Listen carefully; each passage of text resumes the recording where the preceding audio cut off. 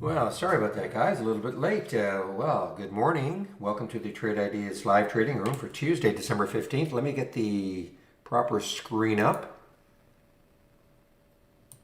Got all wrapped up in watching that ANCN. So you can see my screen, right? Make sure you can hear me and you can see my screen. Okay, excellent. So good news is I'm able to now project the way I wanted to. So it should be easier for most people. Some people come in and they can't see my screen. This should alleviate that. So lots happening. So yeah, just as I was finishing up my pre-market work, this ANCN just absolutely exploded here. Why does it do that? Well, never mind the news so much, but it's the float, 3 million in the float. That will do it. And I don't know how sensational this news is. They basically finalized, I guess, this merger agreement with Chemo Labs. Doesn't really matter what I think. It's what the market's thinking right now. And huge move. Almost traded half the float. A little over half the float already.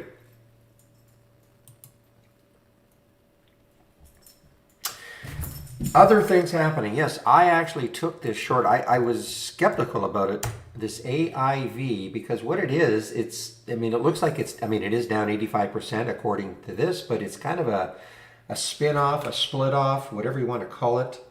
I believe something to do with AIRC. And there's AIRC.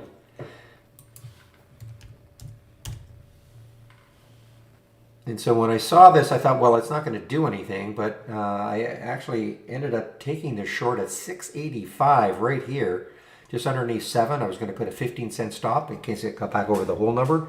And man, it just kept moving down, got all the way down to, what did it get down to? Just under 5. Anyway, I covered at 540. So a nice little pre-market trade for myself. VTVT. There's a gap up. If there's any specific news, links a licensing deal. Okay, so some kind of a licensing deal. Another low float situation, 13.5. MCEP. Okay, now when I first saw it, it was way up here at 543, so it has dropped $1. So again, we have to wait and see. Once the market opens, it's a very low float, 5 million in the float. BCDA, has this held the gap? Kind of. It was up here, 549, got down to here, is trying to come back a little bit. Another low float. You see the trend here, guys. These little bios, low floats. OCX, I believe it's going to be another one. I think this was holding the gap. Yeah, kind of holding the gap. It did get up to 429. Actually, it's not really holding it as well as I thought. Not a low float. 57 million in the float. Onso Site and Burning Rock execute a strategic agreement. So that is the news. VLDR. The old graph, I think. And nice little, not a bad move for graph.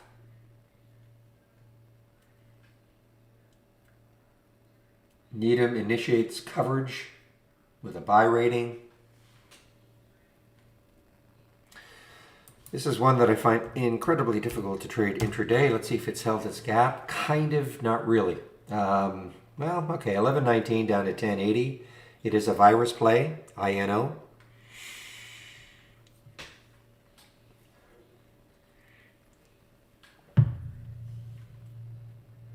TMBR, timber, but it's not timbering. I believe this is up.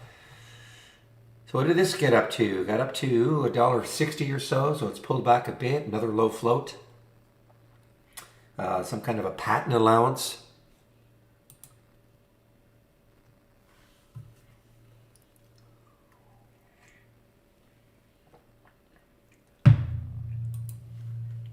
Plug. Walmart deal. That's the headlines. Plug, a Walmart deal. A little shot in the arm to plug right now. MIRM is a financing at $20, 3.75 million shares at 20. So it's a little bit underneath the financing price.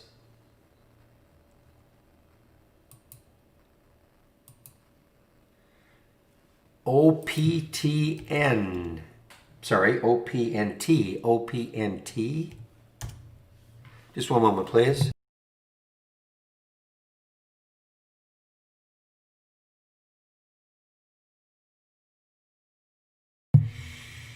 So this could be interesting. It's through the 200-day moving average. The big level to try to get through will be that 10, that psychological number. But look what it did after hours yesterday, OPNT. Look what it did. It had gone almost up to 12. And just trying to see if there's any specific news on it.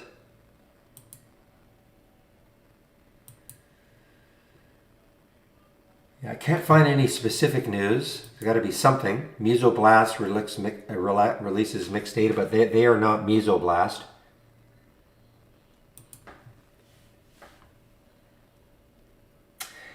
Here is a SPAC on the move, BTWN. Basically, they're looking at their merger. They're taking a company called, I guess, Tokopedia, a big Indonesia e-commerce site.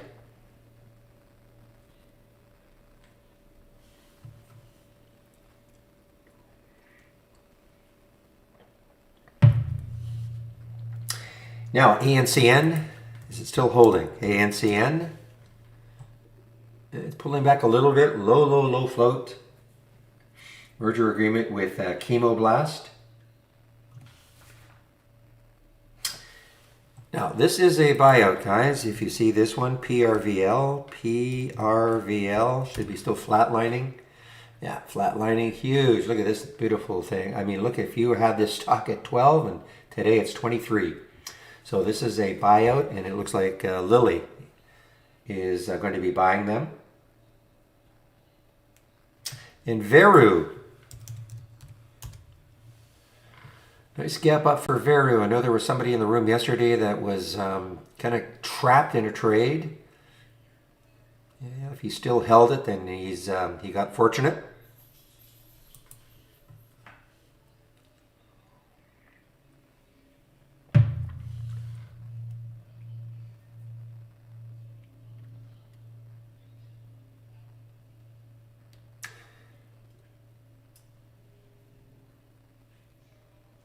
Well, yeah, you've always got to save your, yeah, Chris, I'm just reading what you're saying. You always have to save your scan or save your layout. Otherwise, the system will not know that you want it. Just because you make a change, you're making a change within your layout to a window. And unless you save your layout, it's not going to remember the change. I mean, I think that's the way it should be.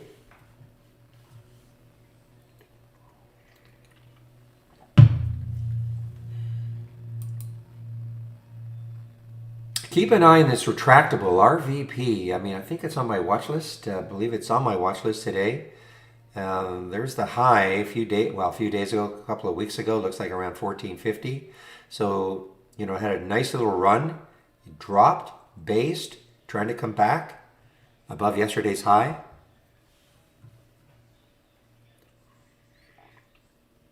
Of course, if you save the individual scan to the cloud, then it'll, which I always recommend doing. But yeah, I mean, if you make a change, so that's good for everybody to know. If you make a change in one of your windows, even as minor as maybe adding a sound alert or anything at all, before you exit Trade Ideas, you have to save your layout. Otherwise, it's not going to remember any changes you made to your layout.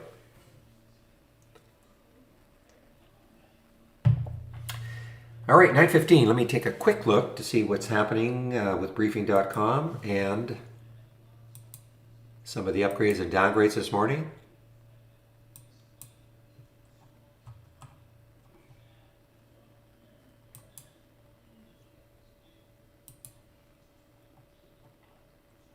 Holy smokes.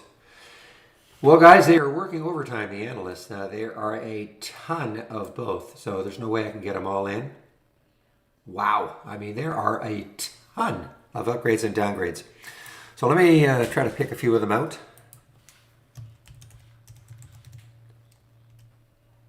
See if I can see any multiple ones.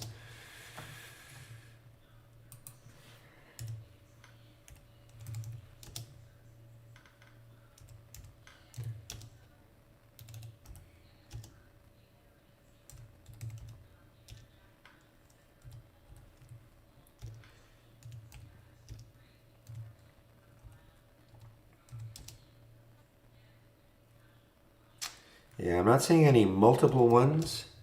By that I mean the same stock being upgraded by different companies. Well, Citigroup's gone crazy this morning. I see they've upgraded looks like about 10, 15 stocks, companies this morning.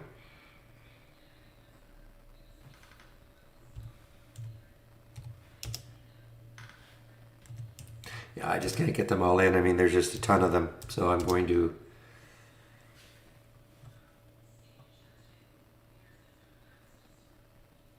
Okay, I see MDT has a couple of upgrades. MDT has a couple of upgrades, one from Goldman and one from Morgan Stanley.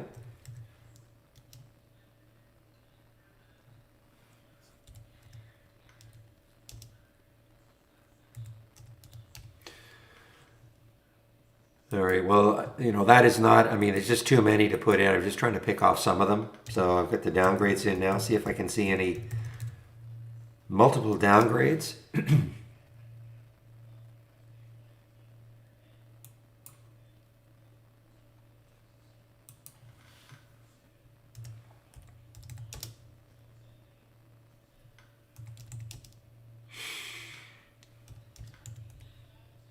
And I've got my headset back on, guys, so back to normal.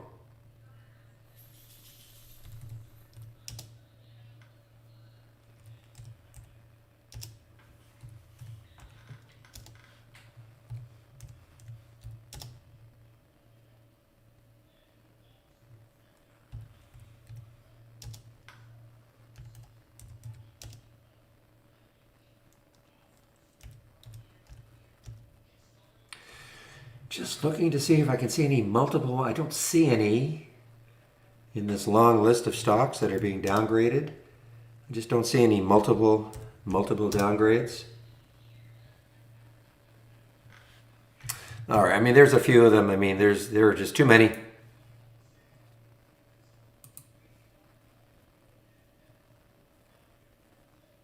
I didn't see MRV. I didn't see MRVI. Let me just take a quick look. Did I? No, I didn't see that one in my list. But I shall take your word for it.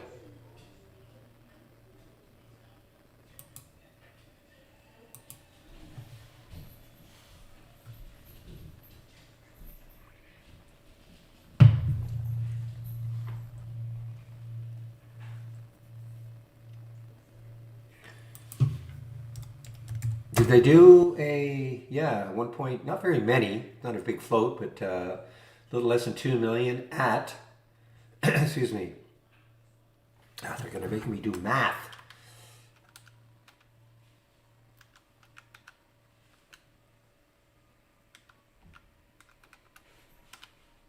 So it looks like at 475, looks like the financing is at 475.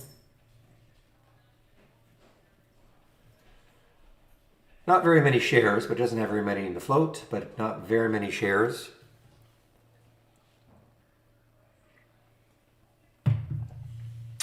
All right, let's take a look at MRVI. MRVI with, you say, multiple upgrades. So this looks like an IPO back here. Hasn't really done that well. Hello, Michael, or Mike.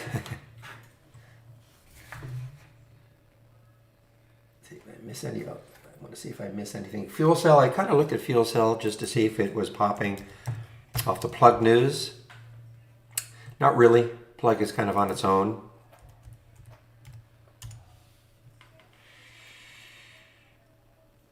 So Plug Power to supply Walmart with hydrogen and fuel cell solutions.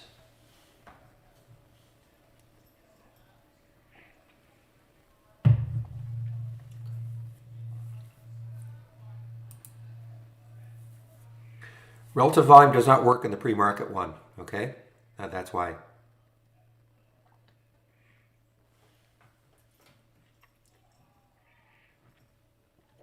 You'll notice that I have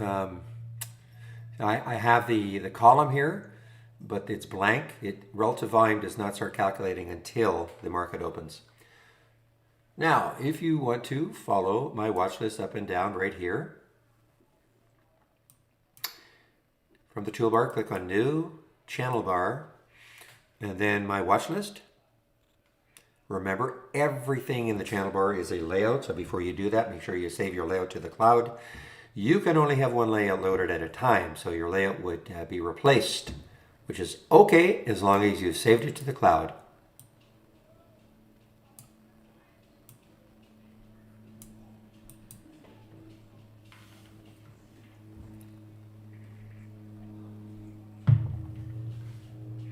And that's actually, Juan, that's a good point too, because if you're using the relative volume filter in any one of your pre-market scans, you will get no data at all, okay?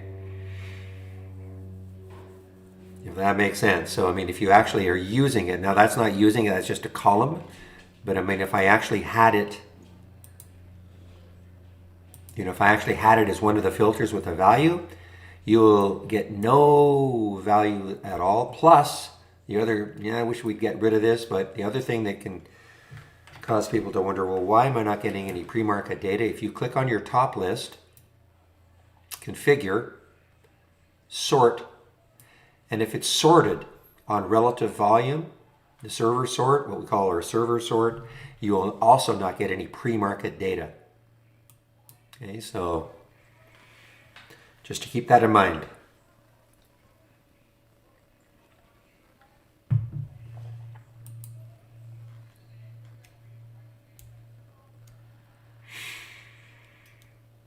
No, I'm just a little stuffed. Never had allergies really in my life, but I seem to have developed some. Drinking faster? Jeez. I'm okay though, I'm okay.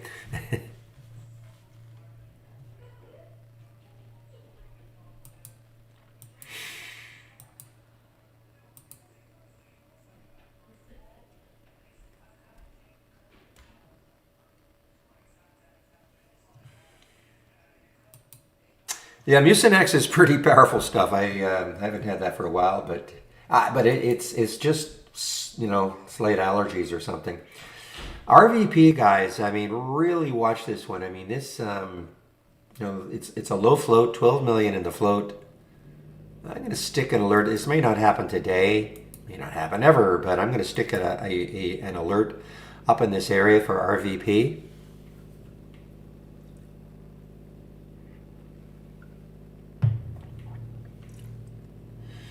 I'm drinking faster to try to wake myself up more than anything.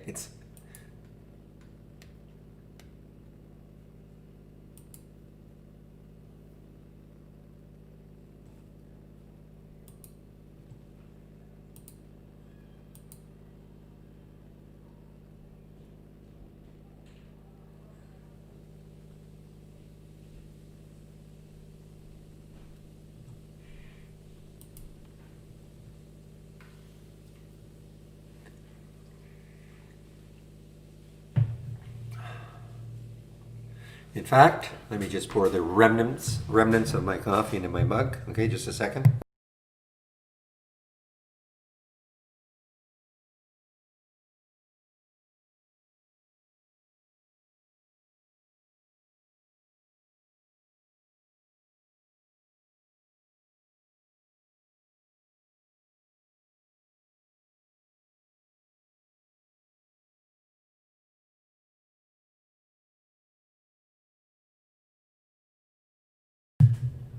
All right, we've got about a little less than 5 minutes, a little over 4 minutes and 7 seconds before the market opens.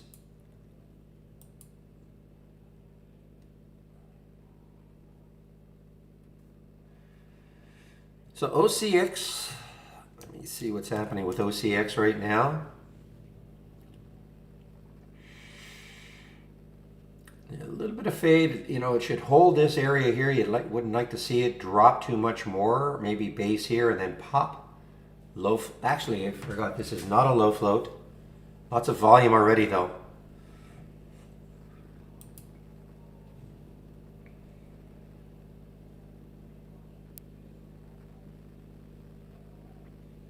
Now that OPNT, you know, it's still up, but it's starting to fade badly.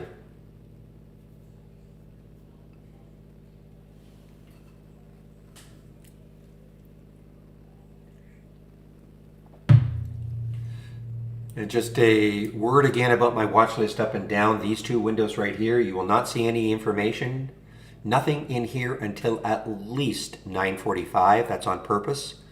This one, you'll start to see some alerts right when the market opens, but this is delayed on purpose just to let things settle down a little bit.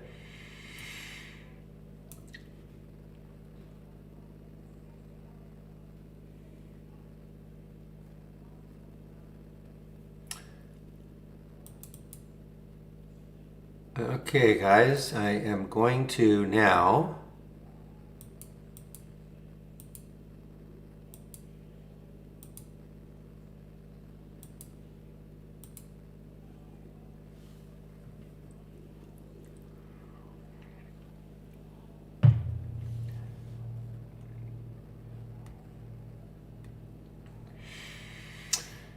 I decided to actually create a pre-market scan. I mean, it's what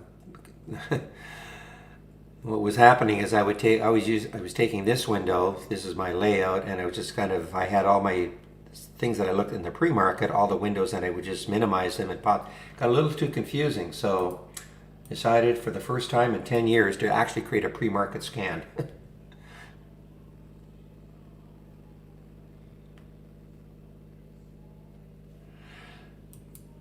Well, as far as I was asked my thoughts on the ANCN, you know, can't know anything until the market opens. The only good thing is that it's basing right here.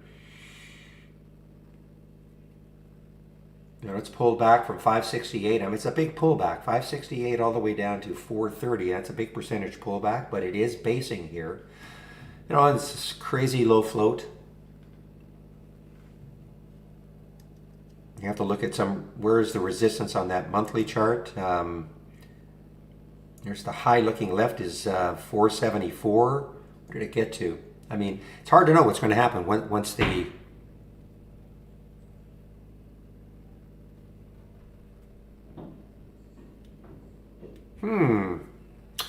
So, is that the case with how many cannot see my screen? Because I did ask the question. And the market's going to open in less than 30 seconds. I asked the question. Yeah, Trader Joe, I'm not sure what I can do. You know, virtually everybody's saying they can see my screen, so it's got to be something. Yeah, just unfortunately, yeah. Try another browser, perhaps. I don't know. You know, I don't know what browser you're using. And we are now open in five seconds. You can reboot or try another browser. Chrome is the suggested one, but all right, we are now open.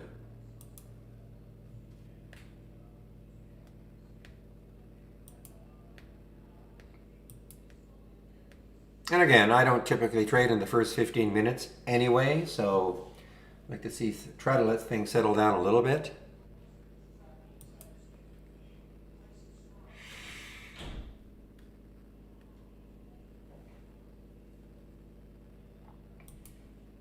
All right, so we've got a few runners here, just pointing them out. I'm not saying take the trades, I'm just pointing them out. Some of the ones that we didn't see in the pre-market.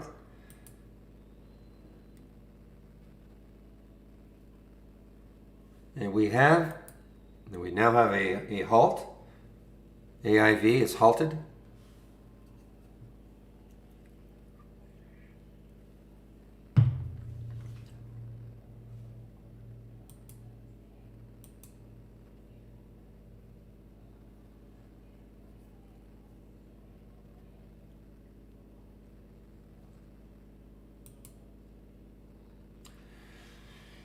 All right, so steel, how's U.S. steel doing? I'm almost afraid to look to see where X is. So it's started pulling back a little bit.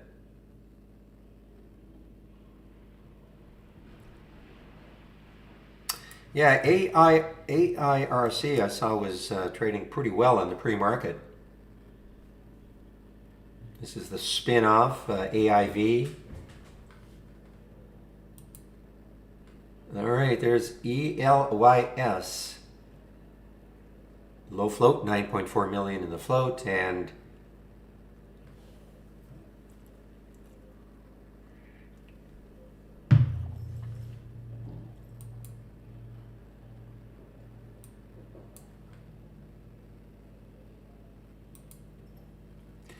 SWI is still weak from yesterday. This is, of course, that data breach.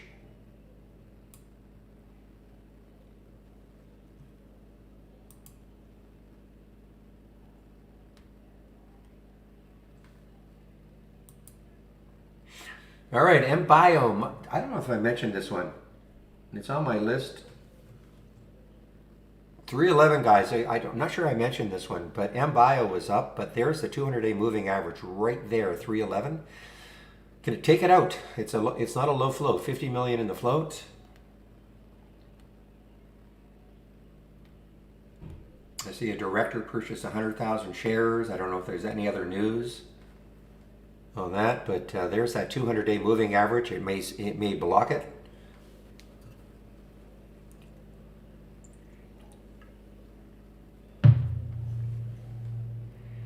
Here, yeah, this is just the way I've color coded it. Green is up, yellow is down. That's all.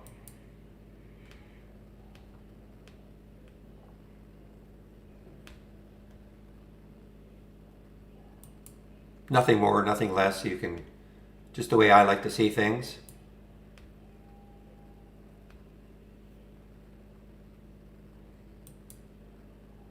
There's that plug with the Walmart press release, PLUG.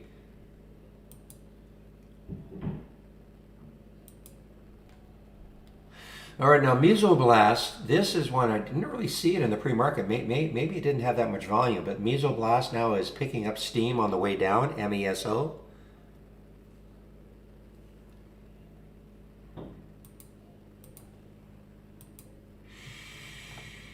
CleanSpark, CLSK. So what was the high yesterday? 1782. That could block it, CLSK.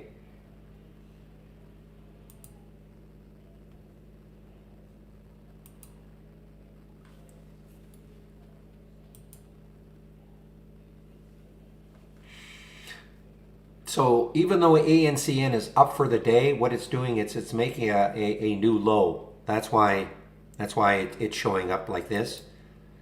Same with the AVXL. It's up for the day, yes, but it's making a new low. So that's why it's showing up in yellow.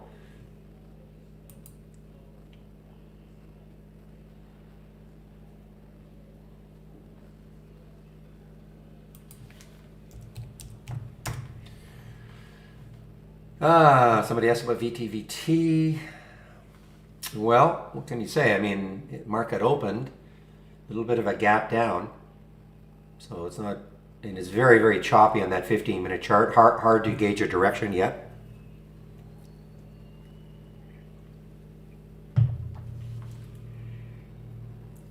And what was the news on it? Did they have actually specific news?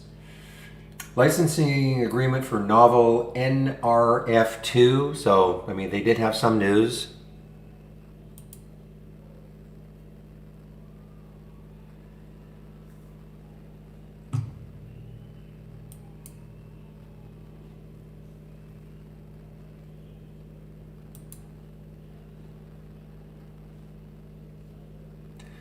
No, there's the trade of the week. Yeah, it's doing well actually. So the trigger, what was the trigger again, guys? Was it 2480? Somebody's going to put it in there.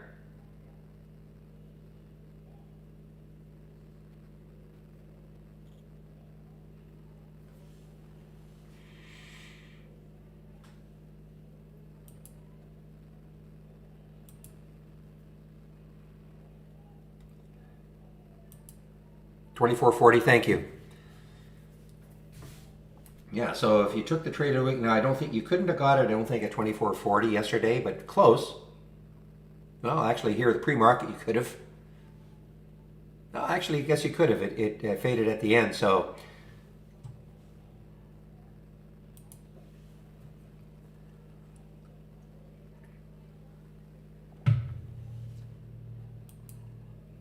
All right, well, this one kept going, guys. ELYS, low float, 9.4 million in the float. Again, this is not an IPO. This is a symbol name change right here. It's just absolutely ripping here. Don't know if there's any specific news on it. HIMX, wow, this is a big level for it to take out. HIMX.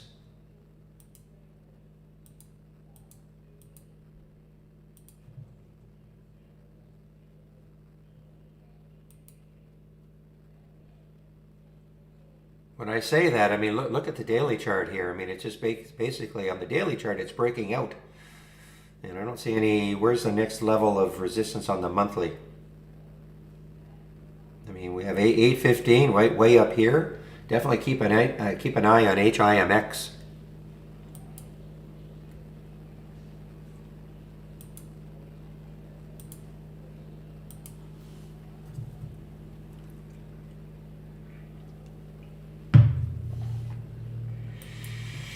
And ABUS, yesterday, wow, okay, guys, this is, I mean, look at the room that ABUS has. If I look left on this weekly chart, there's the high 49, so it's way above that. You have to look over here, 572. So 572 is the next high looking left on the weekly chart. It's a 62 million, so it's not a low float. They don't all have to be, of course, but it's above yesterday's high, I believe. 523, well, it's just almost got above yesterday's high.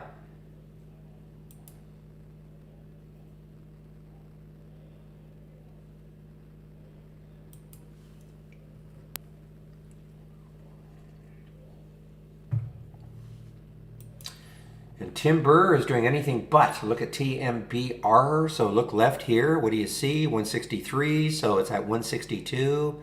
So it's right at that high, that daily chart. That's that week right here, probably. Yes.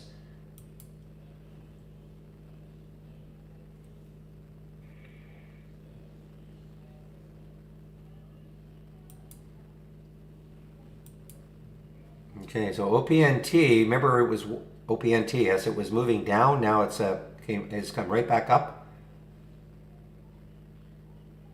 So I don't like trading in the first 15. You get some, it's just too whippy sometimes. Not sometimes. Most are whippy. If you get fortunate and get into something that keeps moving, that's great. I've just found that things can get a little too whippy in the first 15. So I don't mind sitting it out.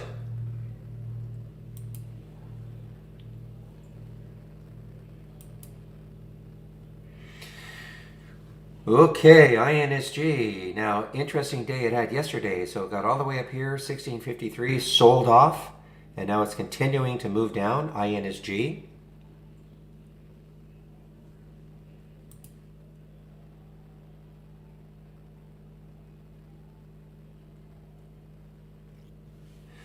Yeah, we don't do very well at FXB at relating to previous candles. So the answer is no.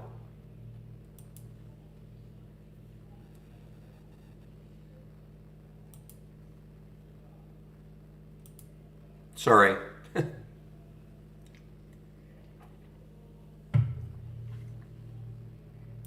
HIMX on the move.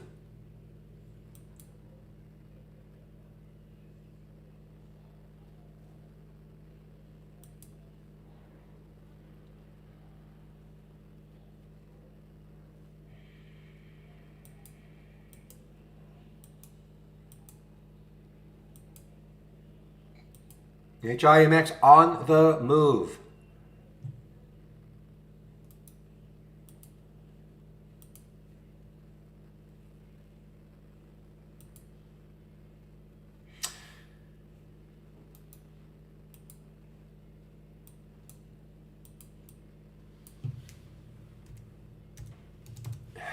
Did I break a rule? Maybe.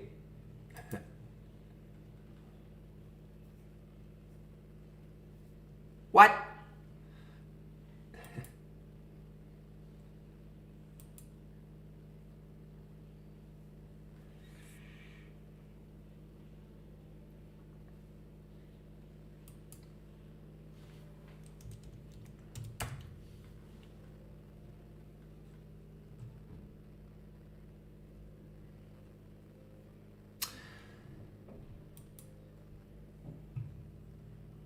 Oh, here's one. I don't think I've seen this one before. Histogen. Where are they out of? SLDB guys on the move here. SLDB on the move. Wow, look at this.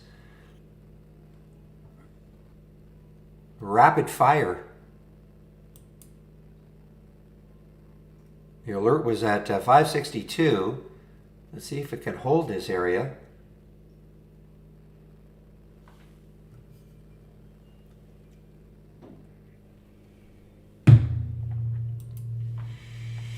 Well, this had, this would have been an awesome short.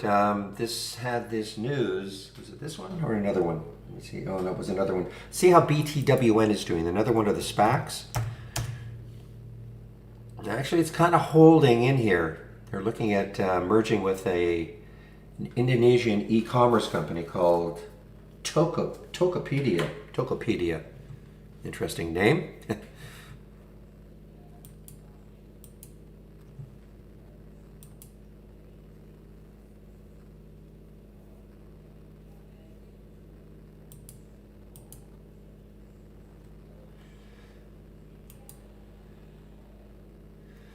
Good to see all these little bios moving that are non-COVID related. I mean, some are, of course, but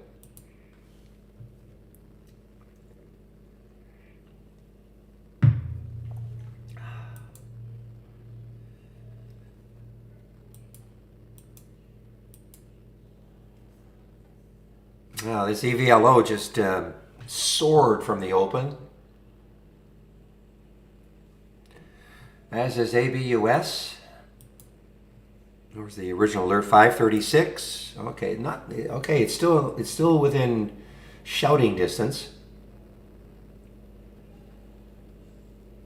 There's a next high looking left on the monthly chart, way up here. And again, 572 on the weekly chart. So it may. Yeah, Dave, only one thing I can ask you to do.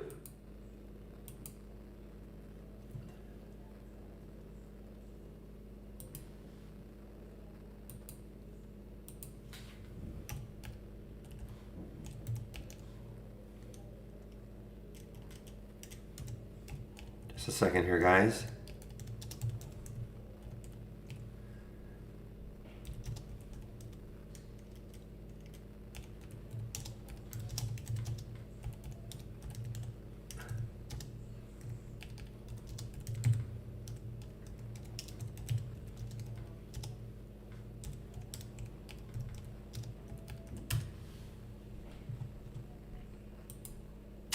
Okay, I'm sorry. What I want to do is give you the home page link. Start a little Q&A. You'll see a little pop-up. Start a discussion.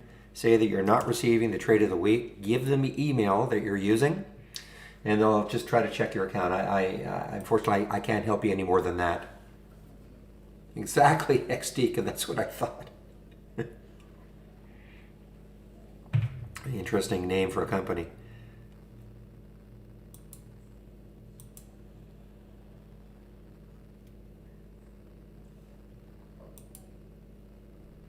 All right, USAS just popping in here. However, yeah, you got to look at this daily chart. Looks like there's too much resistance right around here. Here being around 280 or so.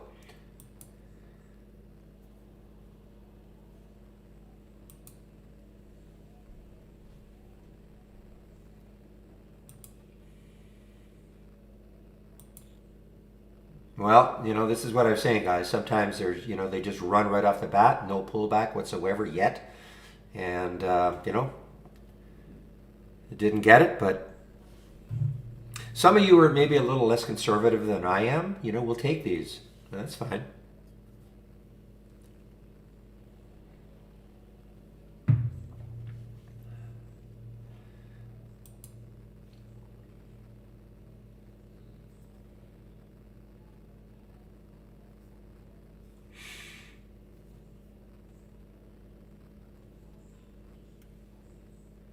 And we have a halt now. AIV getting halted on the way down now. Bit of a strange one, I mean, I don't know how to categorize it. Spin-off, separation.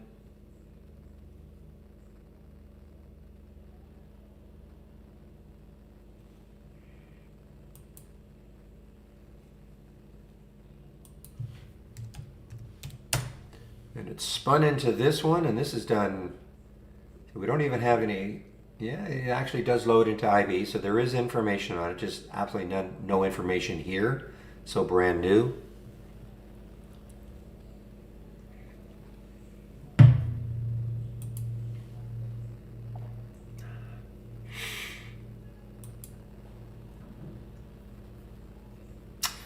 So the SPACs are not really getting a lot of love. The ones I'm seeing anyway, not getting too much love right now still.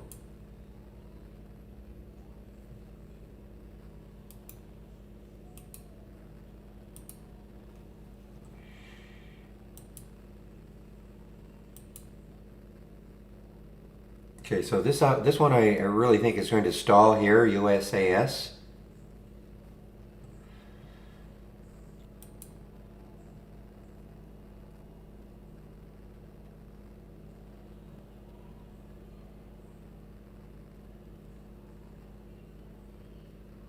Boy, Ellis, what a move, Ellis, ELYS.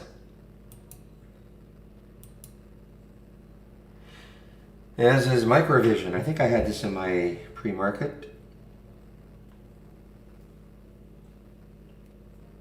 No, I guess I didn't. For some reason, I thought I had it in my pre-market stuff. All right, so what do we have here? 561, 572 for ABUS.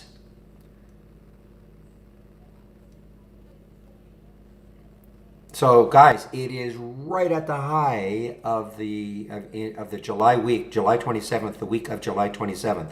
It's right at that high.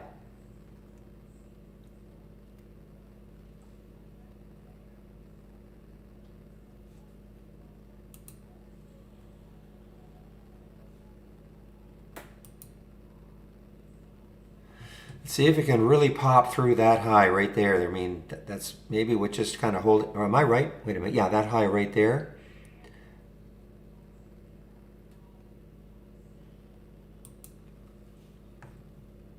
MVIS. That's a big float also. Look at that float. 144 million in the float. And this is really moving.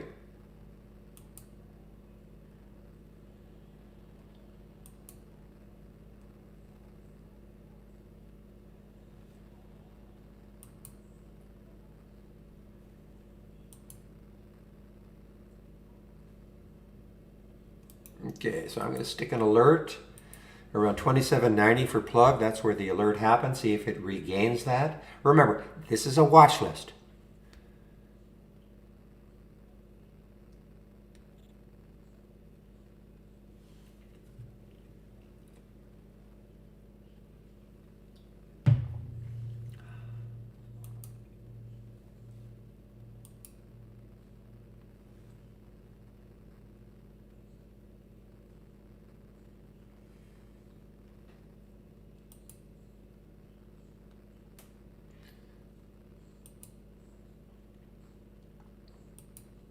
There's SLDB, solid. It's solid.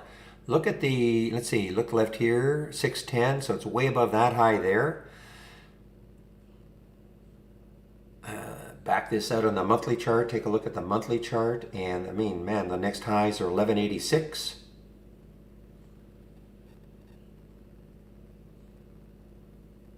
Sure of that? Yeah, so on the monthly chart and probably the weekly, boy, this has got nothing but room Again, I don't mean it's going to get here, but you don't have to worry about chart resistance for SLDB.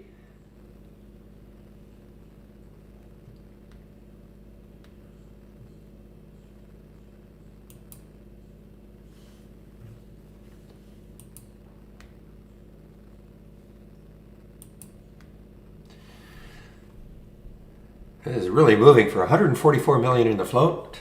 That stock is really moving. MVIS.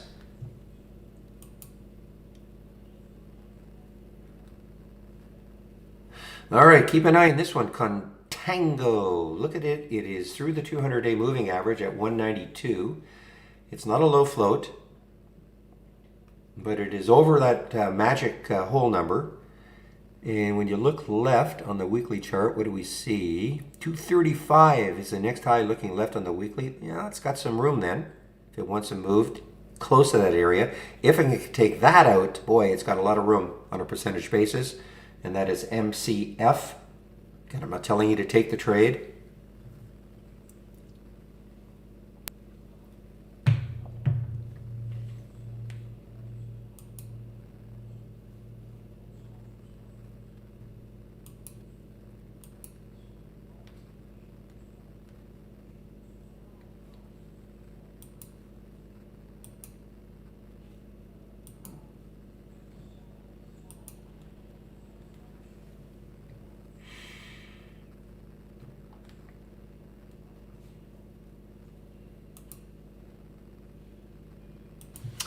So VERU, you guys have been talking about it. Okay, a little bit of, so the big drop, now the recovery a little bit.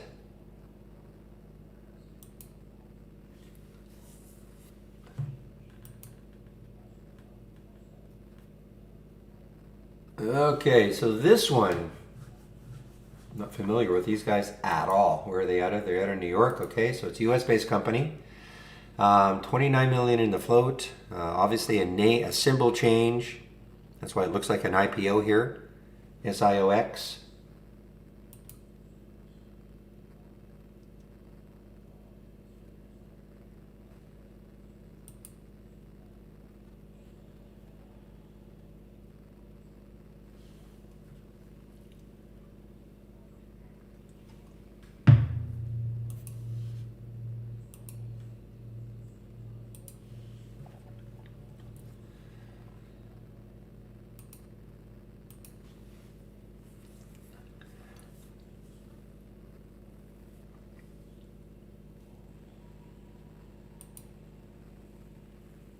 All right, HIMX, maybe getting ready for a second run here. It'll pull back there. See if it takes out the high of the day.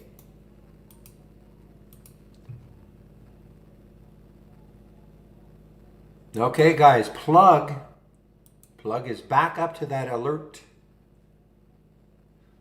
So let's see if it has any power here. What is the 2969 is the next high looking left on that weekly chart. Meanwhile, a bus.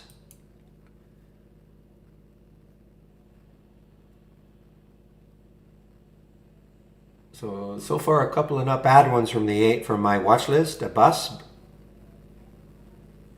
561, 582 now, 2790. You know, if it can take out 28 and begin a run, that could be pretty good. HIMX.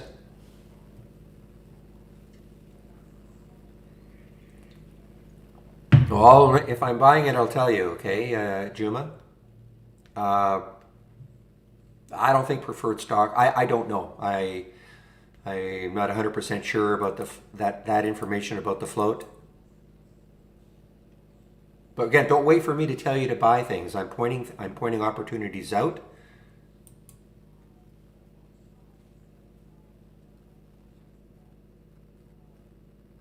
And because I cannot devote 100% to trading, you know, I mean, I have to, you know, I don't take that many trades in any given day.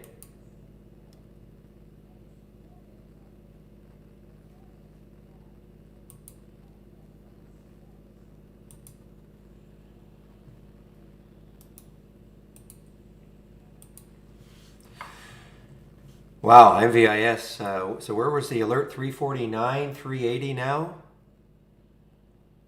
This is from my just a very simple, basic new highs and lows.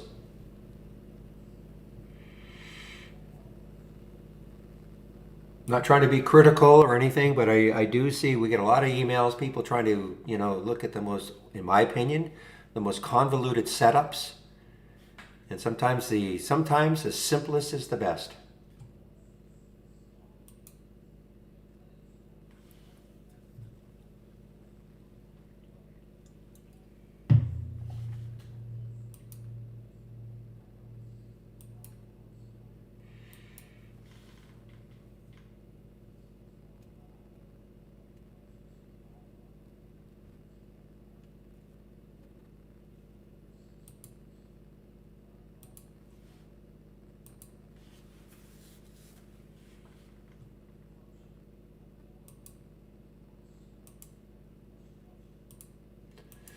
Okay, so plug is still flirting with that 28 level.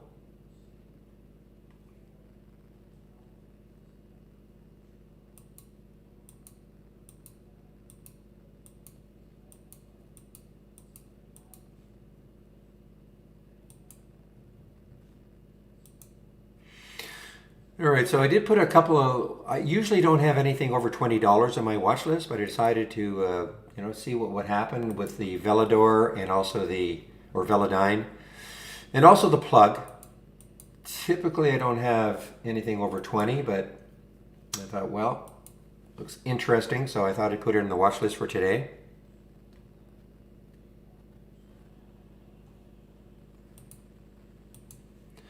Yes, ANC. Okay.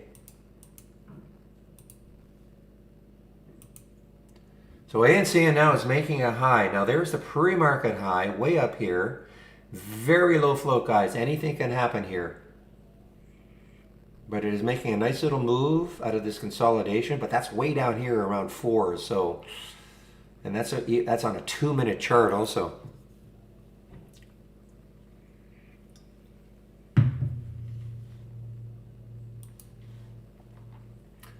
Okay, there's the RVP after a big pullback. It is now right back up and getting close to the high of the pre-market, 1370.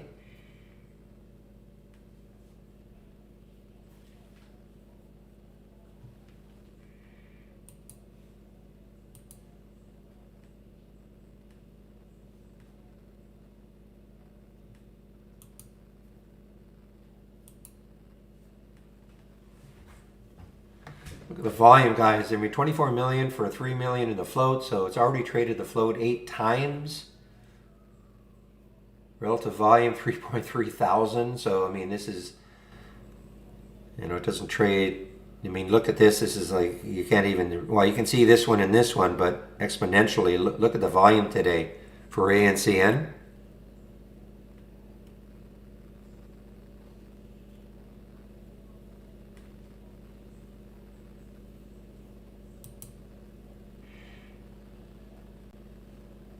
I just wish this hadn't popped so much off that 4, the ANCN.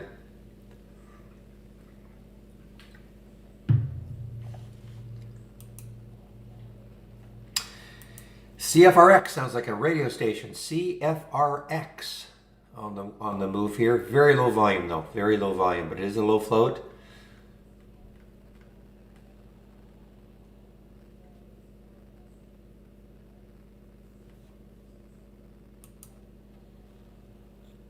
I just wish this had a. Well, I'm not going to get my wish here on the ANCN.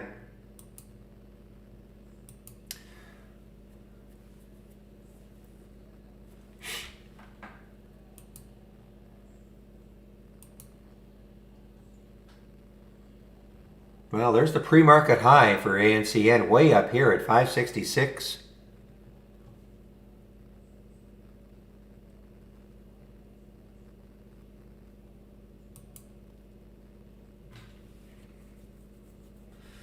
All right, so ANCN is this one is sort of acting a little bit like the ANCN. It had the pullback, and now maybe a break out of here. That might get me into this trade, 640 or so. There's the alert at 630 from my watch list.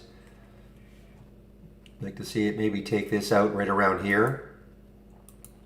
put a price alert, see if it takes that out, and then, I mean, it hit 9 something, 970 in the pre-market.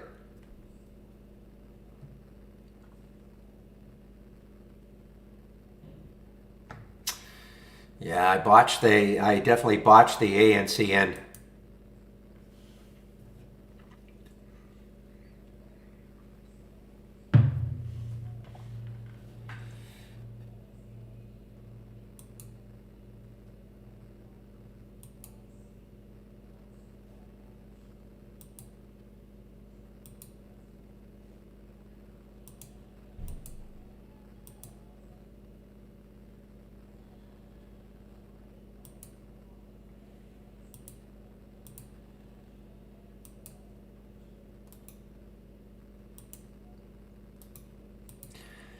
Well, I missed my buy on plug.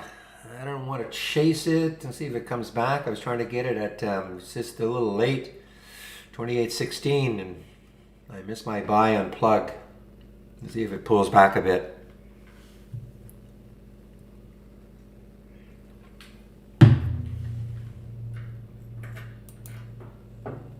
Oh, there's a nice pop here for real. Where are you, real? Um, what's the high right there? 17.15. That's the only issue. You know, it's got some, maybe you're going to struggle to get through all this.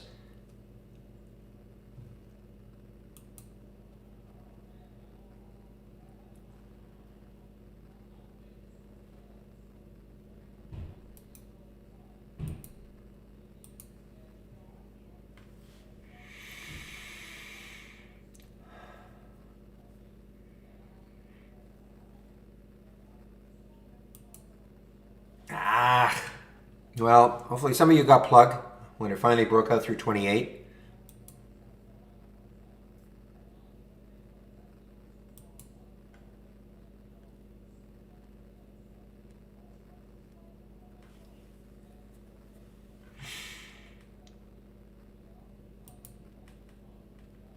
There's a lot of volume coming into real. Look at this. Look at that 2 minute, 5, of course, the 15. I'm just a little hesitant because of that 17.15 right here.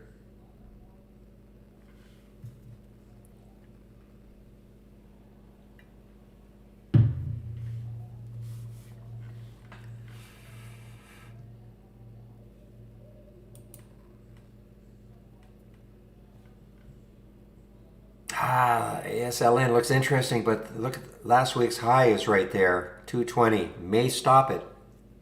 I mean, it doesn't. Of course, just because you have a high last week doesn't mean it's going to absolutely stop it. But I just rather it wouldn't be there. I rather it had a clear shot to 250.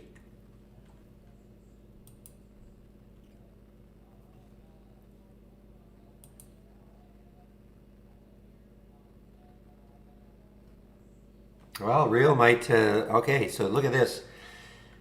There's the high 1715. It's right at that high. So this might. What's the next high looking left? 1785. So this has some room getting through 1715. But you're in chase mode right now in the 15s.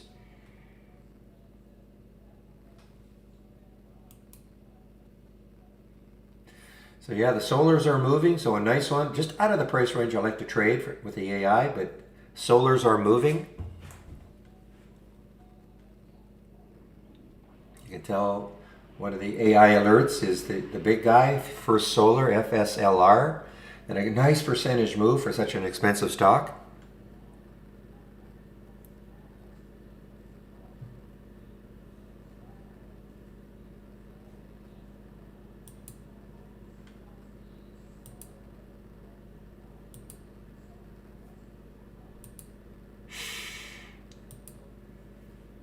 Ugh.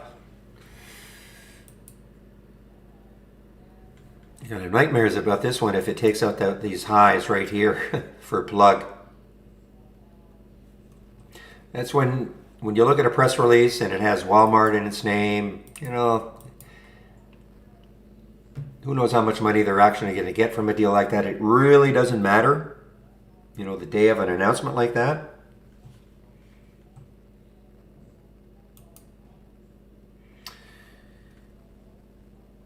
Yeah, Mara is on the move too. I'm not in it yet again, but you know what? I guess if it takes out 6, I might. GKK, are you in the room?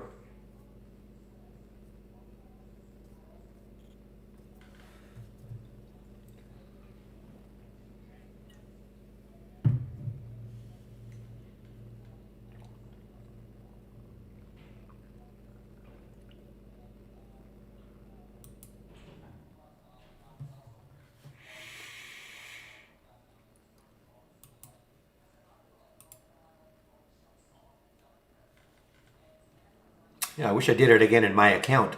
Well, that's okay.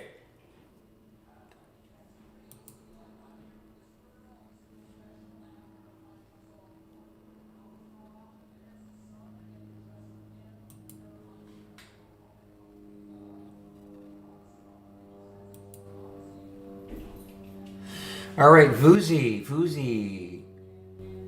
Okay, so again, I'm just looking at these topping tails right there, 531. So 531 is the next high looking left on that monthly chart. I'd like to see it take that out. If it can take that out, then we've got some room maybe to the 6th level, maybe. It's not clean though.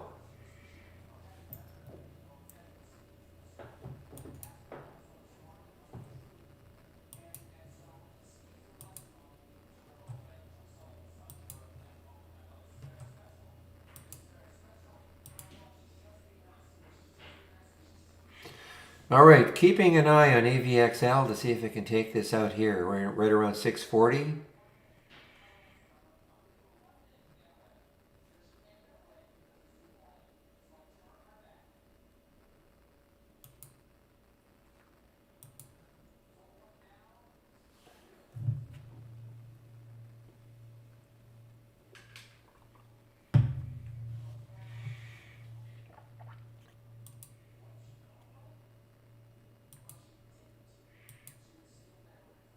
So you see how this kind of works, guys. I mean, real challenge that right up here.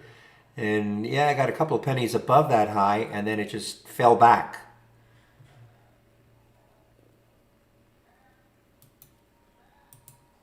I'm just going to stick an alert up in this area and see if I can take it out later.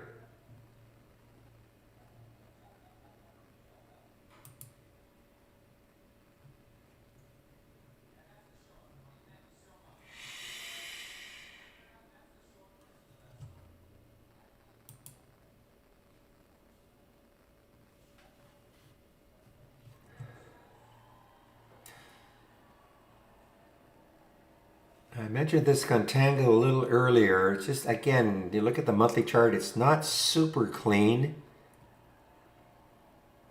I mean, we've got some areas up here, 234, that's not that far away. I mean, if you can ever get through here, great.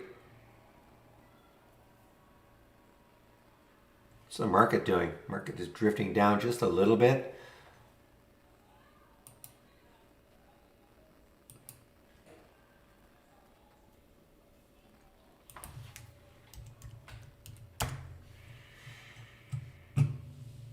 All right, well, I have an alert for HIMX. It's a big float, 172 million in the float, so it's going to take a bunch to move it. I mean, it's already up 7%.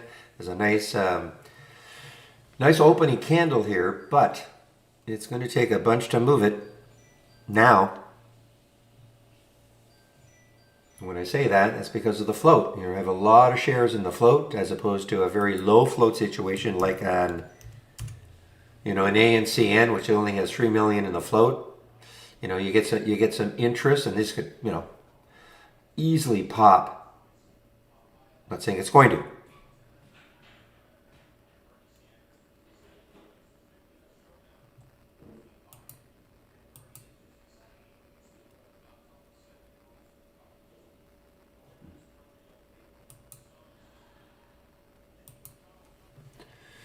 All right, Revolve. So it just took out the high. RVLV. This is the trade of the week. Another nice winner. There's $2, guys. So listen, if you took the trade of the week anywhere close to 24.40, 24.50, 24.60, it's up to you. Somebody said, I saw an email, well, when shall I sell? Well, that is completely up to you.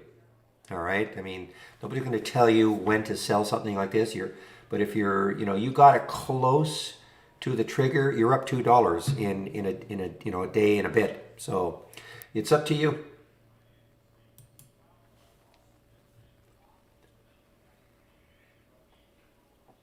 And today's in the YouTube feed will be Steve at noon, and he is the developer, originator, genius, whatever you want to call him, who comes up with the trade of the week every week.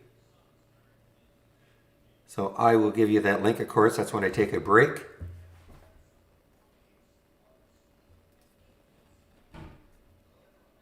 To try to come up with one stock, not the easiest thing in the world to do.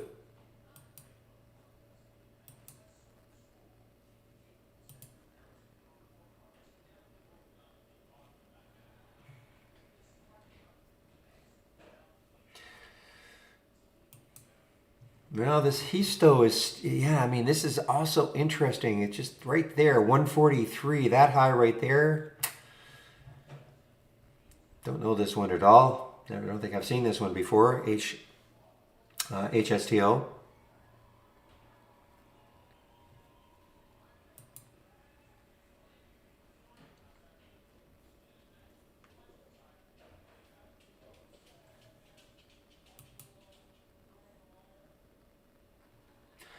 Well, just want to give you guys a glimpse of what the AI did today. 86.63. Last price is 90.40 right now for First Solar. 4% gain.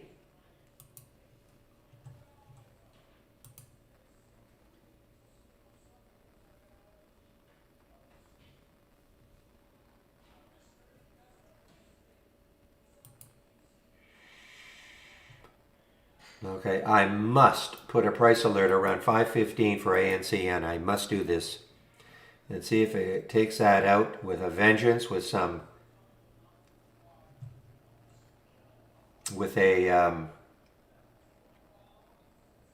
volume. SLS is coming back. SLS is coming back.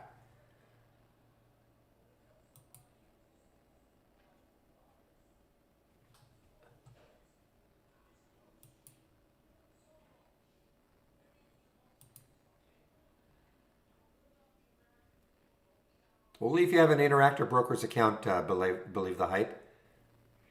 You have to have an Interactive Brokers account. And you have to have our premium service.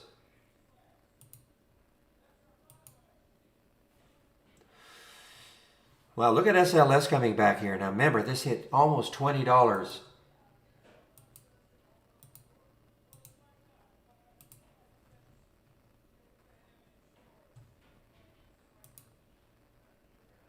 I'm going to go over that in about 15 minutes.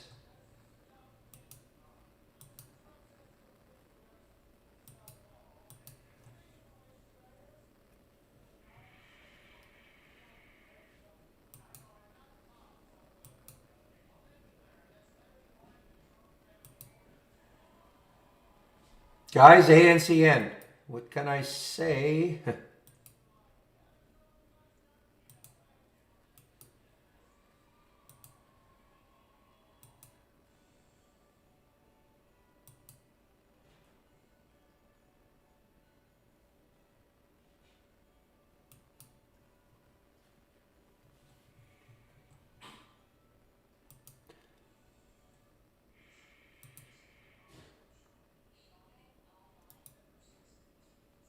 Okay, again, you're on your own if you want to take this trade, ANCN, but I'm in it.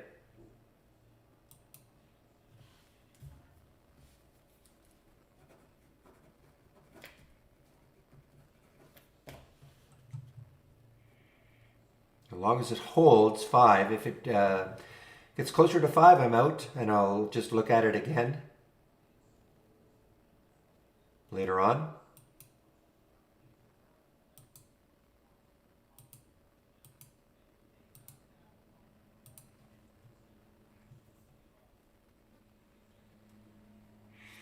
Oh, it's cheap. I don't know what the price is of area. I really don't know, but it's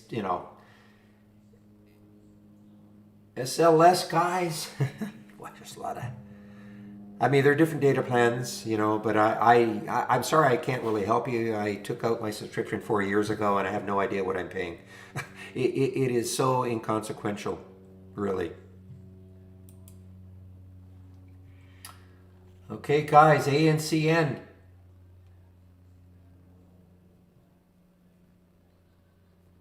We got a couple of winners here, SLS and ANCN, if you got them. I'm watching the HIMX.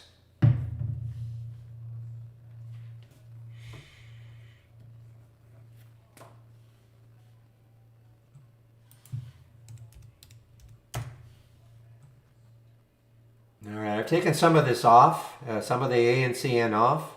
I'm in at 515, 515. On that break right up here, so I'm taking some off, just 539 actually. 540, sorry, 540. We'll get through 550.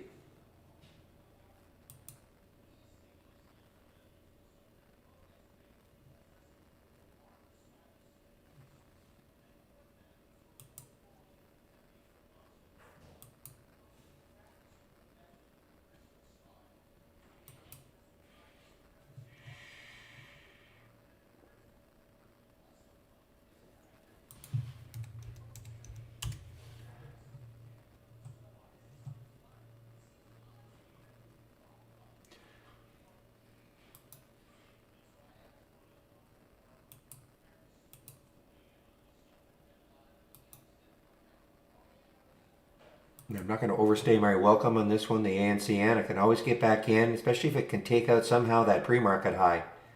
So I'm all out of the ANCN. Okay, real is right back up over that high right there.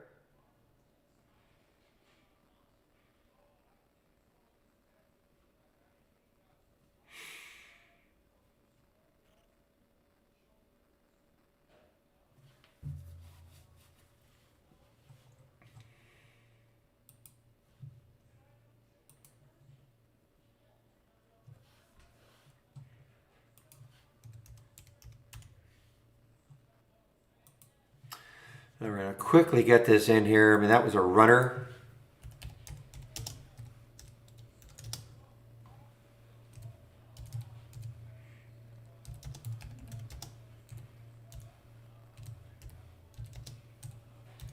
I hear fix.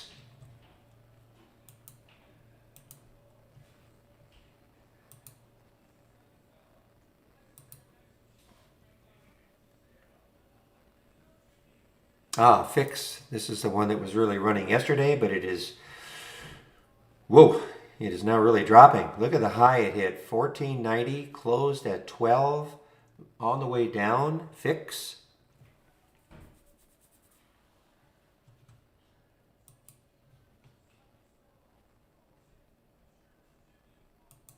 I missed this one. What is this one doing? 29.26. Wow, I can't keep up. 29.26.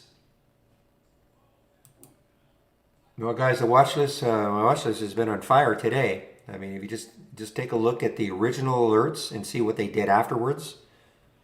Now, are they all super winners? Of course not, but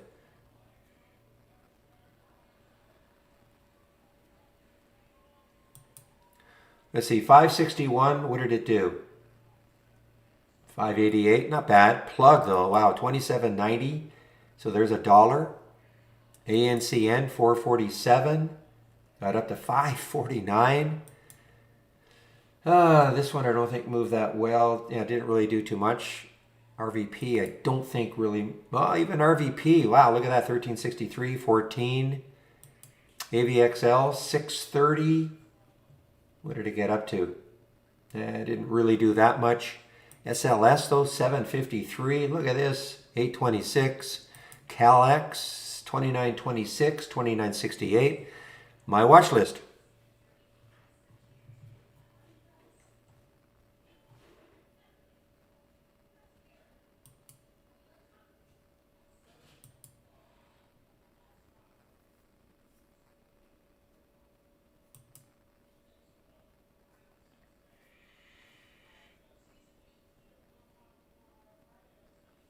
Wow, SLS is just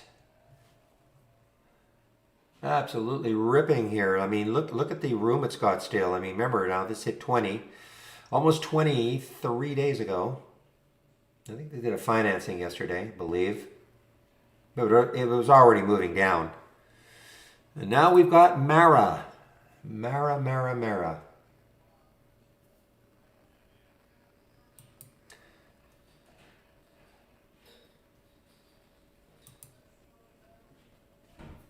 So again, you want to follow my watch list from the toolbar, click on new, channel bar, and then my watch list, Barry's watch list. Remember, everything in here is a layout. So before you do that, make sure you save your layout to the cloud first. You can only have one layout loaded at a time.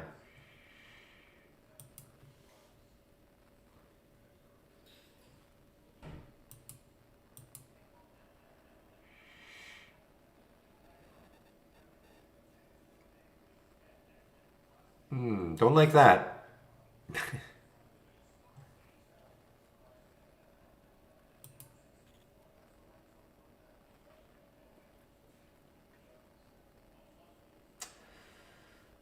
So you can see that the AI, as we speak, has been wrong about the Veru. You know, this looks like actually a nice long.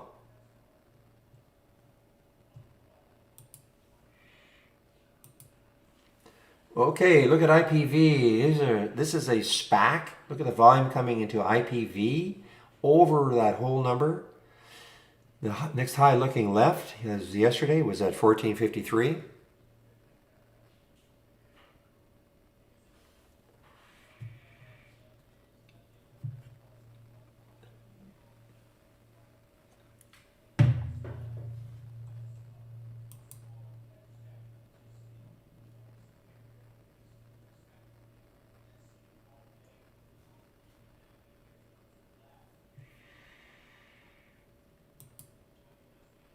Man, oh man, I missed out getting this one. I didn't want to chase it by about 5 cents at way back here, and that's the plug.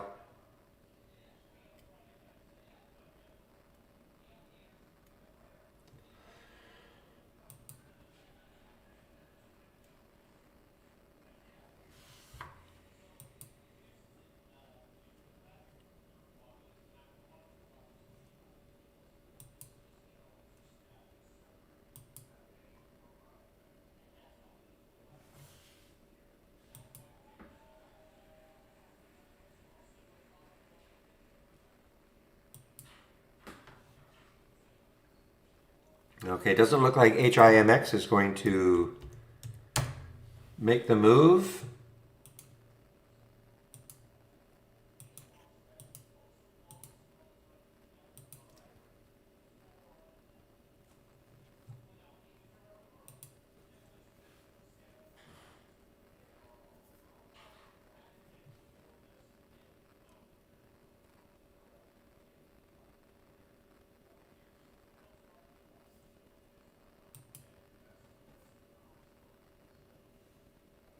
Another one coming in here, NVGS.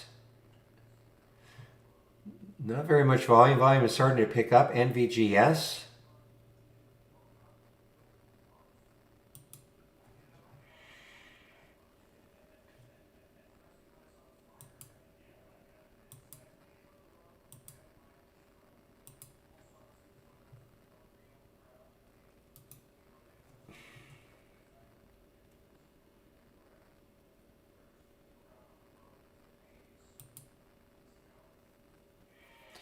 Boy, this looks really bleak right now. A fix.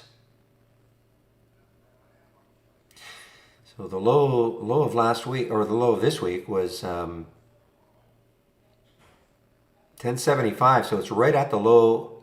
Well, this week is yesterday and today. So I guess that can't be. It can't be.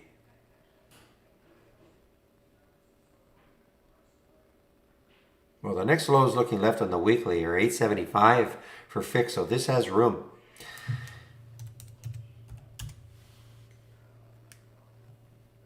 Yeah, fuel cell is following plug. Yeah, it's still got some room. I mean, look at the daily chart. A couple of highs right there around 916, so it still has some room to that 9 level.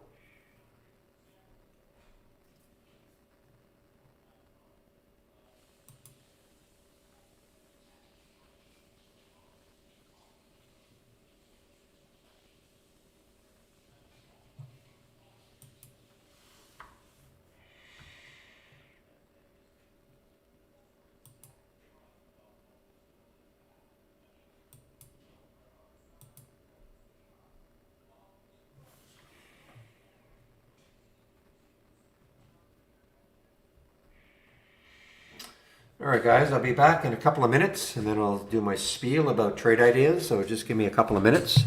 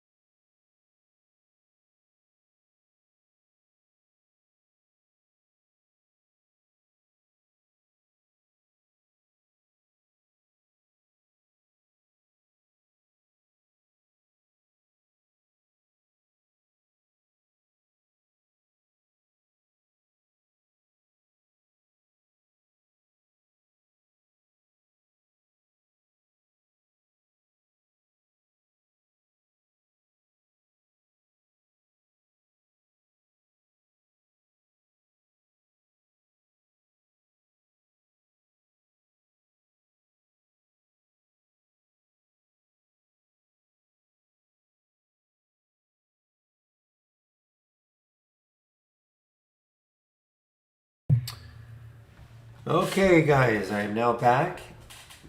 So, first of all, if you are brand new to this room today, welcome to the room. This is the format Monday to Friday between 9 a.m. and 3 p.m. Eastern Time.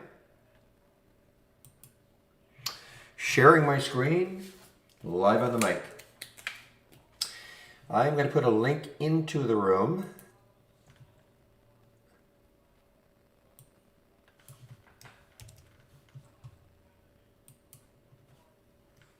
Meanwhile, SLS, holy smokes, look at this. I didn't get that one, unfortunately. Got the other one, but that's okay.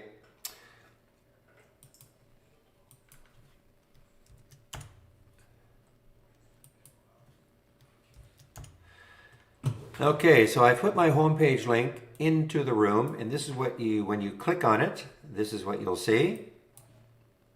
Lots of information on my homepage.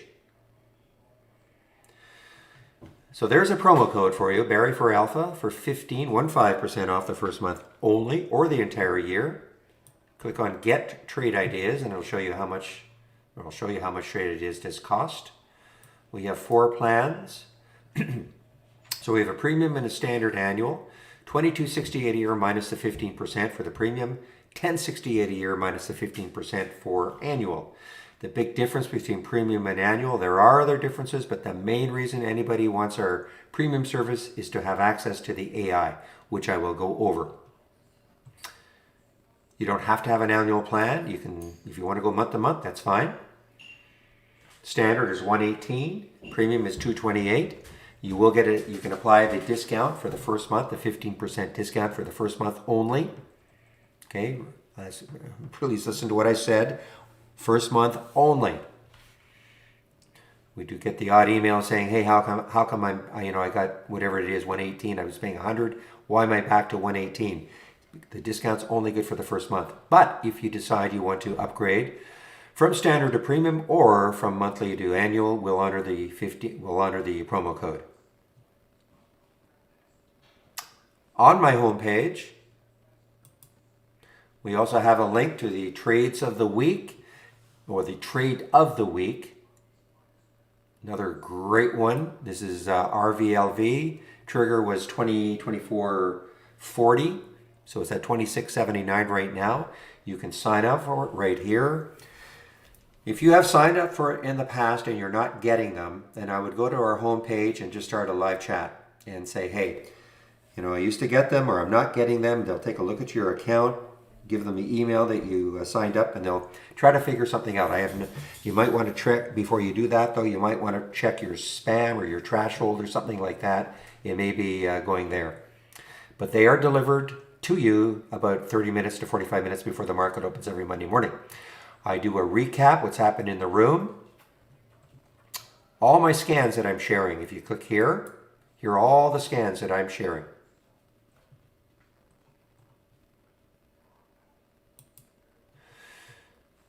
Lots of education right here.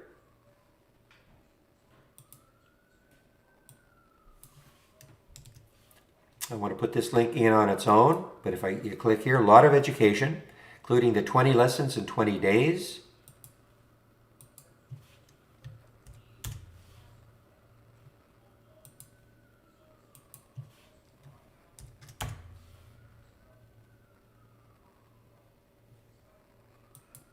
Well, we don't recommend complete automation, believe. I mean, you can do it, but what I would do before you would do that, I would use our simulator and see how that would work for you. But we don't recommend fully automating it.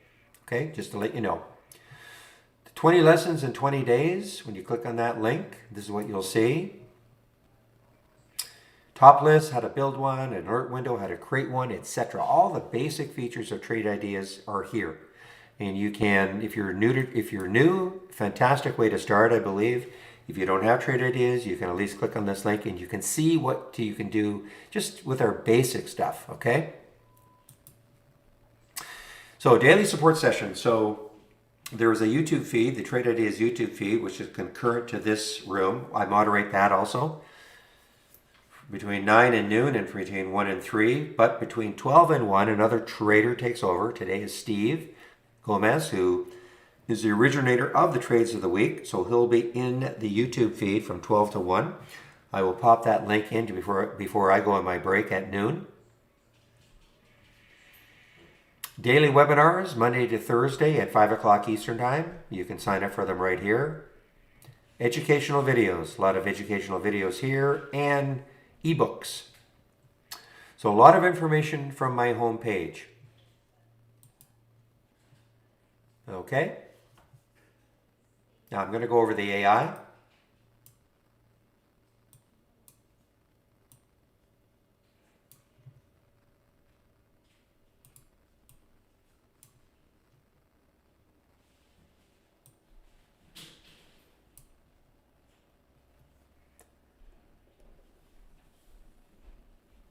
So what I would do again, believe, before you commit money, you can practice. You can just click on the simulator. All right, and you can turn all the AI strategies on and just see what happens. Okay, that's what I would do before I would commit money to the market. But we do not recommend fully automation. So I do want to talk about the AI.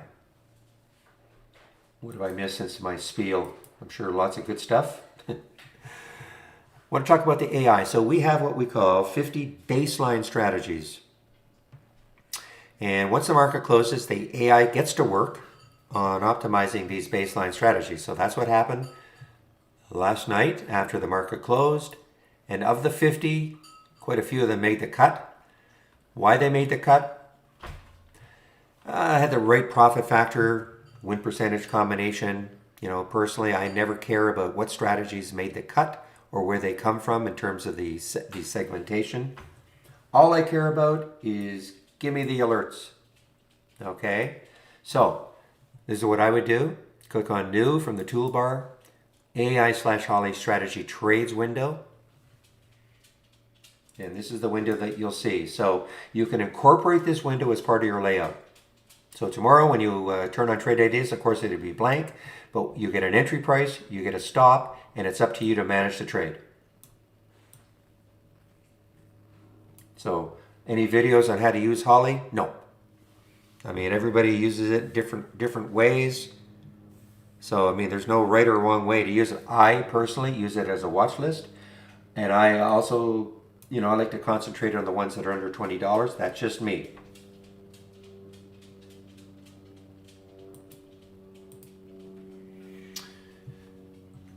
So you have to have Dave, you have to be a premium subscriber. So from the toolbar, click on New, and then AI/Holly Strategy Trades window.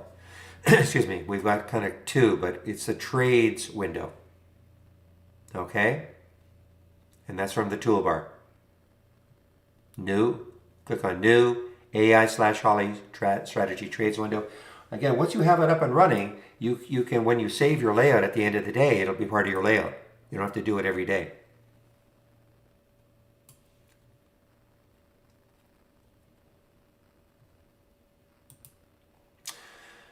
All right, let me give a little bit of a description about what Trade Ideas is all about. What we are is we're an event. You can create events, scanning events. So what do I mean by that? Look at VUZI. Wow.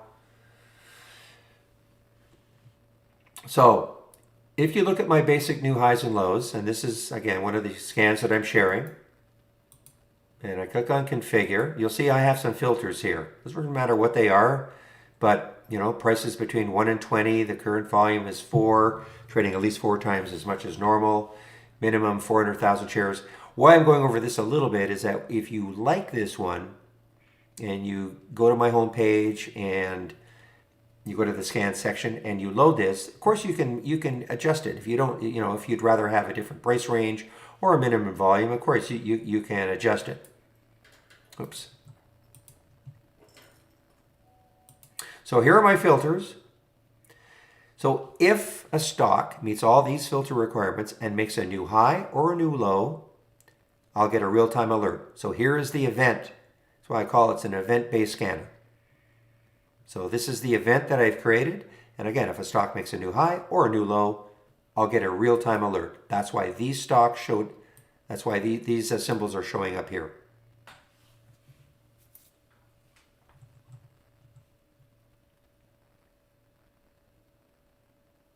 So that is what Trade Ideas is. And of course, we have many, many, many alerts and filters. I'm not going to go over them all, but there's lots and lots of alerts, lots and lots of filters. Okay, I'm not going to go over them all. But what we did was we created a program or a way in which instead of you're having to know any sort of a programming language, you can just kind of pick a la carte the filters you want and the alerts that you want to create your trading idea. So without having to know any programming whatsoever. So now I do want to talk about Brokerage Plus.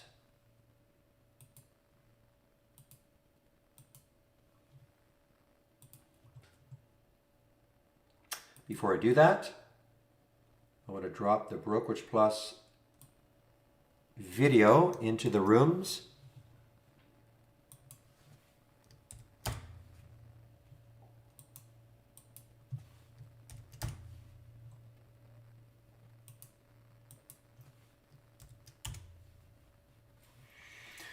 Okay, so I popped this video in here, this Brokerage Plus intro. So if you happen to have, okay, first, before I do that, I should go over linking. So we have what we call an external linking tool. If you click from the toolbar, it only works if you're on the web-based version. None of this works. Neither do you have access to Brokerage Plus. But if you click on Tools, External Linking, we have this external linking tool. You add a link and you follow the instructions. So what does linking do? It's a time saver. So when I click on a symbol, instead of my having to type that symbol in all day long into my order entry, it'll automatically load into my order entry in the brokerage platform. And then from within the brokerage platform, you trade it. So it's basically a time saver. And we link with many, many brokerage platforms. Okay? So that's what it is. Now, we can take this one step further. If you happen to have an Interactive Brokers account, you can actually use this window here to trade your Interactive Brokers account. So you don't actually have to trade from within IB. It's a friendlier window, etc. You can do probably a lot more things. Well, easier things to set up. Like, let's say I click on an alert and I check out the chart. I like what I see. I go back, I right click, and you can set up your own buying and shorting parameters. So it's not quite auto trading, but it's pretty darn close. You just set up your own and you click how you want to trade it. How to do that? Again, watch the video. Yeah, well, John, you just have to check the news. It was a split off, or what did I call it? A spin off or a separation of their business.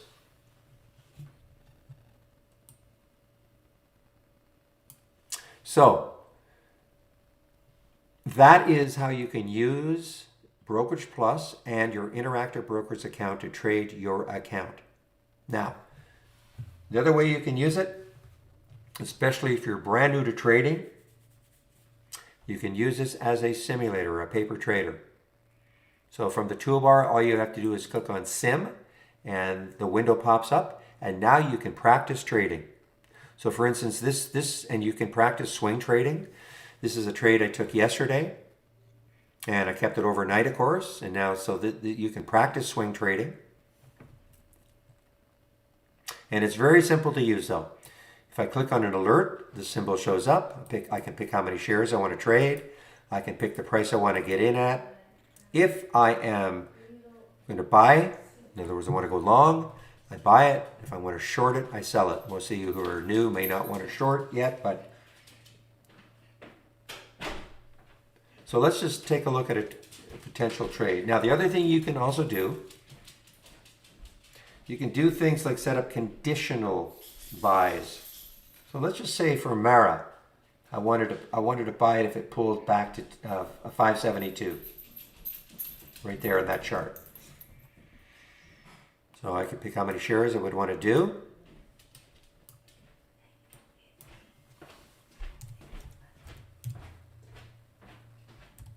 I'm going to type 572 in both boxes.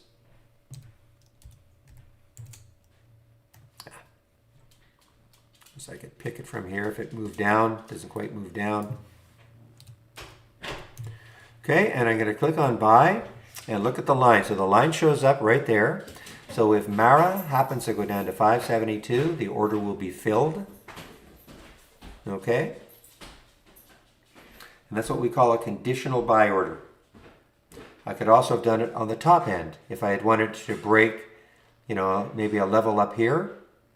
So on the high side, I could have created the two prices up there. Click the buy, you would have seen a line up here. So I'll leave it in here. It may get filled, it may not. Now let's take a trade. Let's take INVA. Would I take it normally? I don't know, but it doesn't really matter. I'm just wanting to demonstrate how you can do it. So let's take a couple of hundred shares right at the market. It's only a 2-cent spread. So you see, I just took 200 shares, 11.69. Now you should always have a stop. So I'm going to put my stop. You should always know where your stop is ahead of time. I'll put my stop down here at 11.55. Here's how I can add the stop.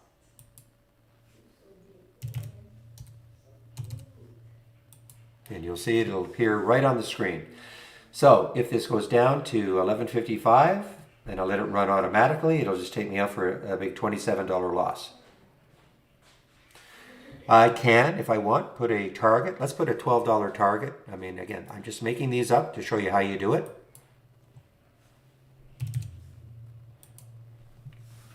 And you will see that it'll show up.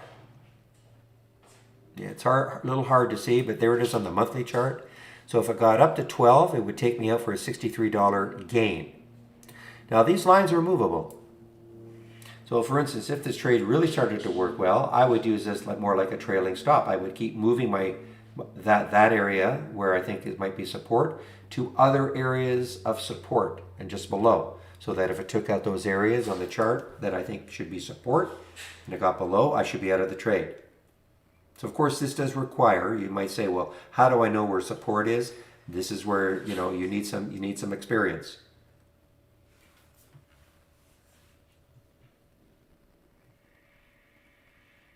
So that is how Brokerage Plus works with our simulator. And again, if you take a trade and you don't close it at the end of the day, it will carry over till tomorrow and it's for as long as you want, so you can practice swing trading.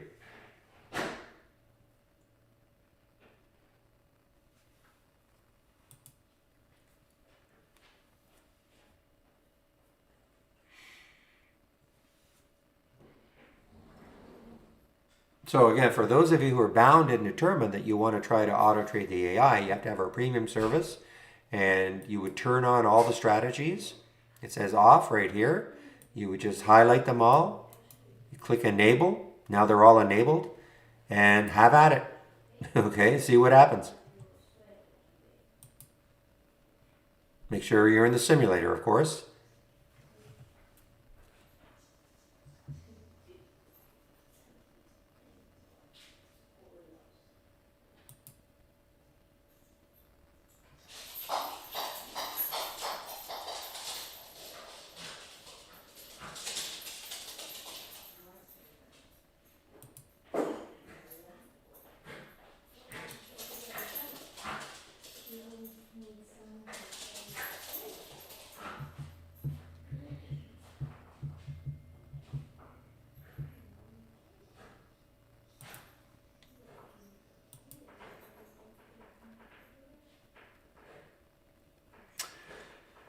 All right, guys. Well, my alerts have finally settled. Well, there's another one. Finally settled down.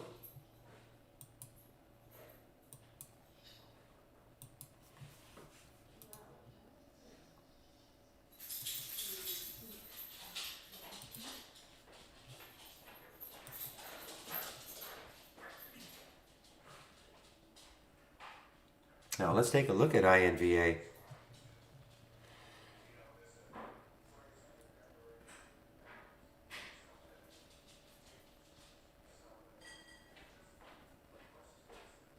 All right, so this high right there, it's hard to see in that weekly candle right there, but the high is 1179, so it's about a dime away from that high. If it can somehow clear that, then the next high looking left is 1220. And if it can find its way to get rid of those, then you're really, there's the next area of resistance, which would be excellent. Obviously, it's $2.50 away, $2.50 away.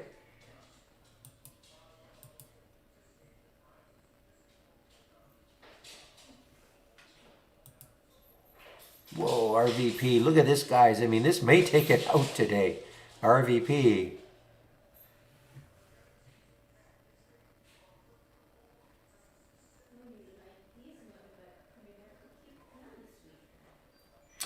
So I created the watch list a long time ago, and ostensibly it was for new people, so that you wouldn't have to concentrate on too many different stocks over the course of the day.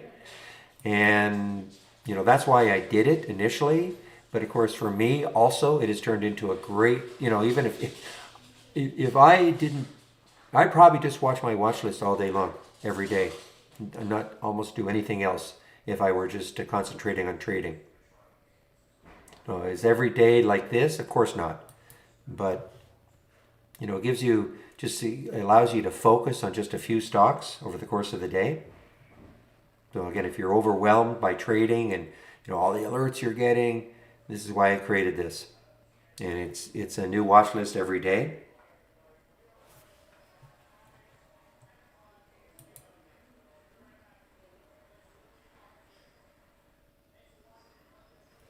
So, it's right here, new, channel bar, and my watch list.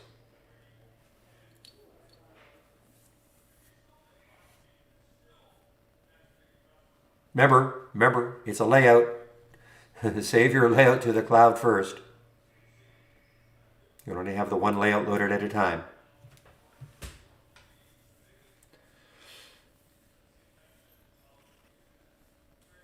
When you say the configuration, I don't know what you mean. I mean, you can obviously take this. I mean, here are the filters I'm using, but the key is really how am I getting these stocks? And that's, quite frankly, that's not what I'm going to share. When the market's closed, I go to work at creating the watch list for the following day. I look at a lot of different scans overnight, and I create the watch list.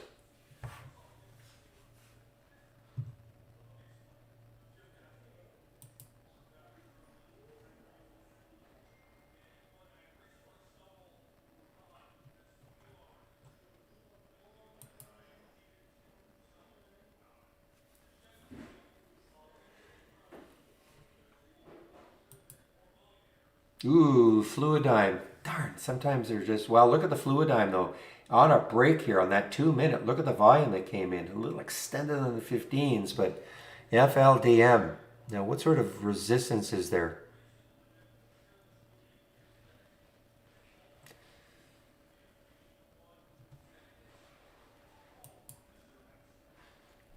Man, oh man, look at there's the alert. I mean, I wish I could pay a little more attention, but VUSI 530, 556 now.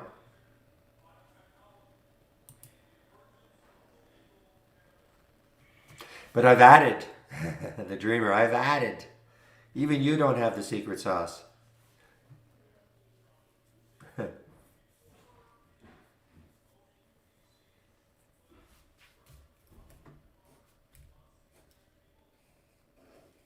What Dreamer is talking about. I used to only have one after hour scan I looked at, and I expanded it now to about, there's probably 15 now.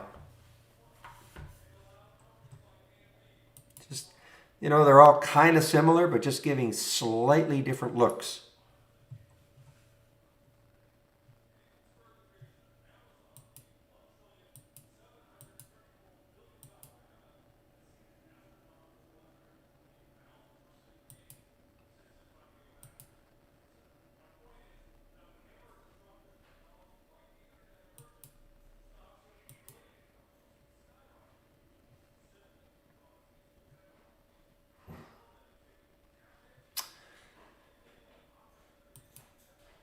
All right, this one. Whoa, this one was really active a while back. This OIIM. I mean, look at the run it had from 348 to 834 in about a month, about 5 weeks, and now it pulled back for the last 3 weeks, 4 weeks. Now it looks like it wants to move again. OIIM. What's the high right there? Is 831.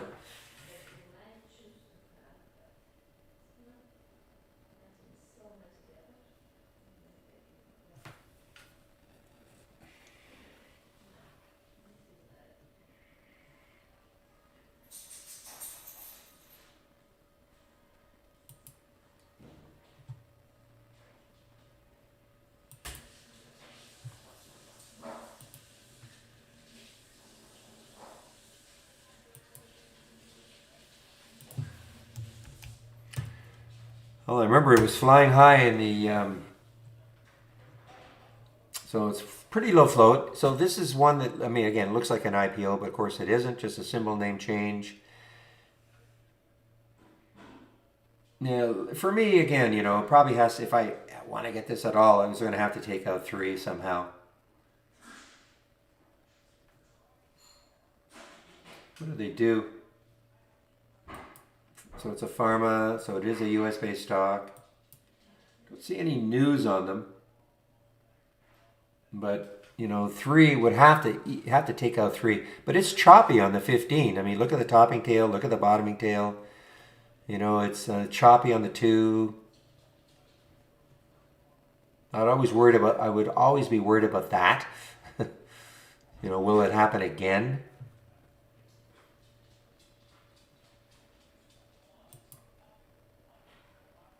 That meaning this big 5-minute candle at 10:10, all times Eastern.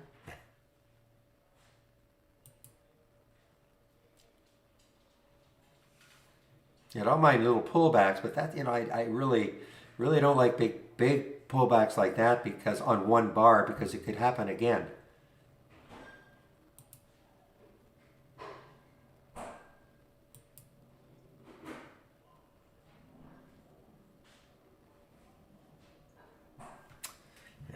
Just too much of a chase here right now. I mean, this looks awesome though.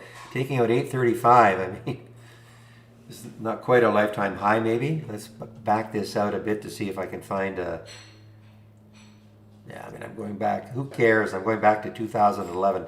So there is no resistance really for OIIM. So for those of you looking for potential swings, and again, this is not a recommendation. I'm just pointing something out. I mean, if it takes out that high right there, I mean, there's no resistance for OIIM. I mean, I don't. If you, yeah, you got to go back to 2011, and honestly, don't think that matters.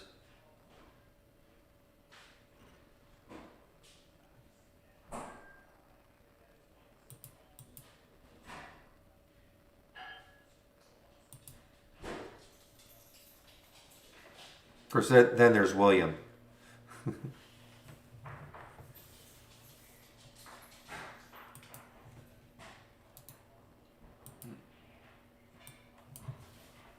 Well, my IPOC is still kind of just kind of hanging in there.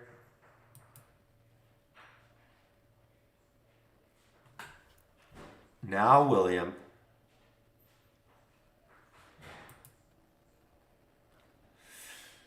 Okay, so this looks like this is an IPO, right? WNW? Looks like a Chinese IPO.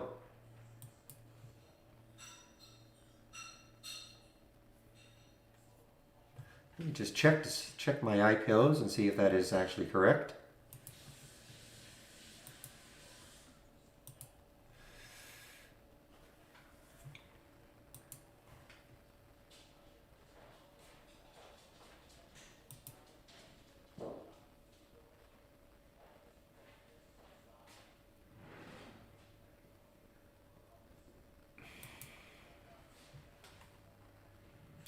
Yeah, I actually had it priced at 6, but who's counting?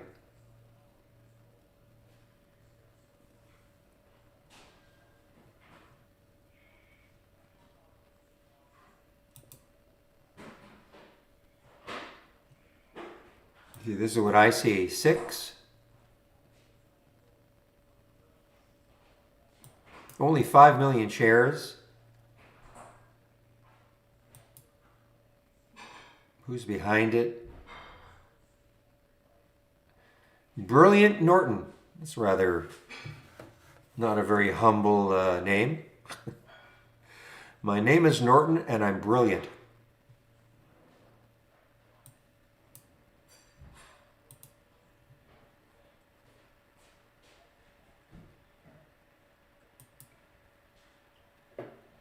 And this got halted again. Wow, I mean, this is not shortable. Yeah, this is not shortable. The big red dot, not shortable. This is just screaming higher here. And it's just got halted again. So whether it's 5 or whether it's 6, with only 5 million in the float, how many shares are traded? Not many. I mean, this cannot last, but it's not shortable for me. You know, typically an IPO is not short, like at the day of. Earliest I've ever seen an IPO shortable for me anyway at Interactive Brokers is the next day.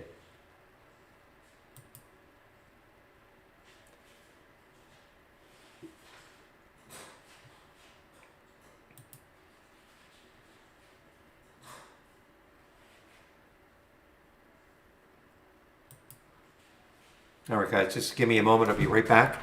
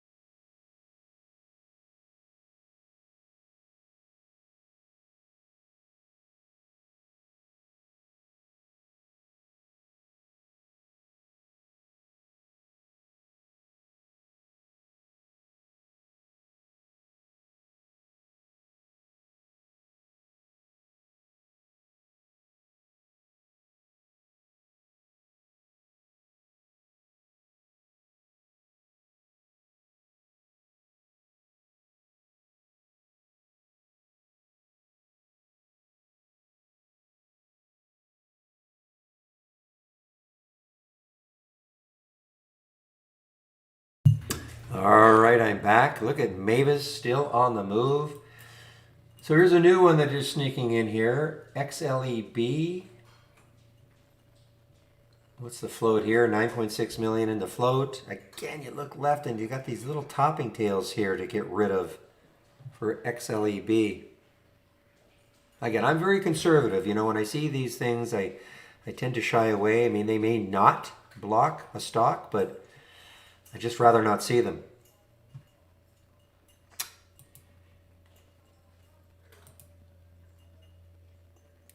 Titos, is that how I pronounce your name? Hello.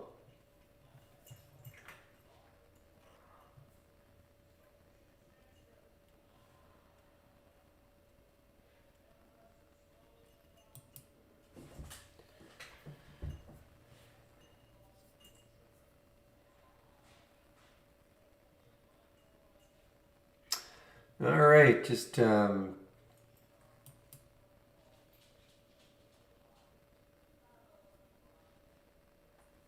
I've lost sight of, I mean, I'm just, yeah, too bad. I lost sight of this one. So you take a look at the Veru from the AI. All right, at the very beginning,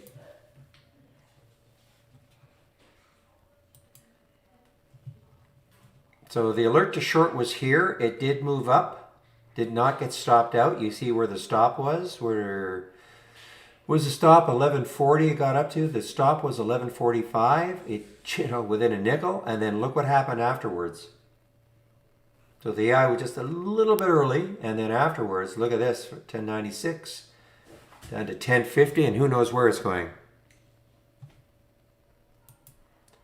Yeah, so this was very predictable. WNW being halted now on the way down. Very predictable. I really am a little upset I missed this one because I did like this short on this Veru.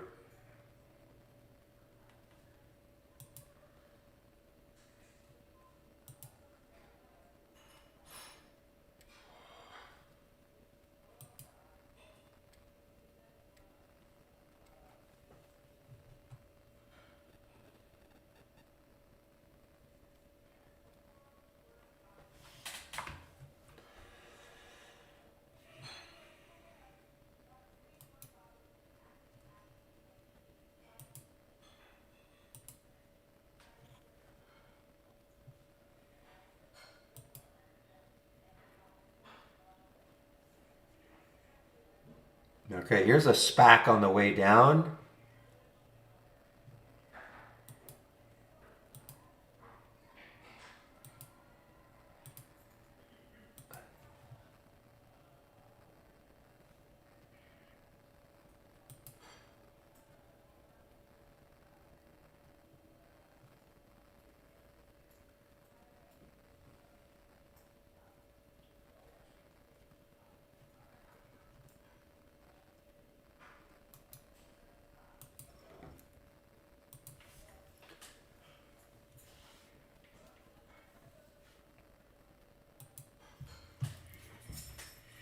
So Real still had a tough time really getting through this, the high right there. There's that 1715. It did get up to 1729, but it really didn't take it out. You know, this is, you know, we talk about a specific data point, but it's really, as Real has pointed out, no pun intended, it's an area. You know, it's an area. And it just can't seem to get through it. Not yet, anyway.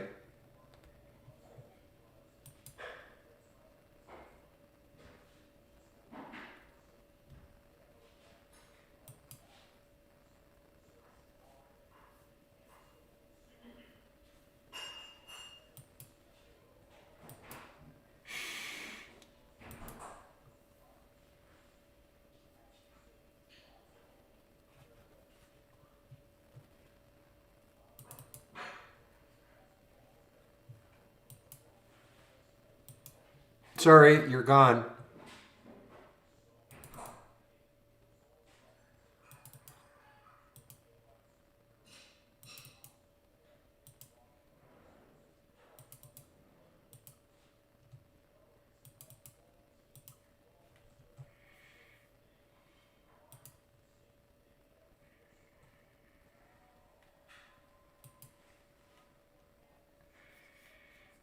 I don't know if there's any specific market news that's coming in. I mean, it's getting a pretty red candle. Who knows? Stimulus on, off, on, off. I don't know. I really don't know.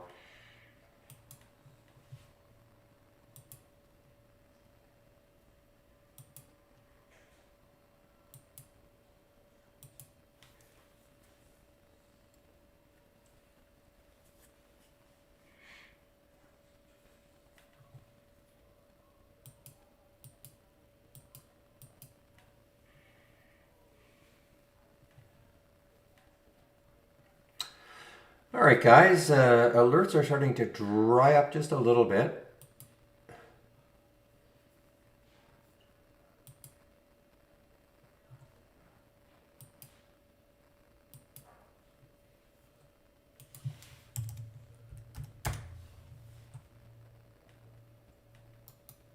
Okay, I'm going to keep an eye on this SSPK. See if this is a momentary pull-up. This just looks weak. Got up to 1563. At some point this month, I guess that's what, 1, 2, 3, 4 days ago, got up here. But it's starting to just weaken.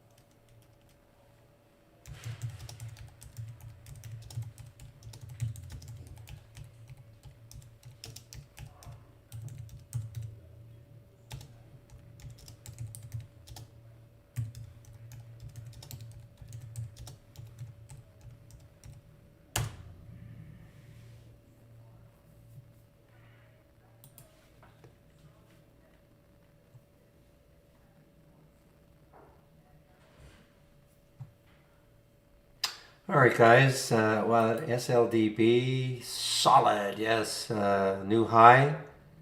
So look at this on this. There's actually a red bar ignored on the daily chart for SLDB. We have a green candle. We have a red candle, totally engulfed by the previous green candle. Next candle is green above the high of that red candle.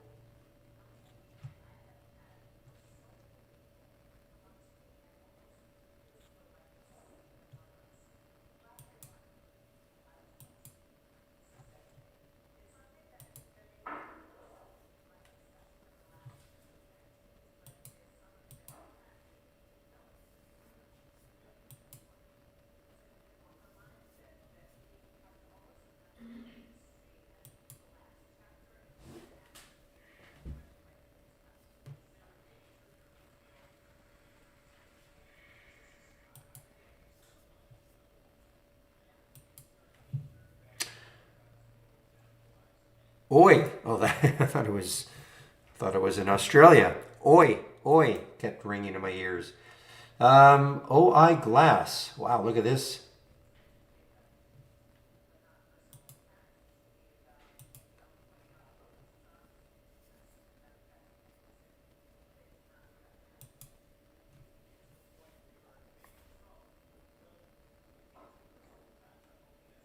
Well, this is a nice. This is a pretty big move now for OI. 155 million in the float. So it's not a low float situation. They don't all have to be. But looking left on the daily chart, 12. If it can take out 12, it has a shot maybe to get up to that 13 level. And I'm talking about OI.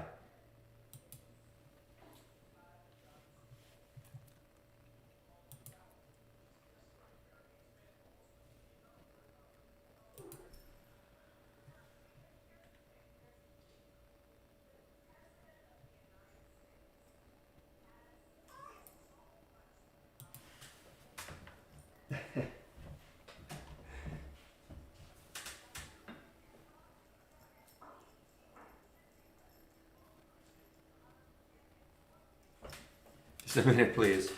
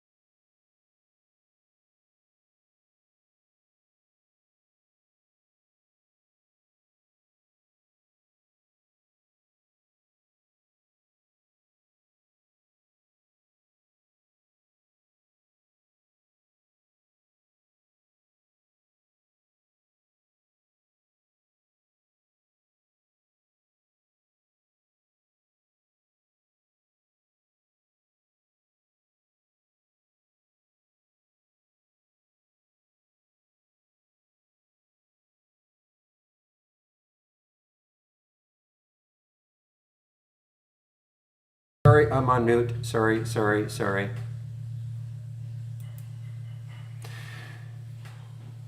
Yeah, so unfortunately, I had to deal with nonsense. So I wasn't able to get the RVP. Exploded through that alert all the way up to 1470.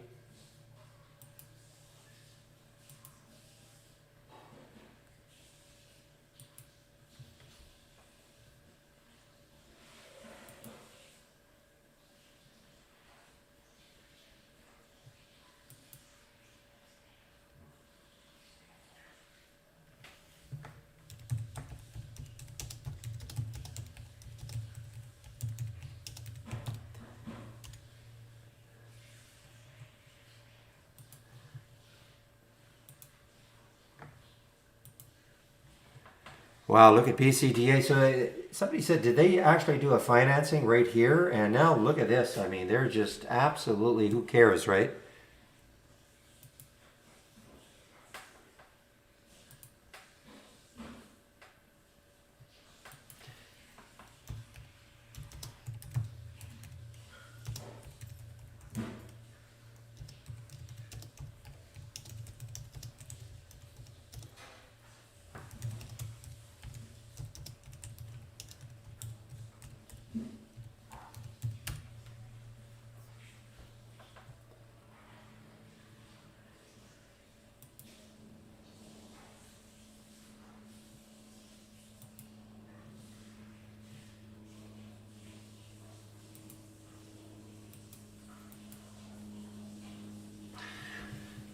Ah, man, I like this Fluidigm. It's just too much of a chase. Too much of a chase on the 15s. FLDM.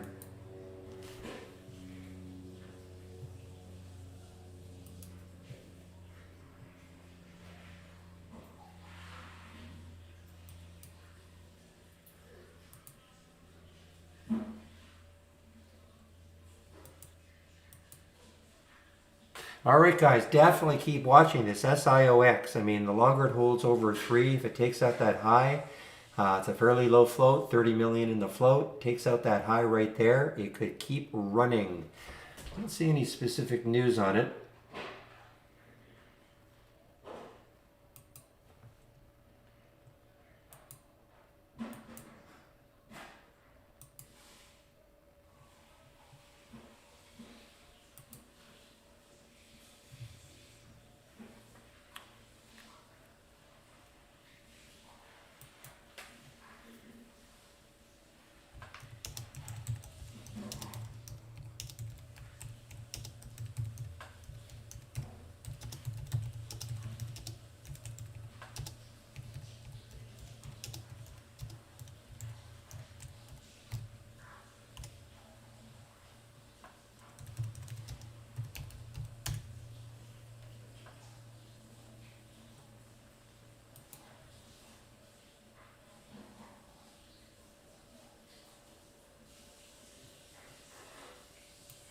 Oh, I haven't seen this one. This is Cheetah Mobile, or Cheetah Mobile.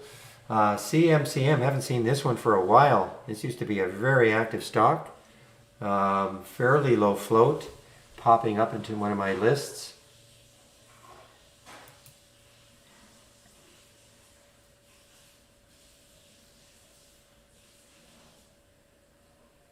Keep an eye on this, definitely keep an eye on this SIOX if it really pops through that high with volume, okay? You'd like to see some volume.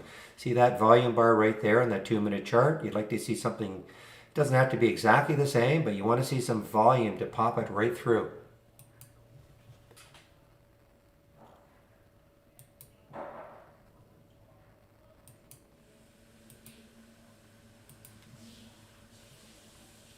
Yeah, okay, so we're... Okay, guys, we're starting to get crazy people coming into the room here.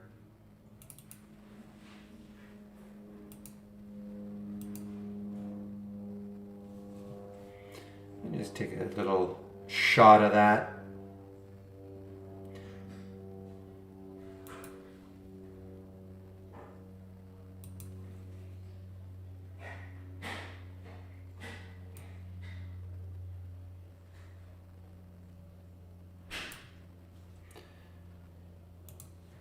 Just a minute.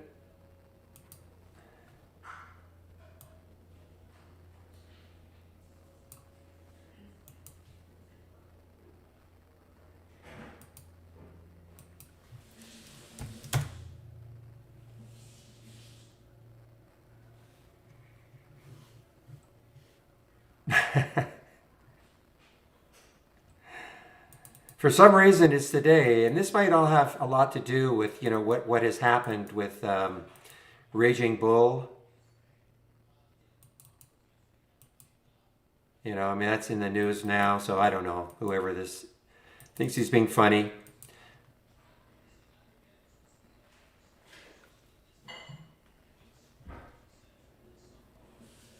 No, it's guys. Look, this is the internet, right? This is a free room. You're gonna get crazy people coming in every now and then.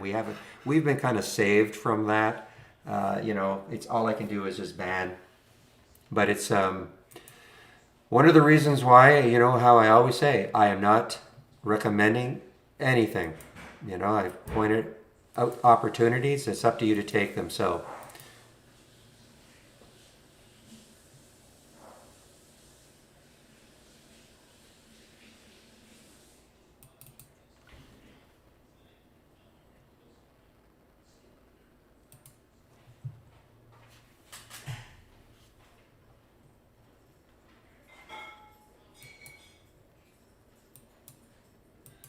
okay, so let's see.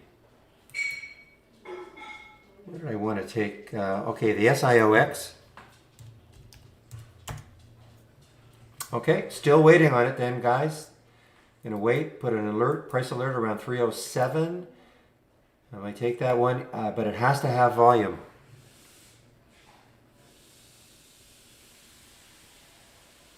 No, that's Steve Gomez. He's to day trader.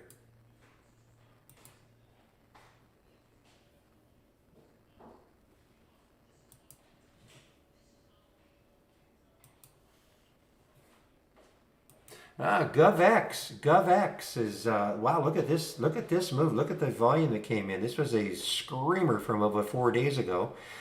750. It pulled all the way back, and now look at it.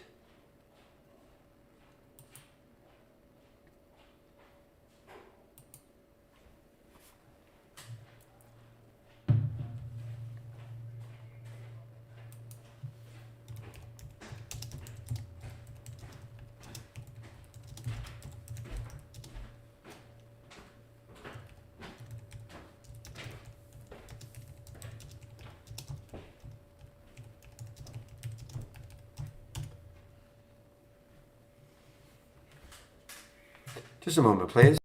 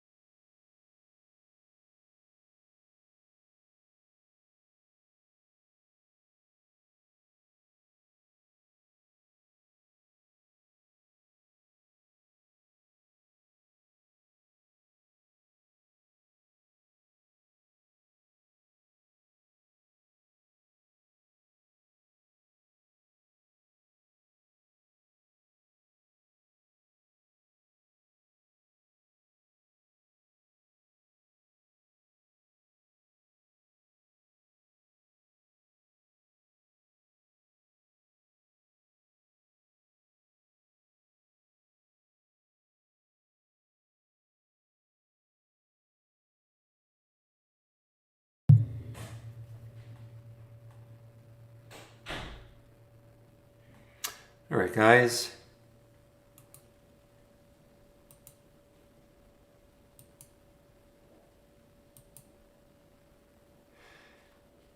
What scanner did I get GovX on? So it's not showing up here. So What I'm also doing, guys, on my other monitor, I've been watching my momentum up shared. I hadn't had this up until I think maybe Friday I put it up. So the difference between this and this is that one of the differences is that this requires volume bursts, but the count doesn't have to be as high. So it's a slightly different look. It's one of the scans I'm sharing. So that's where it showed up.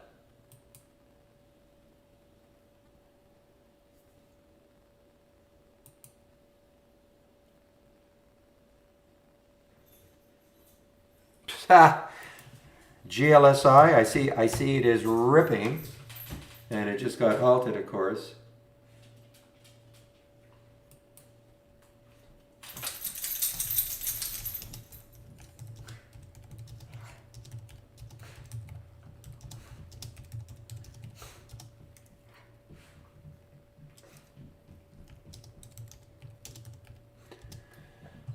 Okay, guys, this IOX is back up over 3.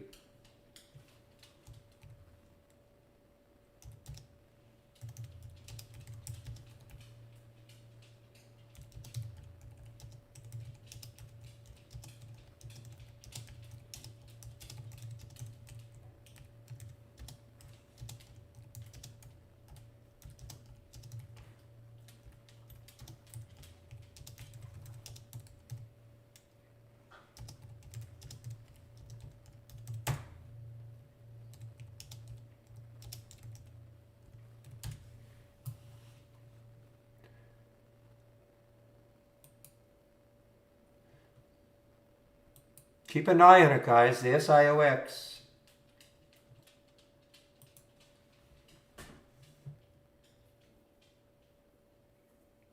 Wow, look at GovX. Did GovX get halted also? GovX got halted also. What, are they doing something vaccine-wise too? What do they do here? Where are they out of? Okay, they're a U.S. company. Yeah, I mean, look at the move they came in.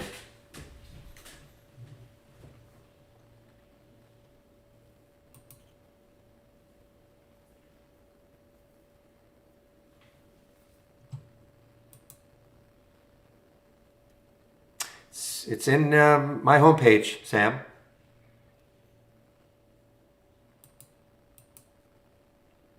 Okay. Save my link. Okay.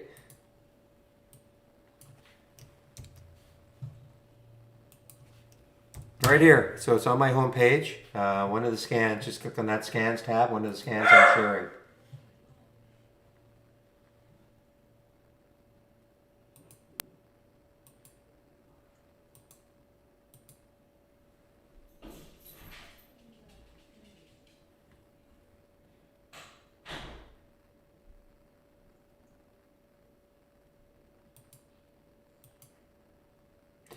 All right, guys. Well, I'm in. So let's see if this, as long as it holds 3, the SIOX.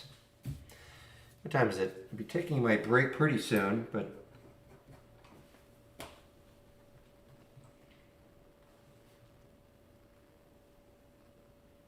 just save it, Dave. Just when you exit, file, a couple things, okay? File,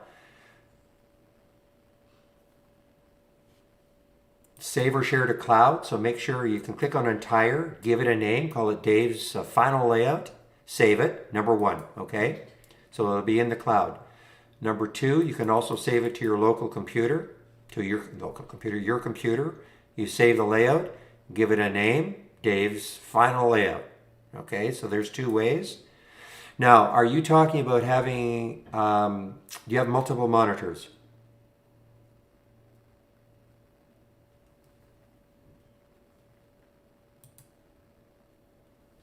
Okay, so when you've got everything arranged the way you want, take that toolbar and pop it into the top left-hand corner of what you're going to designate as your main monitor. Okay, so I'm assuming you've got all your windows, all your TradeIdeas windows on your various monitors exactly where you want them. You do that, then click on Tools, Options, and then you see where it says Layouts. Click on Layouts and then check Open relative to main window and save. And then again, once you're done, save your work, save the layout, because what'll happen is when you load trade ideas tomorrow, all your windows will be exactly where you want them to be on all your monitors. Okay?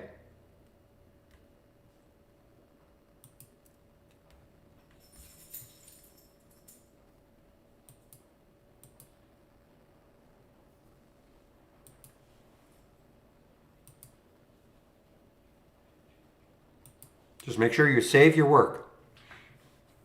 And when you do also, I mean, another quick way, file, I can't do it. I don't want to click on the exit because it destroys my linking with Interactive Brokers. But when you click on exit, then it's going to say save your layout, yes or no. And more than likely, you're just going to say yes. And again, when you load trade ideas tomorrow, everything will be where you want it to be.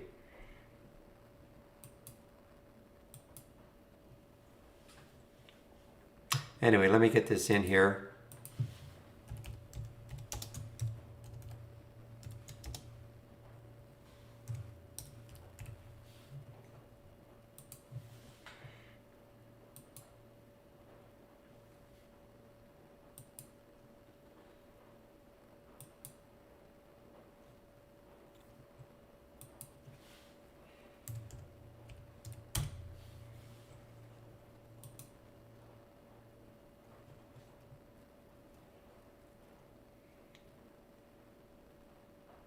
This is a high flyer from yesterday, but it did sell off. I mean, look what it did. It got up to 434. It closed here at 343, so about $1 lower, and then on the way down. This is shortable too, but okay, guys, I will be right back. I'll try to remember to unmute myself when I do come back, but I'll be right back.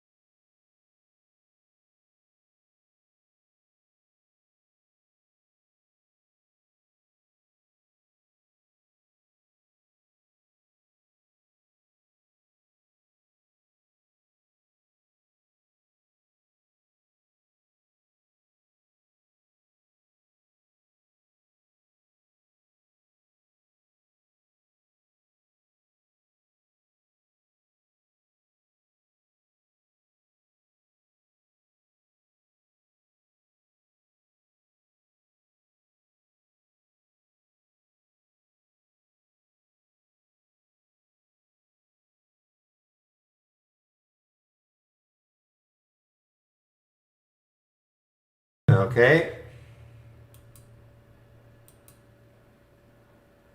Yeah, you're really watching this. I don't want to see it get too much closer to that 3 level for the SIOX.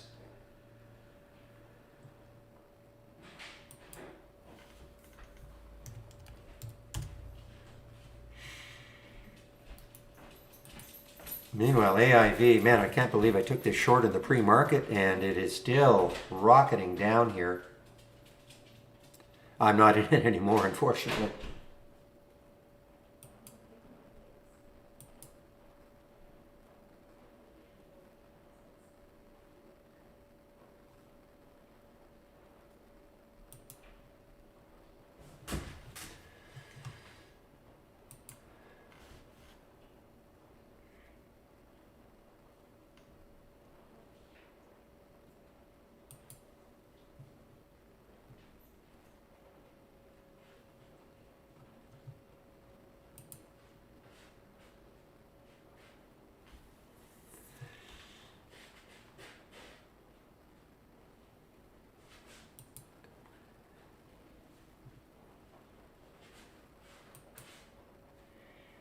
Just on that. Well, it may be done. It's just basing here. Just again, guys, to show you, there was the alert at 1096. Again, you manage the Holly trades as you see it. I use it as a watch list, no more, no less. Okay, so there you have the alert 1096.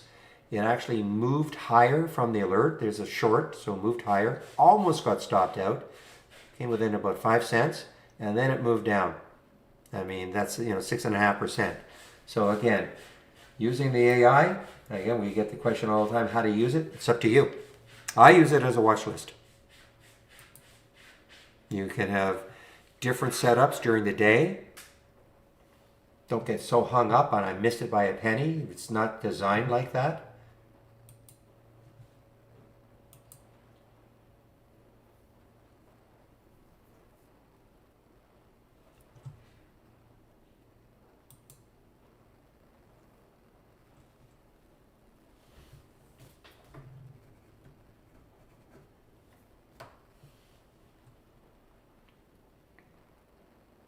All right, well, let's see if that bottoming tail is done with the SIOX.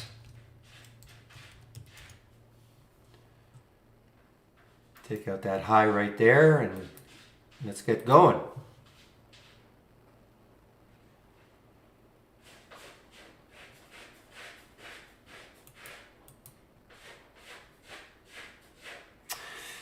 Yeah, that's Contango, isn't it, CK? MCF?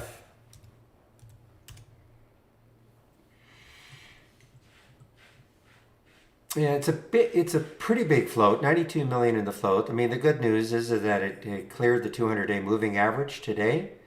When I look left, the high is 235, so it's got to get through that high. What did it get to today? 240. That's if it can get to through 35, I guess it has a shot to get up to this area.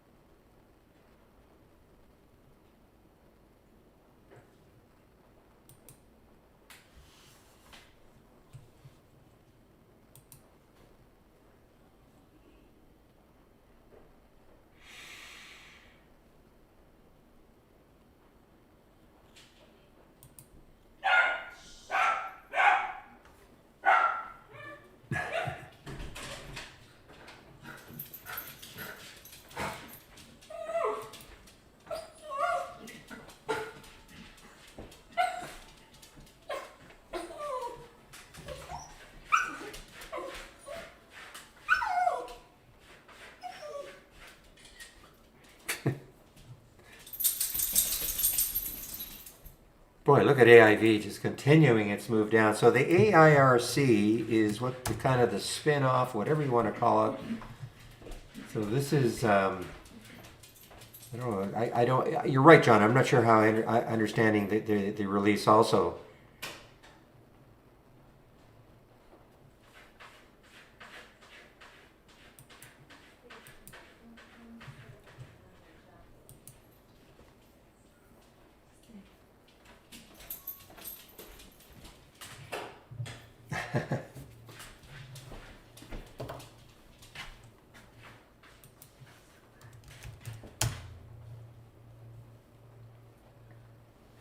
Just waiting to see if this can break out. SIOX.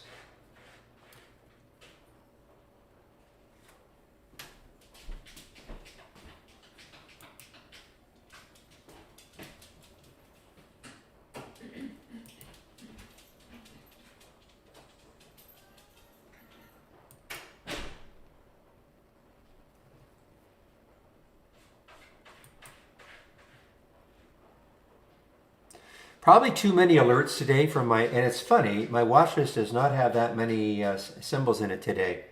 Sometimes I've got 30 or 40 symbols and I may only get 5 or 6 alerts from the watch list, but almost too many alerts today from it. Try to keep it to, a manageable level. I mean, I don't know how many, 1, 2, 3, 4, 5, 6, 7, 8, 9, 10, 11. I guess that's not horrible. I like to try to see about 5 or 6. Yeah, the SPY is popping.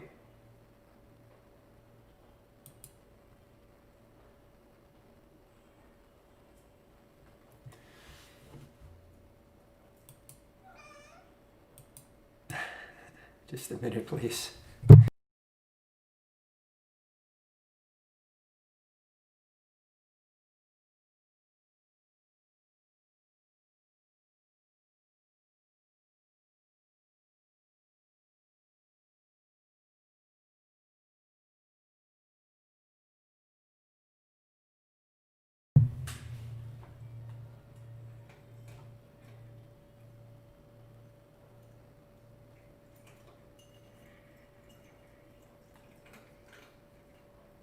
Yeah, not for the last 5 minutes, no. We can't get that. You can. Are you talking about on the daily chart? I mean, no, we can't really do something like that. Not that defined. Are you talking about on the daily chart though, or the 5 minute chart? It really won't matter. Minute? No. No, unfortunately, we can't do that.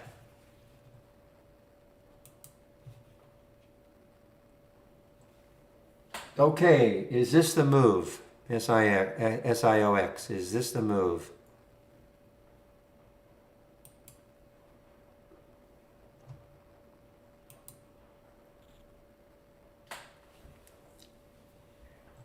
Easy come, easy go. Look at the GovX. And why? Look at that float. 3.7 million in the float. Well, here I'm going to nag again. This is why, if you get into a trade like this with such a low float, you cannot wander away from your computer. All right? This is exactly the sort of thing that can happen. Yes, it popped up, screamed higher, got a little high, and then look at this, the drop. So, I mean, this got all the way down to 340. Now, it may recover.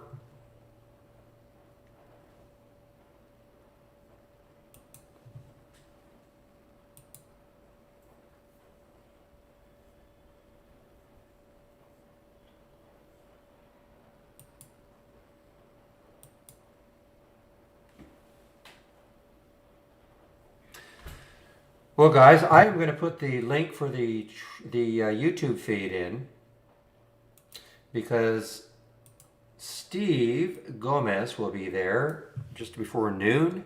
Okay, I will be taking a break right around noon. And the reason why I want to alert you to that. Oh, I'm wrong.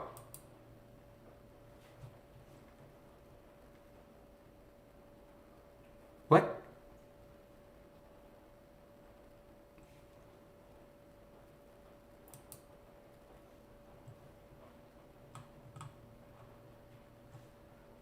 Sorry, I missed that. Did somebody private message me? Oh, it is. There you were. There you were. Okay. Sorry, I missed where you were. Okay.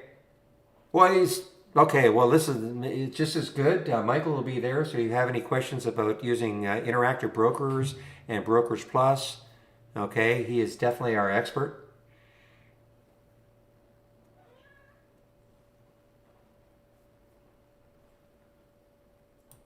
Usually, Michael's there on on Wednesday. So, I guess it'll be Steve tomorrow. All right, guys. SIOX is making a little move. Let's see how much further this can go.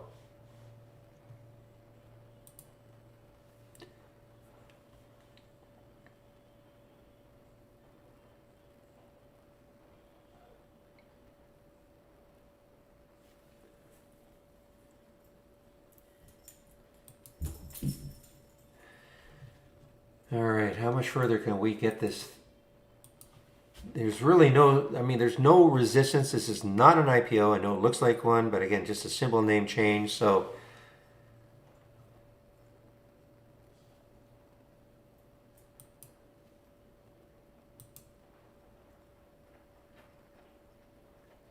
meanwhile, AIV, jeez, just getting trashed here.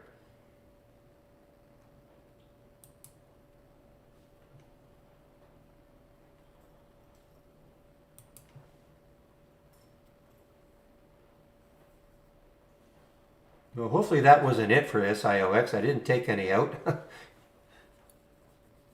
My stop now will have to be where I got in at 308. Can always get back in if it does want to make the big move up.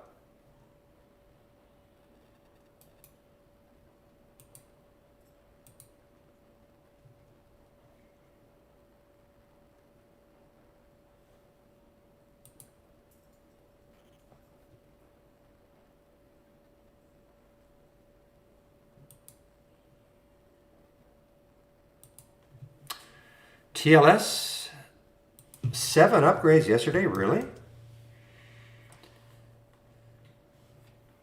That's quite a few. So this is obviously an IPO from back here. What do they do? Where are they out of?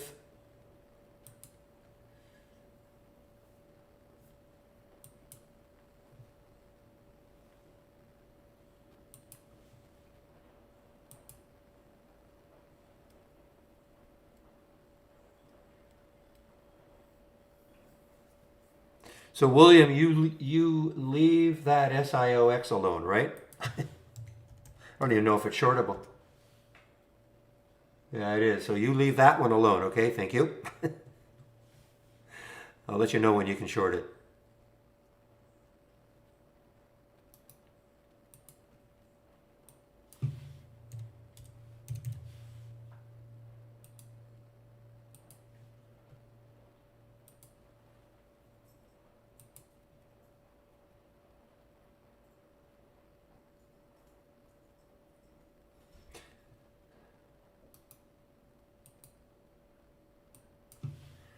Give me one more little move here.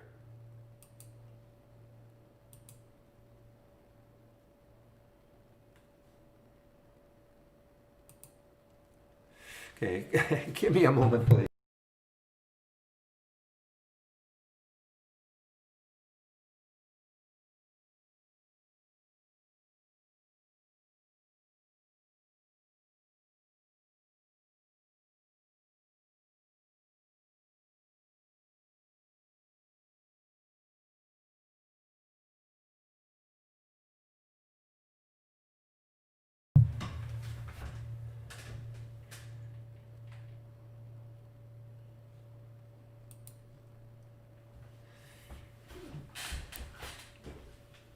Okay, a moment of truth really for this one coming up. We have a bottoming tail and a topping tail and a 2-minute chart. Love to see it take out the high there. And some volume coming in to see SIOX. To see some more volume, get like a huge volume bar.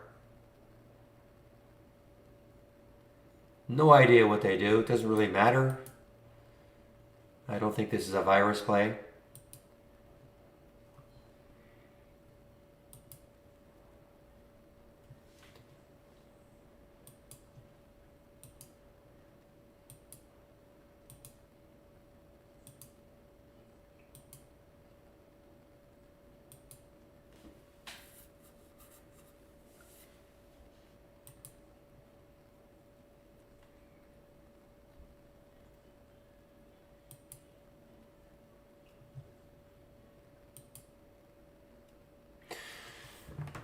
Man, oh man, this is definitely ever since that one from last week, we have had a ton of these little bios. Just, no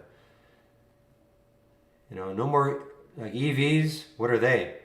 So these little bios are just going crazy.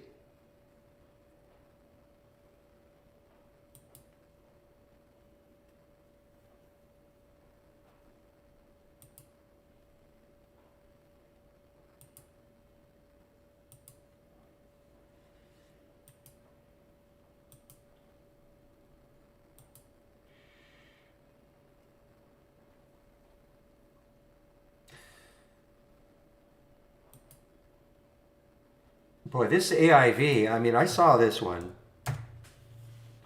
I saw it actually here. What time is that? That is 8:15. So yeah, I saw this one right around here. I thought, but the way it's structured, I thought, okay, this is like not quite like a dividend, but it's, I thought it was more like a spin-off and it would just flatline. Was I ever wrong? I mean, I did end up taking this short at 692 and got out at 556. I mean, it was awesome, but This could have been more like a $7 or $8 or $10 short from up in this area. Not quite $10, but man.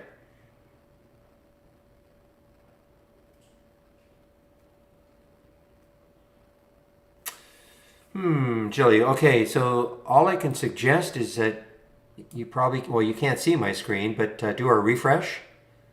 Okay, beside the gear icon, there is a refresh. Looks like almost like a full circle, little arrows. Do a refresh and see if that helps. That typically is what can help.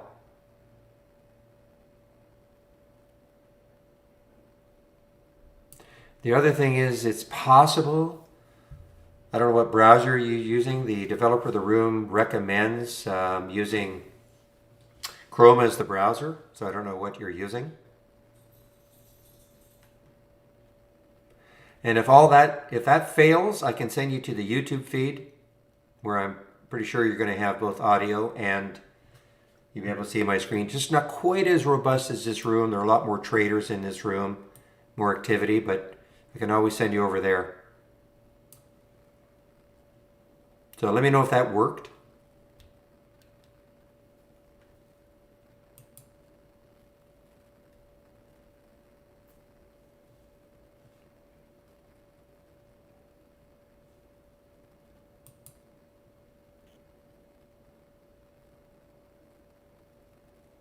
Yeah, try Chrome and see if that's the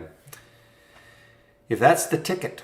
Look at GovX. What a bunch of nonsense.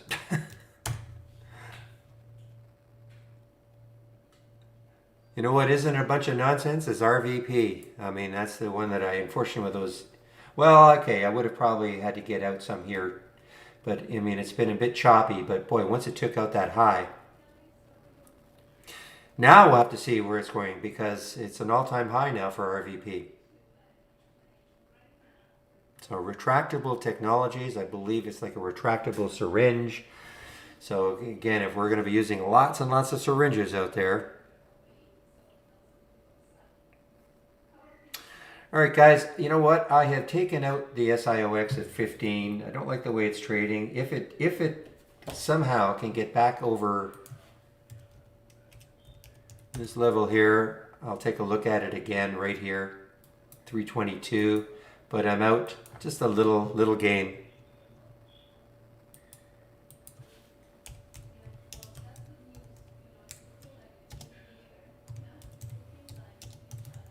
I was hoping it would get into the high 20s before I took any out, but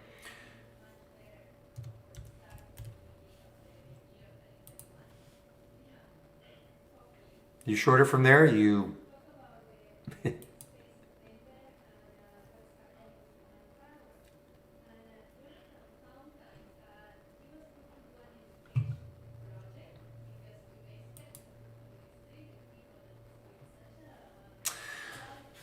All right, Michael, just let me know when you're in the YouTube feed so I can stop streaming.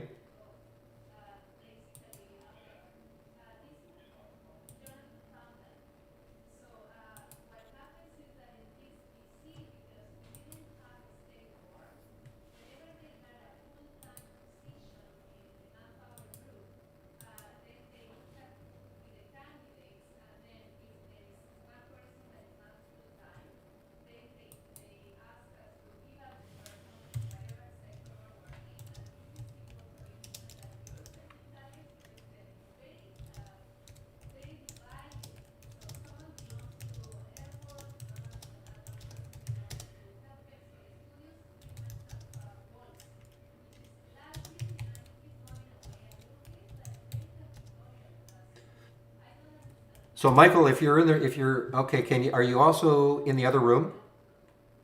Just want to show you, if in case.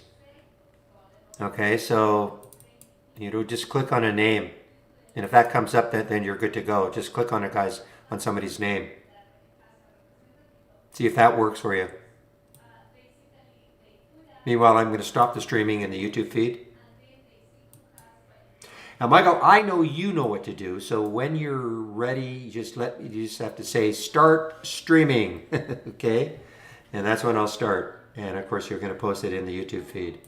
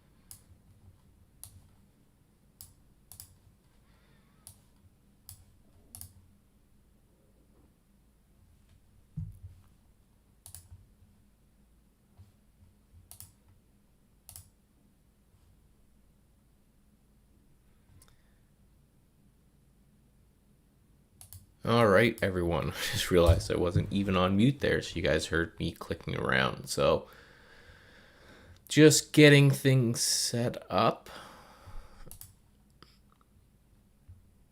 Let me get set up here, get everything geared up and good to go, and let's show off the web version today. I've been playing along more and more as a Mac guy with the web version, and it's getting better and better. So here we go. So you guys should be able to see my screen here as well. If someone in the chat can just give me a little thumbs up that you're seeing everything and hearing everything and everything's nice and clear and all that stuff, that'd be fantastic. And what am I going to listen to in the background here? Yeah, something nice and chill like that. There we go.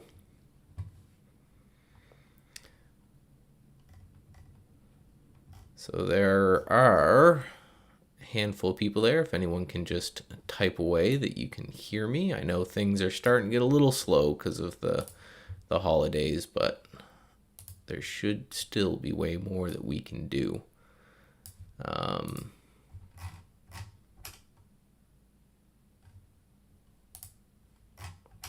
Keeping an eye in the trading room chat as well. So if anyone's in the trading room chat and wants to ask any questions, they can do that. Just giving Barry a nice little time off here to make sure that everything is covered while he's away.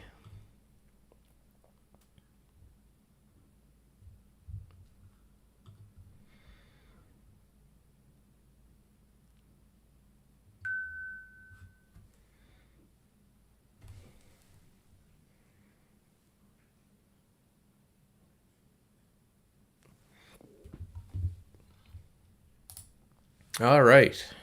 A capital good from Bill. So, again, if you guys are new here and you're not too sure what we're up to, is we give Barry some much needed time off to stretch his legs, get away from the screen for a little bit. And one of us comes on, one of the other traders that works at Trade Ideas, which there's a lot of us. We come on and we're here for Q&A. We're here for just talking about the market, but mainly to try to help anyone out with any kind of issues they may be having when it comes to things like Trade Ideas, trading in general, potential clients, current clients, just kind of a nice open forum to help out you guys to make sure that you're getting the most out of the product and that your trading is going as good as you need. It's very rare and I believe very valuable to have this kind of unfiltered access to traders, and the fact that we just kind of sit here and hang out and answer any questions you guys may have, I think is great. So make sure you're taking advantage of this. This is something I would have loved to have when I was starting out, damn near 20 years ago, which I guess is dating myself very, very thoroughly. But, I was stuck to YouTube and everything back then. Let's take a look while we're just waiting for questions to roll in at the market or at the AI here today. Phenomenal so far. I got a couple of these myself. We had what I get, First Solar.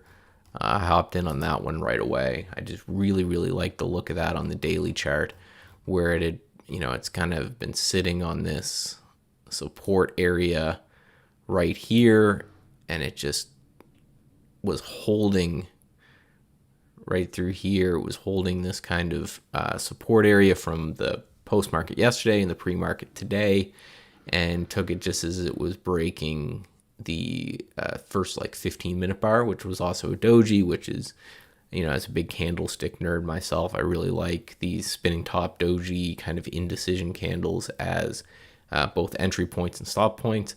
And then it rocketed right up to the target. And I'm not really a target guy myself. I don't really play a lot of targets, but This one was just, it was too easy, right? So I just took it and moved on. Usually I'm one that I'll sell a chunk or most at a target, and then I'll adjust from there to make sure that I'm still in the game. But, if you're going to give me that kind of move in 15 minutes or so, I'm certainly going to take it. And then VRU.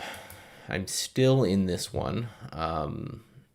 Is again just a great trade here, grinding down. I didn't take this one at the target, but I kind of have I've got a stop right at near where the target is. So we got a question: how do you recognize a sector change? Can you explain a little bit more about that? What do you mean by a change? It's the stocks in a sector, or it's not in a sector. They rarely move sectors. But are you talking about how do I recognize? Do I look at sectors? Not really. I do have a nighttime scan, which I can show you guys here, in which I go through them all and I just kind of keep an eye on what's working and what's not in this market. And I can go through here and I can see, right, this is silver and this is retail. It's sorted by whichever one's kind of up the bunch today. Then you just type the word switch. I'm still not too sure what you're after. A sector change or a sector switch. Neither of those are just terms that I've heard before, so you just may need to explain a little bit further. But I keep an eye on the sectors, but I really don't. I believe, and this is just kind of a personal trading belief, but I believe that all price action is in the chart, right? All of it. So I just look at the individual name itself, and I kind of ignore the sector it came from, other than to know, am I shorting a biotech and holding it overnight or something like that, right? Just things to stay away from, but just a little bit more explanation there, I'm sure will help.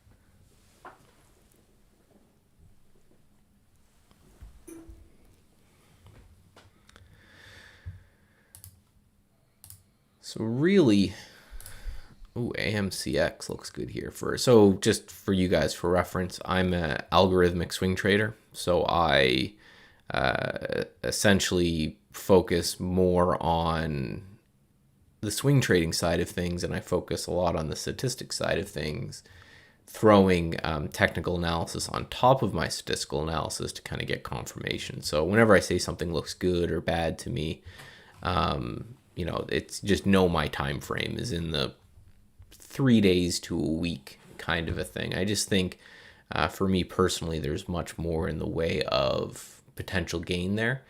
Just giving these things the ability to run and the ability to go. But one of those, right, to each its own. Trade your trade.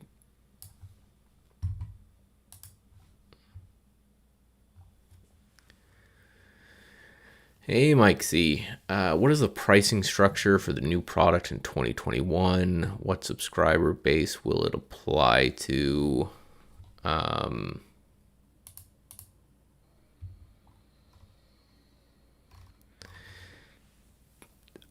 I don't know much about it. We're still working out the details on it. I believe it's going to be priced in the lower price product, and I would assume that it would be given to any current subscribers as well, but it may be a separate product.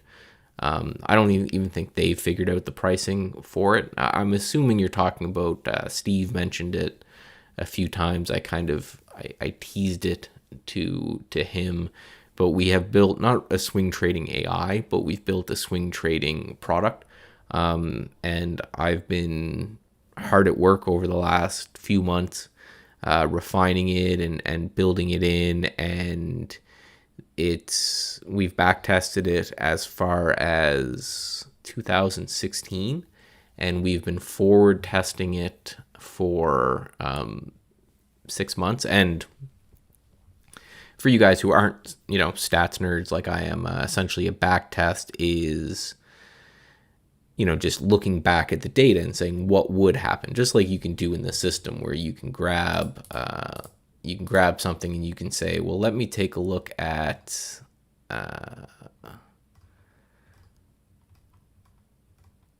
something. Let me just I just need one alert window. Here we go. So you can grab something and you can back test it and say, okay, well, what would happen if, let's turn these off and just see naked. What would happen if I traded this thing and this is the, back tested or theoretical results. And then forward testing is more of an adventure of, allow me to make sure that, that things are working live in real time, right? Because if anyone's ever tried back testing before, that there's there's usually a big leap between theoretical results and actual results. So the fact that we forward tested it for that period of time and it continues to just kind of trounce the market week in, week out, we're getting more and more confident is releasing it as a product of, here is, and essentially how it will work, give or take, right? We're still working on this, but I love that in Trade Ideas, we give our clients kind of an inside look at what we're doing in the back end. But we're just looking at different ways to distribute it and how that's going to work. And, what would be the best timing for a client to receive it? What would be the best way for a client to be able to see them? The symbols that we'd be providing weekly. So we're still working it through, but knowing Dan, and, don't quote me or hold me to this on this one, but I believe we're positioning it as a low price product, and there would be some sort of grandfathered or reduced rate or something like that.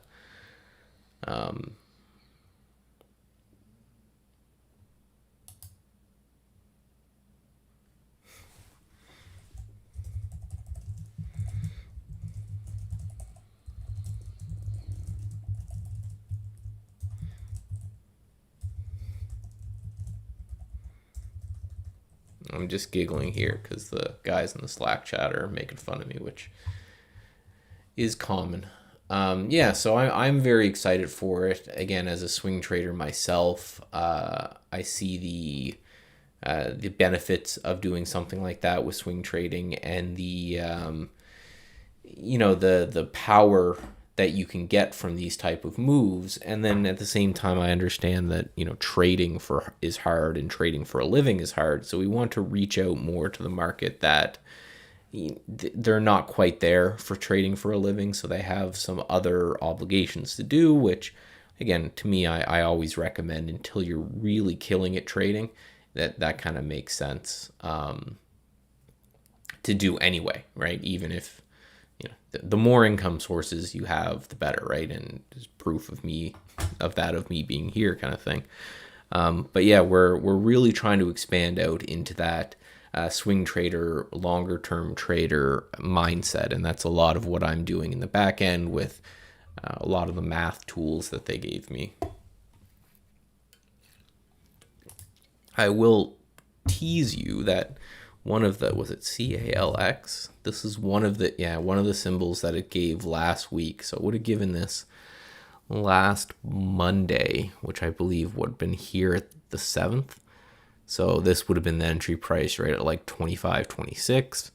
We're letting the users deal with stop loss points themselves right now. A good stop for me, obviously, you right below this low right here would make sense. And then, this is obviously what's happened with CALX. So that's been a great one.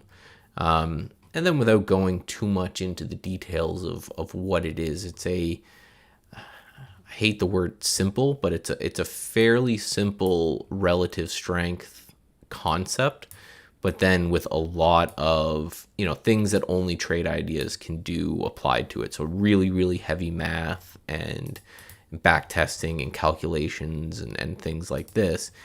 And then how do you run, that calculation through with that many instruments, right? It's very hard to have the tech to say, I want to scan for this one system, but across the entire market, and then I want to go back 3 years or 4 years or 5 years. So you're talking, millions and millions and millions of rows of data to try to find kind of what system works best. So it'll be great. And then again, the plan is always to take something like this and see if we can apply some of the same AI and the same machine learning things that we can to it in order to automate kind of the process of refinement.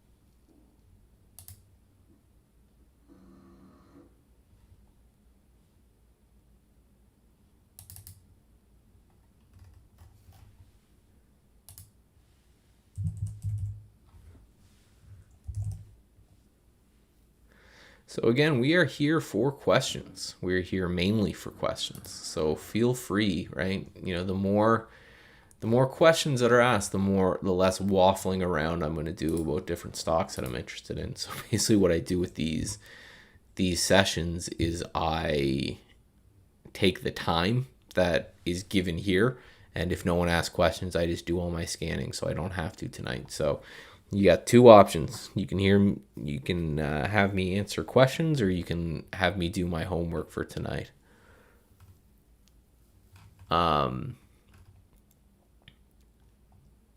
This VXRT is looking interesting with this, big strong push up, and we have this kind of coiling type of action here with a 35% short float on this one, which is monstrous. And then this is one of those high flyers that went from 30 cents to like $7. So here in this single stock window is where I'm looking at all of the data, and you can see it shows right there 35% short float. I always like looking at things that are incredibly heavily shorted, just because we know there's that pent up demand. If it starts to move, then all of a sudden everybody's got to get out of the way, and things are going to sell pretty aggressively.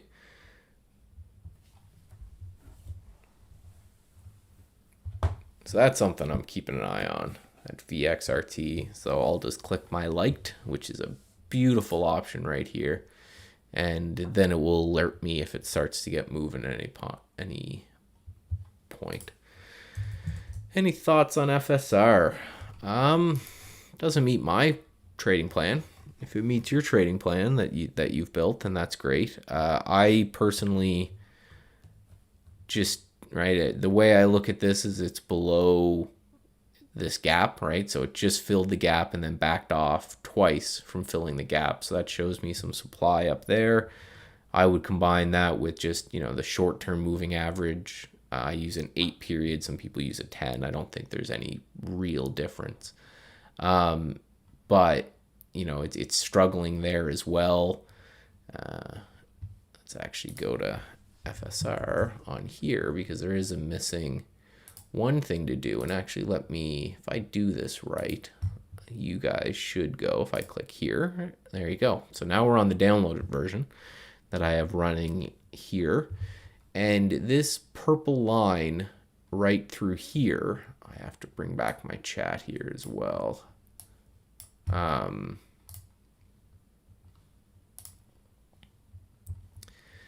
So you see this purple line that's right through here. This is what's called the anchored VWAP, and this is kind of made famous by a friend of mine and a friend of Trade Ideas, Brian Shannon, who popularized this and uses it a lot in his trading. He's a great follow too. You should go check him out. But essentially what the anchored VWAP is it shows you the average price that the average participant is in, right? So it's taking all of the price action and summing it up and dividing it by all of the volume. So the average price of everybody in FSR is right at this purple line, which is right almost to the tick at where this pulled back from. So that's another area of resistance that I think we have to get through before anything kind of gets going. So what I may do personally is just form a plan and say, okay, if we can get and hold above 1650-ish area, and we're above the ADMA, we're above VWAP, we're above the gap close right here, probably safer really to wait kind of 1850 to clear. Then I would be more interested in that, but it's kind of, pulling back a little bit there. And yeah, Chris is right. You can go to the account management tab. Let me hover over this, see what I have. I can here. I never know what I have opened up on this. This is a virtual machine. So we go to trade ideas. Let me close this hidden secret stuff that you guys aren't allowed to see. We'll log in. I should already be logged in. Yeah, so if I go to, let me open up get my Epic pen. Open that guy up. But it's right here. You can see a symbol list button if you go to Trade Ideas and log in. And from there, what did I do? Oh, I clicked on something. You can just go symbol lists, and then here's your symbol list. So if you go to my liked, you can click edit. And I only have DDS on this one, but you could select all of these, cancel them out, and then hit update list, and that would update as well there. I do a lot of work with symbol lists myself. I highly recommend looking into them. They're way more powerful than most people give them credit for. In fact, I would say 80 to 90% of my positions via symbol list. And where I will say something like, hey, if this stock gets to this area and it doesn't gap and blah, blah, blah, then enter me in on that particular symbol list. And I think it's a great way to trade. It takes a lot of the kind of stress and emotion out without having to,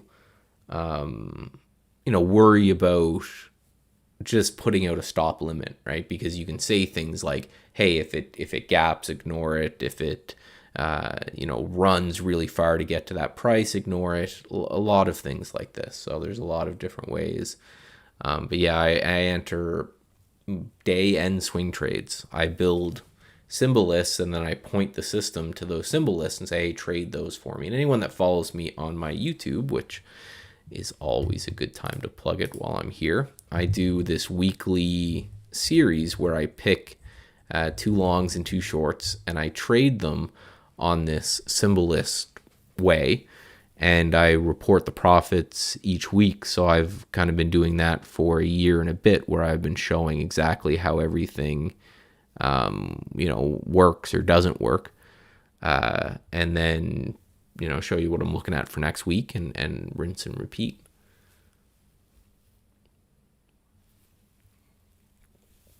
Any more questions? I'm new to TI. Could you suggest a simple strategy to start with? I would take a look at the AI, which I have open here. These are a bunch of different strategies, but one thing to keep in mind with the beauty of the AI, especially for new traders and people that are new to trade ideas, is you have a trigger and a stop with every trade, right? VERU was suggested to short right here.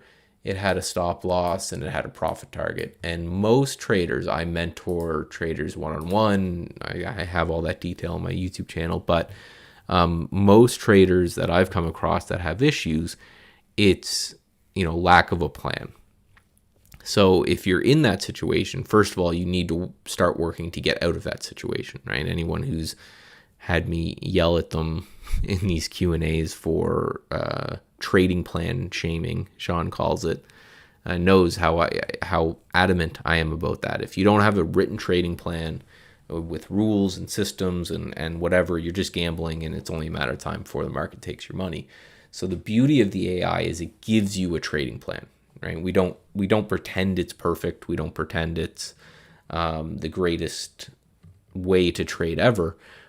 But what it does is it gives you a solid trading plan, and that will save most traders, most new traders, from account blowups. Just a simple, I'm going to buy here, I'm going to get stopped out if it goes here, I'm going to try to make at least twice as much when I'm right as I lose when I'm wrong, and that's, then extrapolate it out. And to be honest, right, if you've got a 2-to-1 risk reward ratio and you're right 40% of the time, over the long run, you'll make money. So again, I would take a look at the AI, but then I'm going to get you our Trade Ideas University series, which they're long, but they're well worth it, in which they will walk you through from like absolute beginning to absolute advanced use of trade ideas. So from the very basic of the different window types and that type of thing, to the very, very complex, they'll walk you through that. And then the beauty of it is then you can translate your own trading plan into trade ideas, which is where trade ideas really shines. It's a tool like anything else. It's not going to make you a great trader, but it will certainly help you hopefully find your trades. And once you get that trading plan going, then you use trade ideas to find the symbols that make sense and to kind of go from there. So I hope that helps. But AI is a good way to get started, but you got to build your own. I always use the diet analogy, which I could give you the perfect optimal diet and exercise routine, right? I could say, here's how you do it. If you're not going to like it, it's not going to make sense. I need that. Can you put the link? Yeah, the link's right above you, Christopher. So if you just scroll kind of right above, there's 2 links. One's for my YouTube channel, right? That's just got my stuff on it. But the one that says TIU, right above you from Bonpar, which is me, by the way, that will get you to that playlist. And there's 5 videos in the playlist. The first 4 are 101, 201, 301, and 401, which is basically just, we modeled it off a university, right? So intro, a little bit more advanced, and then 401 is Jamie talking about Brokerage Plus and AI and back testing and all the fancy stuff. The 5th video on there for you guys that are interested is me just walking through the swing trading side of things and the swing trading aspect. The web-based, not swing trading, the web-based one, because I'm a Mac user myself. I use the web-based version all the time to monitor and to do my scanning every night and all that. I grab my little MacBook and sit on the couch and do all of that. So if you're interested in the web version, go check it out. Again, it's getting better and better and better. I use it more and more and more. I love the charts. It's very light, I find. Anyone who uses Mac and Safari note that, this bar pops down if you're on any heavy website that says, hey, you're using a lot of data or energy or power, and if you close this website, it will probably speed up your Mac. And I never see that with Trade Ideas, which is fantastic.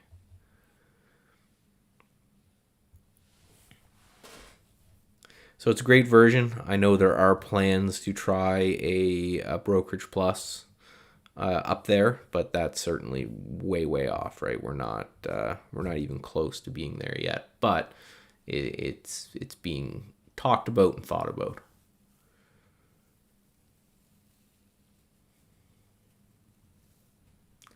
So we're only halfway through, guys, and feel free to kind of ask away. Mighty Mouse is looking interesting. VRU. Wasn't VRU called as a short? So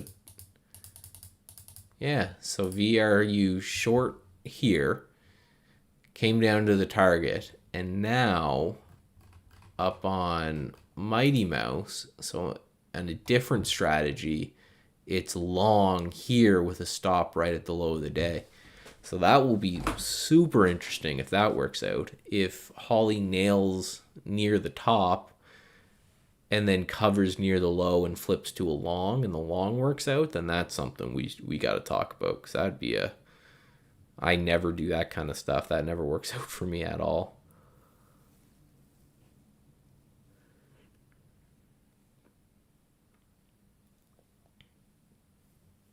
Yeah, that's interesting. Bond Shorty, this is another one that I really like. I'm biased because I wrote most of these. But this one I like just because it's looking for weakness the following, there yesterday. It's looking for a move that got hit. And then today, weakness as well. And I really like this kind of intraday pattern of a sell off in the morning and a bounce and a tight consolidation. So on my other screen in my live account, I actually just got short there as well. And my stop's going to be right up here. So I'm not risking nearly as much as the AI does, which, you know, if anyone's interested, that's how I personally trade the AI, where I want to, in the morning, I'm paying attention to it and I'm active. In the afternoon, I try to look to see if I can get kind of a second entry. So my fill, just if we want to follow along live here, let me look, was at 21 and a half, 41, 21 and a half. Oh, geez. Sorry. Barry just came back into the room there and terrified me to no end. Sure, Michael, I'm trying to create a scanner, but I'm having a hard time figuring it out. Think I can help you out? I can sure try. Let me know what you're, what are you trying to scan for? What is it that you wanna find?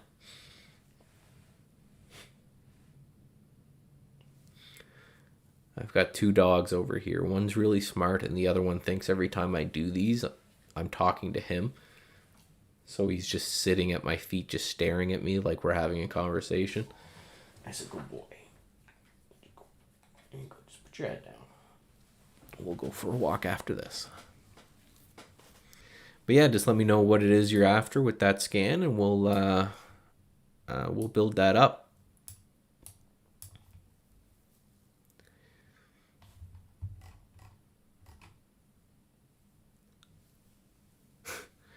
Yeah, I gotta. Jeez, creepy Sean coming out of the woodwork here.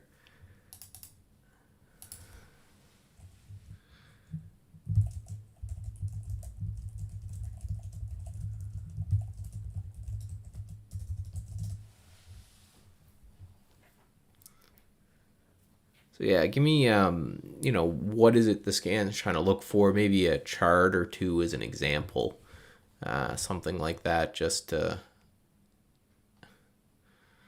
get me started.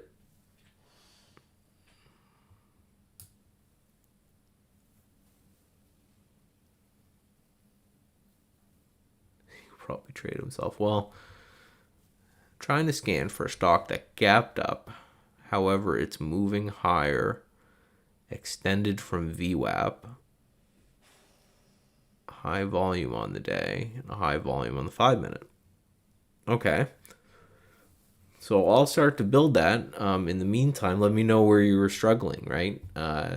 I'm sure you've taken, if you haven't, I'll paste it again. I'm sure you've taken our intro course before attempting that, and I think that would be a good job. I do a good job explaining how. So the gapped and moved higher is the problem. So the gap's the easy part. Let's just do this. We'll do this with a top list. Again, you could do this kind of thing with either one, but start from scratch. And then I'm just going to search for the things that you looked for. So I'm going to put gap. And here's the different ways to express gap. I'll just say, so I don't know, 3% gap.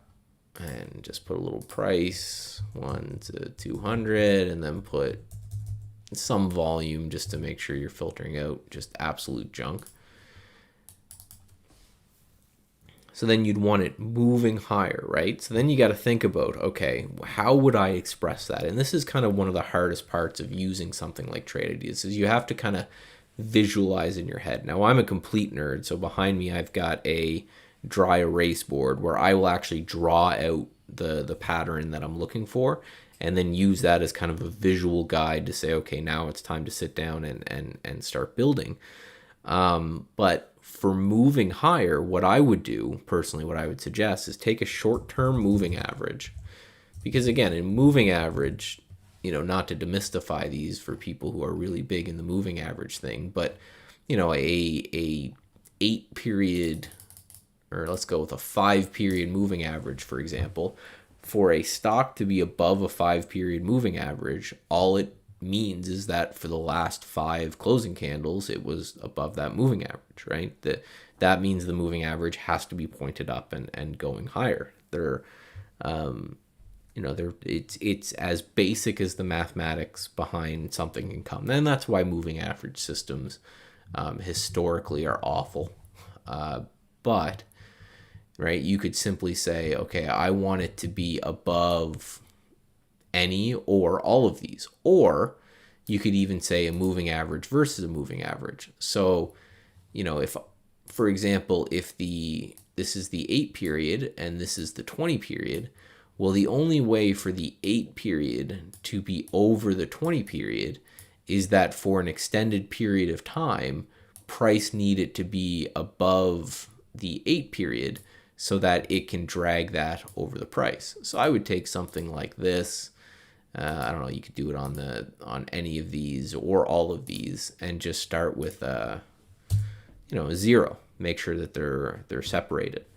Now the other way, you're kind of, and I'm just reading your thing here, and I'm not trying to harp on this strategy, but I think this learning process could help out a lot of people. So for example, you're saying you want the stock trending higher, and it's also overextended from VWAP to the upside. Well, for it to be overextended from VWAP, it has to move higher, right? So, my pink line here on the THC chart is VWAP, right? And VWAP is just another moving average like anything else. It just has volume in the calculation on top of it. So if I want this pushing higher, right, and it has to be then extended from VWAP, well, both of those things have to happen at the same time.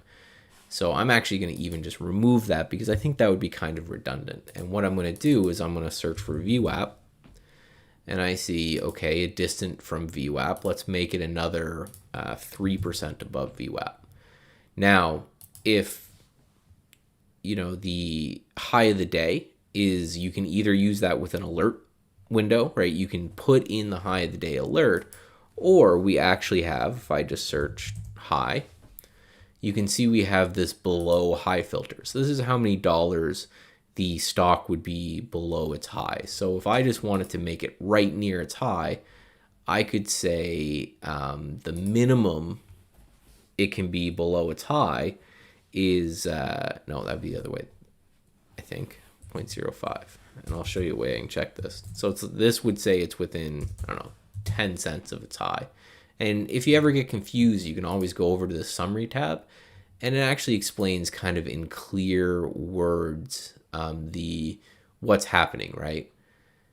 So I did that wrong, right? So if I read this last bit, it says stocks where the price is at least 1 cent or 10 cents below the high. And I don't want to do that. I want to do it the other way. So I'm going to take it from here, and I'm going to put it here. But I really suggest the summary tab. I think this is a great thing. Stock where the price is above today's high, which it can't.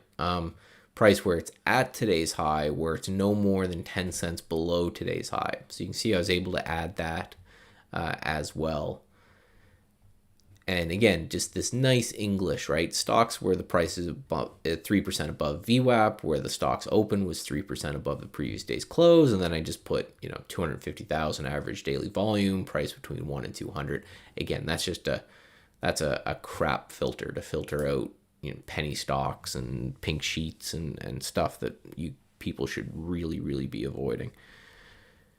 So if I did that right, just reading on your thing, high volume for the day, you also put that. And that's a simple one with, if I type in volume, so you can see I'm just searching for the keywords in your write-up, and that's the way to do it for sure. Gapped down. Okay, well that's easy. So I misread that and I read gap up. So we'll put your 500,000.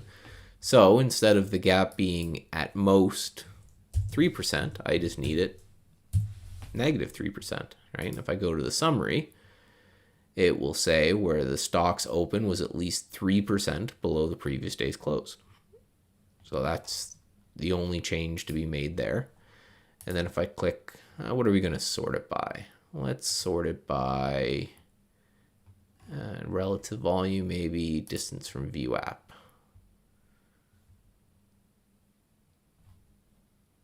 Yeah, we'll do that. So what we'll get here is one stock. And that gap down today and is trending higher near the high of the day and 3% above VWAP. So there you go. And that's going to be all there is to her. Now, it makes sense that you're not going to get a lot today because the market gapped up and is near, not super high above VWAP. So that makes perfect sense that you're not going to get much. Let's add some columns. Let's go price. Let's add in the distance from VWAP and let's add in below high. So we can see that you can see these here. Oh, here's another one, SKT. And this one has gap down and it is above VWAP. Problem with percentages is these cheap stocks, right? It's 3% on a $2 stock is nothing. But that trended down. It's within 10 cents of the high of the day. Again, with cheap stocks, you may want to tighten these up. You know, if you're trading $2-3 stocks, 10 cents below the high of the day is still pretty significant. Now, if you wanted to do this with just doing it with an alert window, we can do that just by opening up a new alert window and just copying over the same things, right? So if we go, okay, we want it to be a new high, that's going to be our alert. We want the price to be the same as 1 to 200. You want the volume today to be 500,000. We want the gap to be, again, I'm saying negative 3%. You can make it whatever you want. And how much above VWAP? We said 3%. And, oh, I didn't click. Yes, I forgot to click this box. That's why it gave me that warning. And, come on, there is the alert window. So there is GLOP that we just saw right there. So there's both the top list and the alert window. And hell, if we want to go one step further and just say, what would happen if, set up the first 5 minutes, and we shorted every time one got to this. I don't know if this is a short or a long, but just showing that you can test it. And we wanted to go back 65 days. I'm leaving the risk management out because this is what's called a signal test. And a signal test is just basically saying where it was the entry and where did the position close, right? It has no reference to, things like how much it moved or whether or not it would have been a good stop or a target or anything like that. It's just comparing the opening of the price to the close, and you can go through and run this back test, and you can see it's calculating here, and it will tell you whether or not that this, as it's built, is a strategy that is profitable at all. Now, up to you whether or not this matters. Some people just take any scan and they're going to use their trading eye because they have a look that they're really into, and they're going to wait for that look, and that's fine.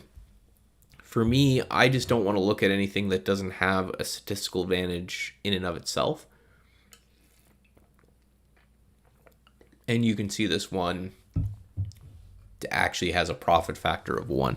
And a profit factor of 1 means it's a kind of completely break-even strategy. It is not profitable and it is not unprofitable. It's just exists, which, to be honest, that's, if it's a discretionary strategy, that's kind of better than a lot of them. So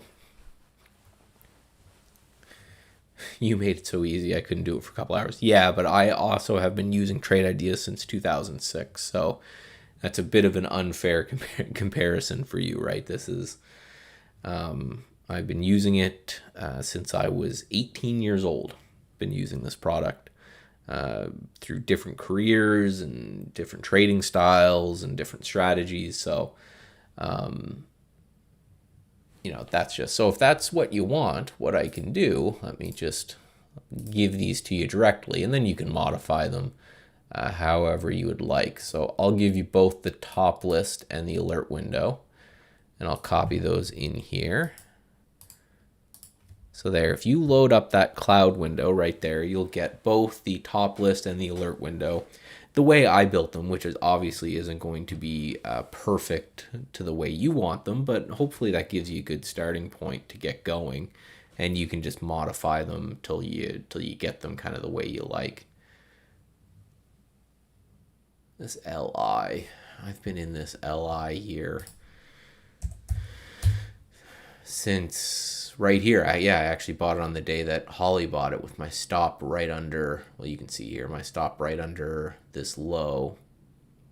The cloud link's right above. So Bonpar is me. So if you just right click on, if I do this, does that, no. If you just right click on that link that's right above you in chat and click copy link, or whatever your browser says to copy it, and then go to Trade Ideas, go File, Load from Cloud, and then copy. If it didn't fill it in automatically, this bar, if I click Load from Cloud, this bar that's down below here, if I paste this link like that, then it will open up. Well, it should. You may need to actually click on this link and then have it, and then copy the URL from there. So it should look like this when it's in your bar. Just tradeideas.com/cloud/ whole bunch of nonsense.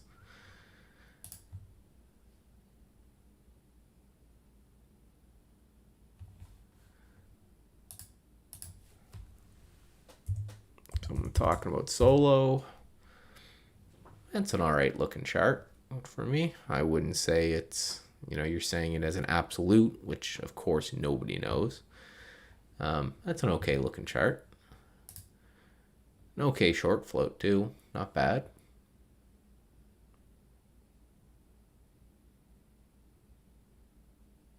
No, it's under Bonpar. It's the one right above where you typed, where do I get that cloud link? The link right above that one is the cloud link.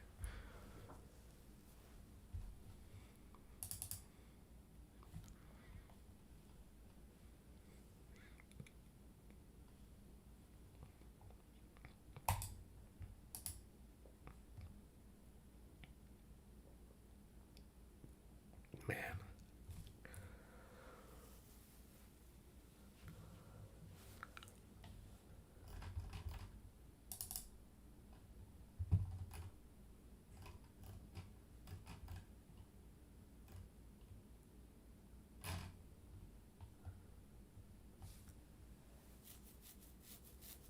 Can't find it. I'll paste it here again.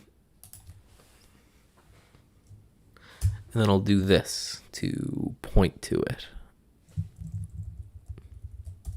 There. So it's where those little arrows are pointing.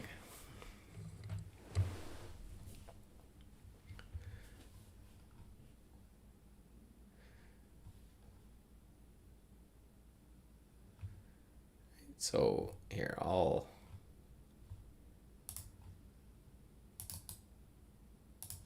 So when you click on that link that I just gave you, let me do this. Like that.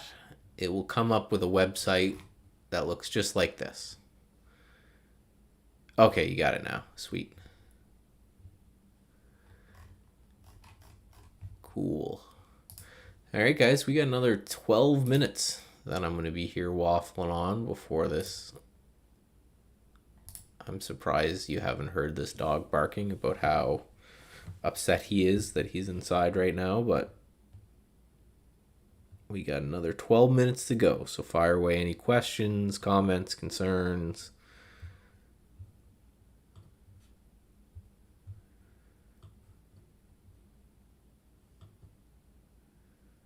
Really appreciate your help. No problem at all. No problem at all. On Twitter, follow my boy Jake from Trendspider, and he's saying that weed stocks are starting to pop up. I think you're a bit early on that one, bud, but we'll see.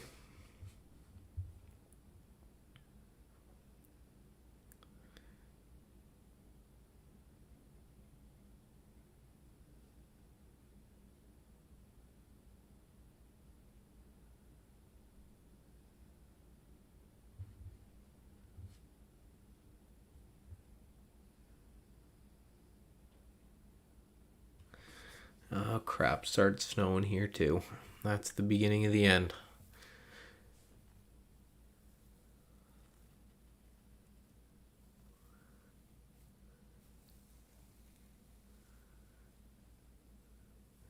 Second you get that first snowflake in Canada, you know it's all over.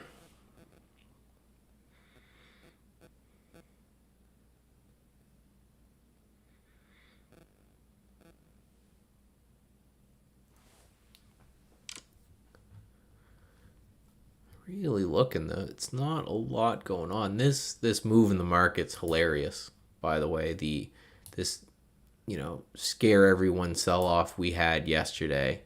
It gaps up over all of those, has another try to scare people off today, and then just rockets.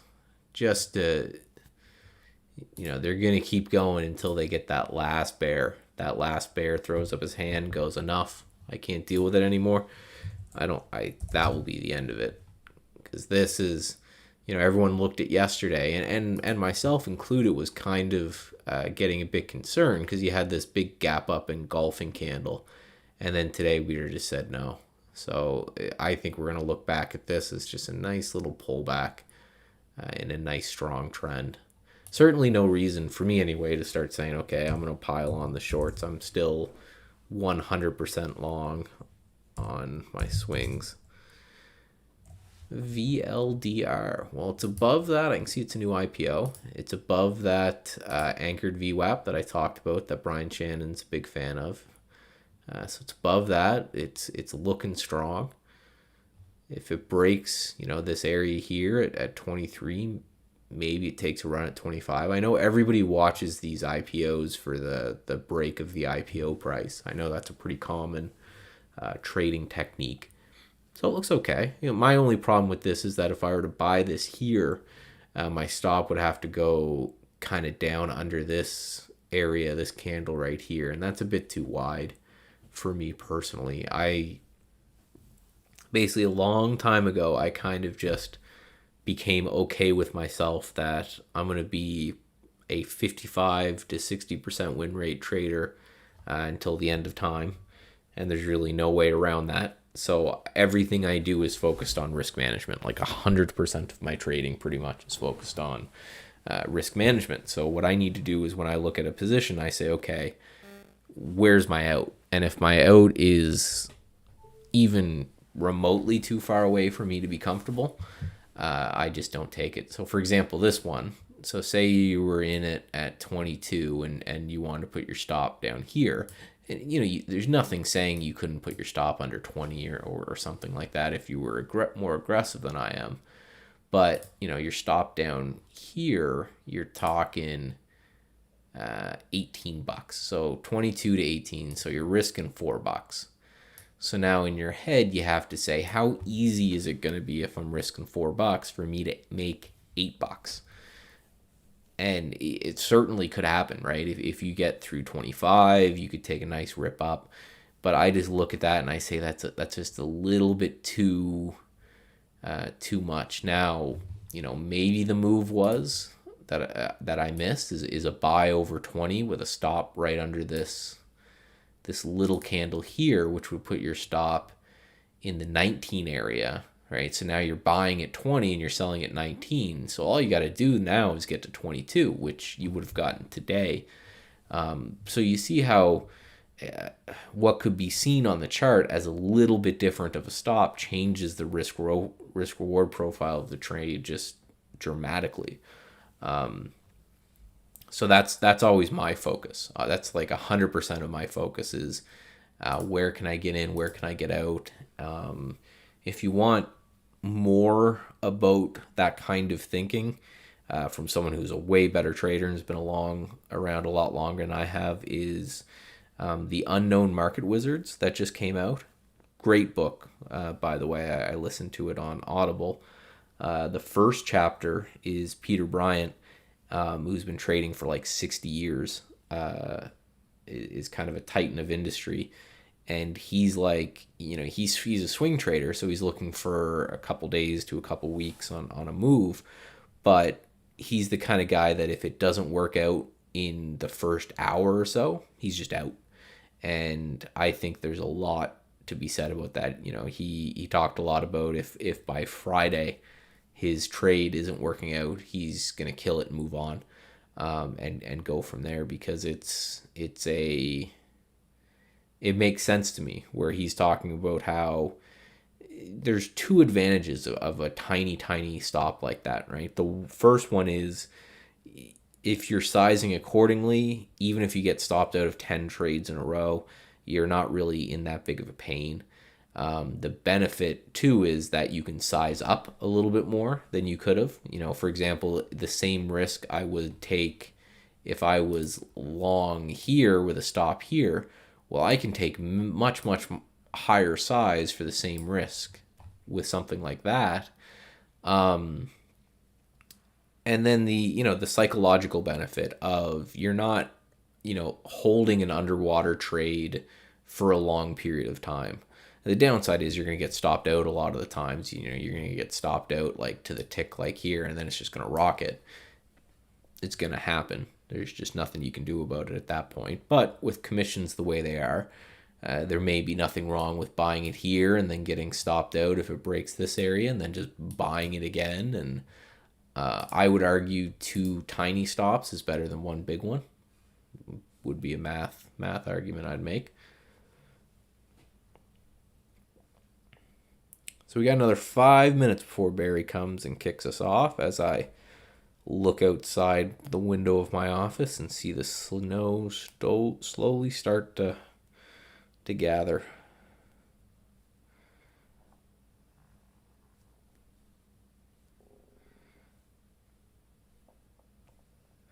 Yeah, that's unfortunate. If I do this and then I do so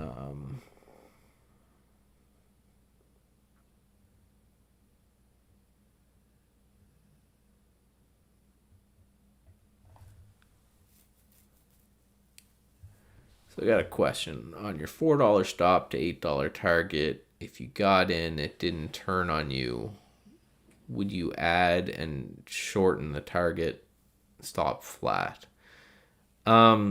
I don't like to add to trades, and it's really just because, and this is, purely anecdotal, and I wouldn't really take too much weight in it, but I just find when I add to a position, it reverses on me immediately and stops me out. Now, nothing wrong with it. I would be more inclined to add on some sort of a pullback. So for just example, on this trade, if I were to buy here and, say we moved up a little bit and we hit 25 and then we pulled back and then it looked like we were going to go again, I may add a bit there and move my stop up here. But the problem I find with adding is that, well, now instead of my average being here, my average is probably up in this area. So I'm more of a sell as things go as opposed to a buy as things go. If I was long here and we pushed up to here and came back, I would probably just sell a chunk there and still move my stop as well. It's just one of those that if you have luck adding to positions, go right ahead. I haven't in my trading career ever had a a huge amount of luck. RVP looks good, but it's just gone for me. And this it's funny. This must be a big contrast to Barry a lot of the time because what Barry does when he looks for trades to me feels like chasing. But he's been doing it for many years, and he's a great trader. So I'm not going to knock him for it. It like buying this stock to me would hurt me inside. Sean would probably buy something like that. He likes all-time high kind of things, but for me, I look at that as I've got to buy it at 15, and then where does my stop go as a swing trader? 10? Like that's just too much for me. But again, to each their own, right?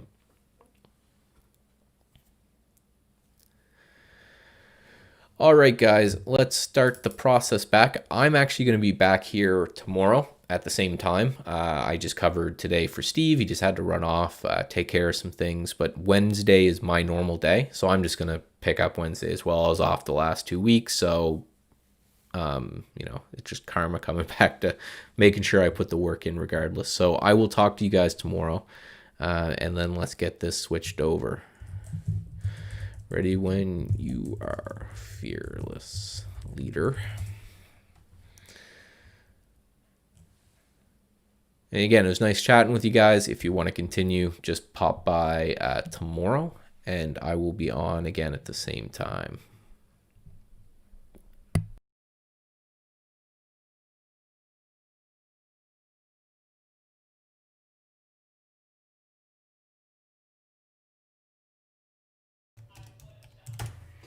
Okay, Michael, thank you. Thanks for looking after the other room too. I don't think there were any pests while you were there, so do appreciate that though. Look at the market, guys.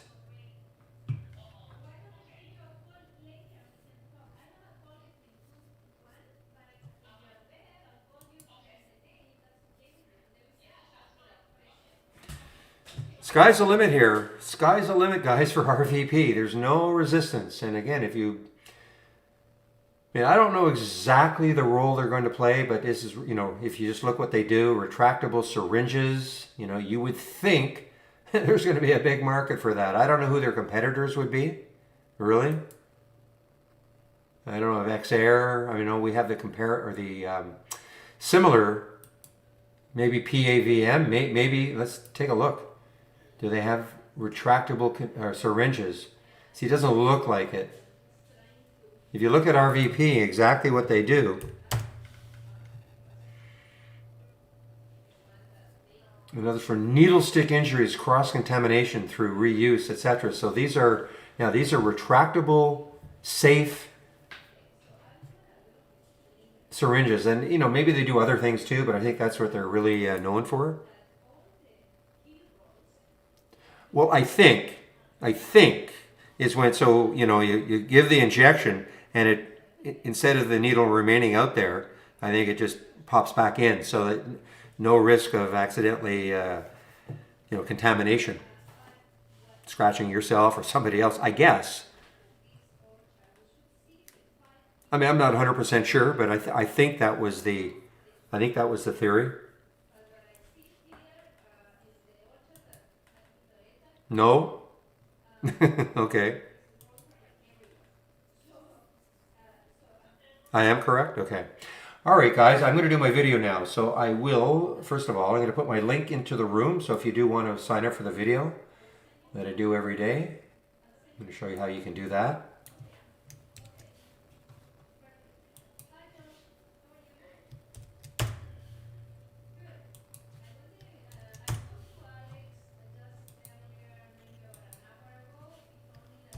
Or a button, okay. Maybe, so it's not automatic, but there's a button, okay.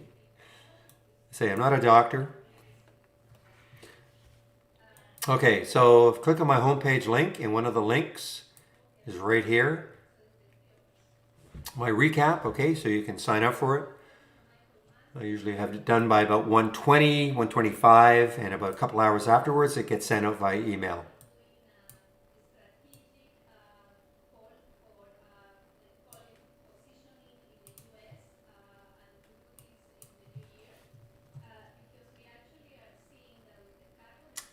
And let me just get the announcement in.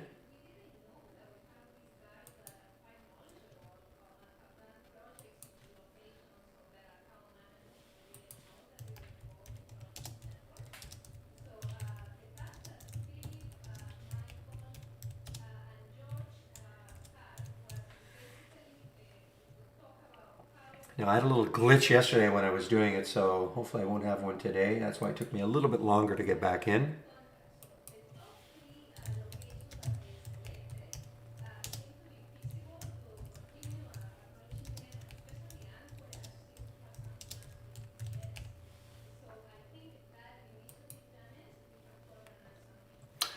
All right, I'll put myself on mute.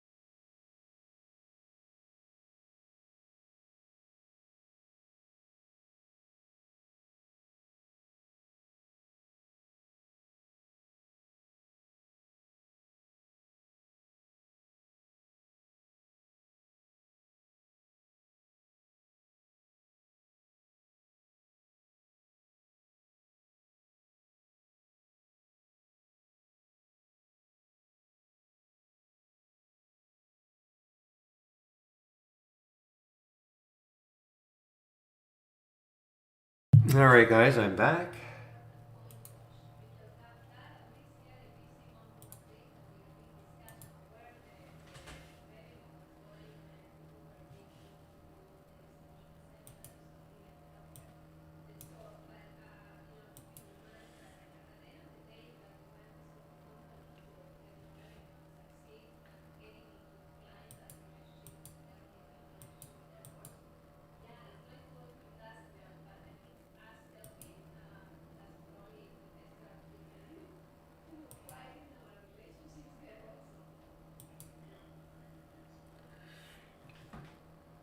All right, AVDL, now that's just showing up on that list. Let me just see what it looks like. Yeah, so there looks like there's a lot of resistance right around 850 or so. So that's only 50 cents away. I mean, it'd be fine if it got up there, but you know, I don't think it's the right one to do. AVDL. I saw mine just as I was doing the video. Yeah, I'm sure. Yeah, I'm sure you were able to short it right around here, looking like a really good short.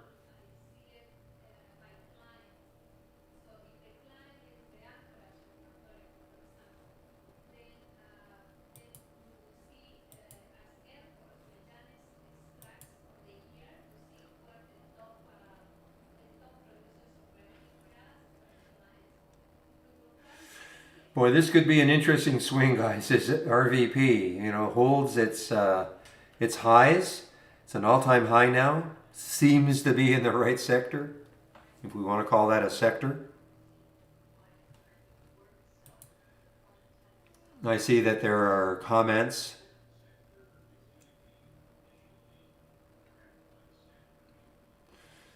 I guess that makes sense. It's not going to retract while, yeah, okay.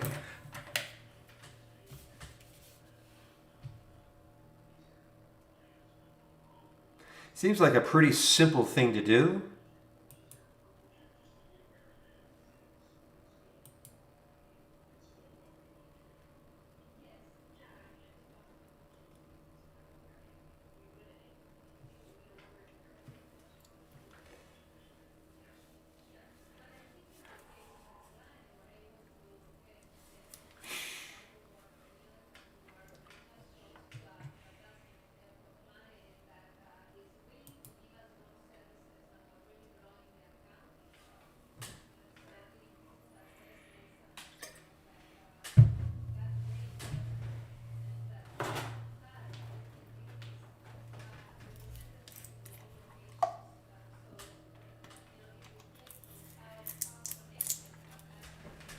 How did your QS do, Zach? I know you talked about that a while back.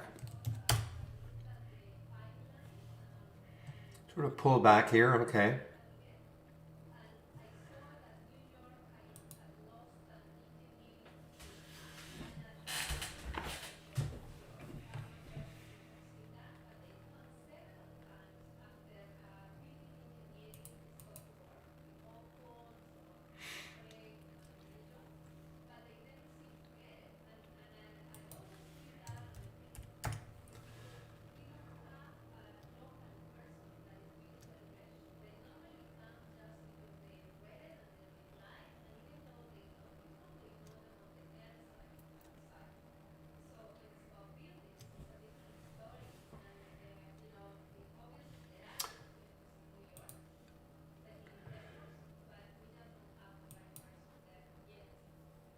All right, so you see how that worked, the INVA? I remember I put a conditional, and I had a stop, and it took me out. It took me out for the big $28 loss.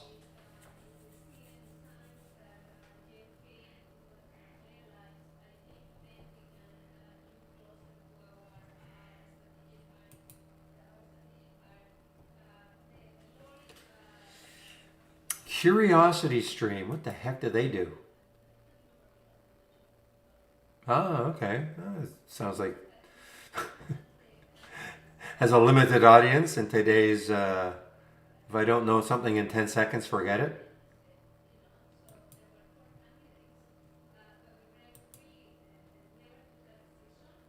Chris on the way down here. CRIS. Is this shortable? This is really starting to give it up.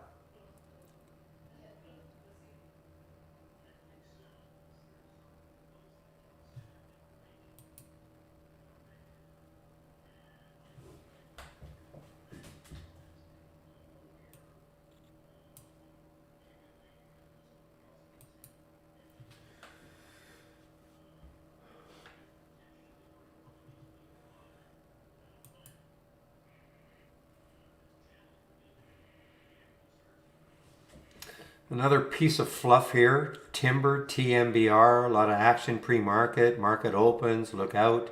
165. Big drop now down to 1. Patent allowance.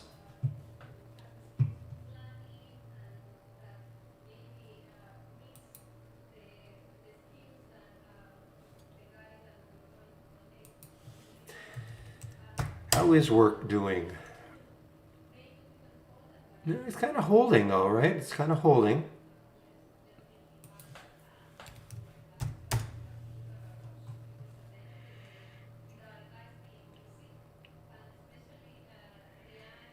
So I think this is the day of the announcement, right? And then, well, it's not. I mean, it's not great, but it hasn't completely collapsed.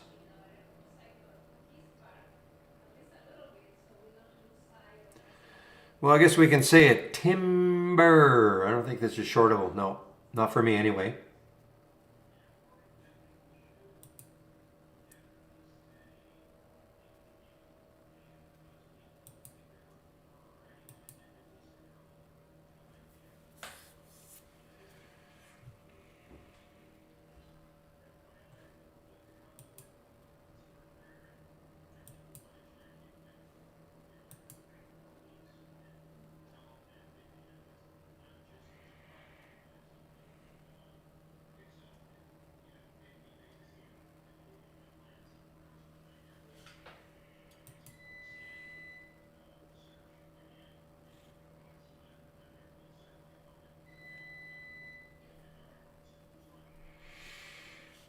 David, maybe not. 150. Let's see. What was I doing at 150? No, I'm not sure I saw it, David. Regarding your RVP call, great call. It made my watch list just because of how it closed yesterday.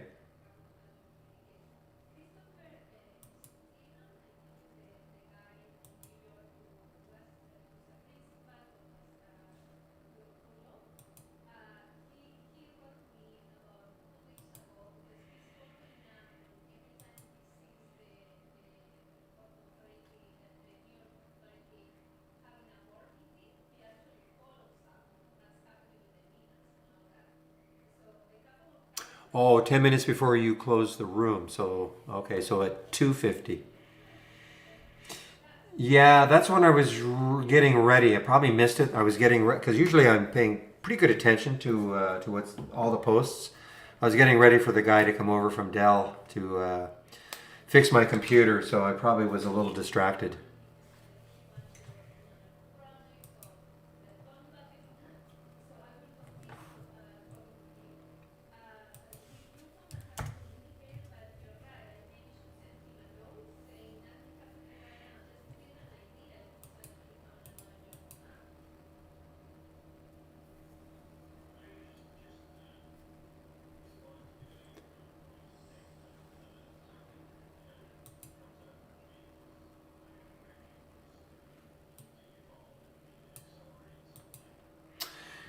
Well, there's nothing really shaking with the SPACs right now.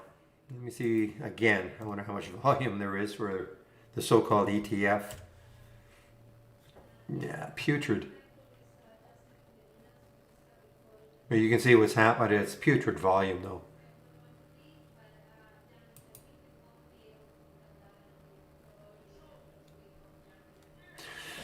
All right, guys. I'm just gonna put myself on mute for a bit here. I'll be back in about 5 minutes.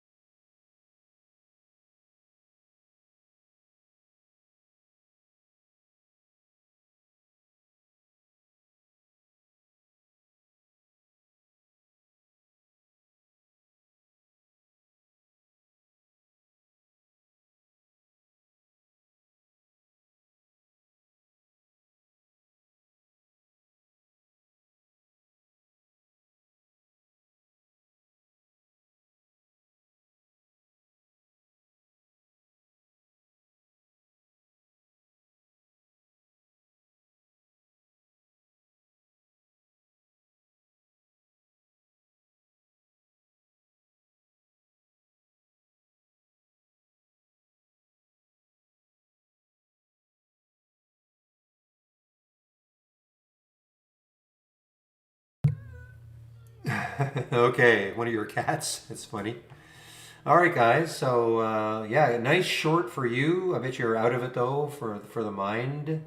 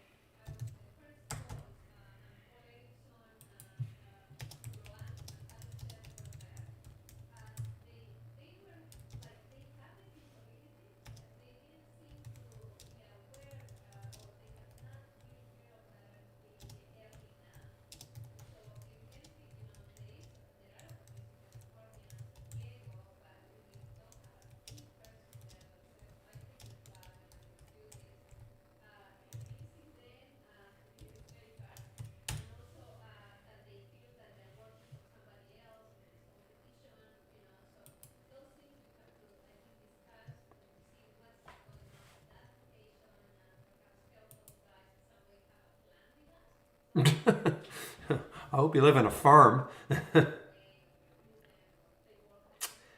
Yeah, Karen, it starts. Well, it's always going to be 7 a.m. Eastern time. That's when we start getting our data. So it's never going to be 4 a.m. Eastern time. Okay?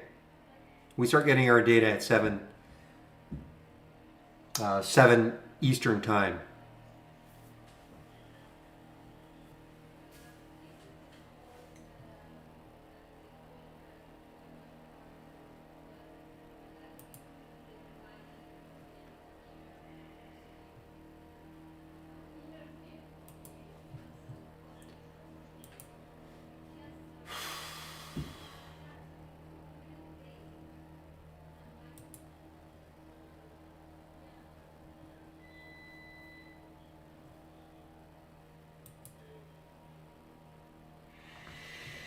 Well, just an excellent trade of the week again.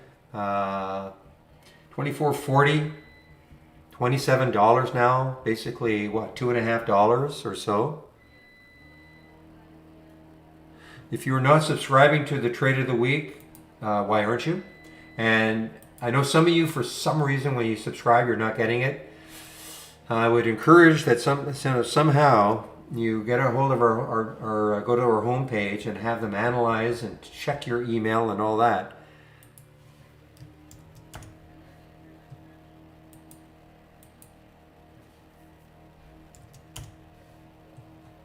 Yeah, I don't know what to say, but for those of you who haven't subscribed, it's right there. Trade of the week, one of them a week, sent to you before the market opens every Monday morning.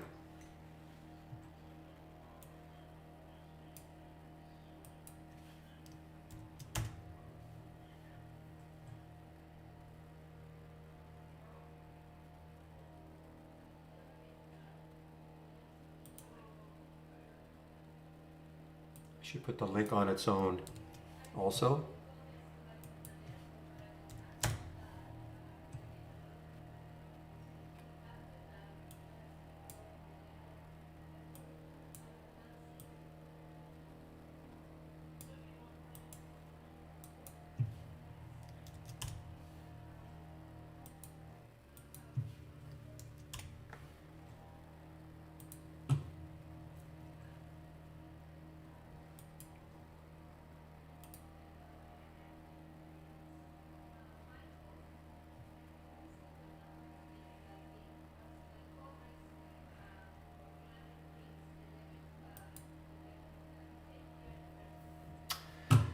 All right, guys. Alerts are starting to dry up. I'm waiting to see the next one in here.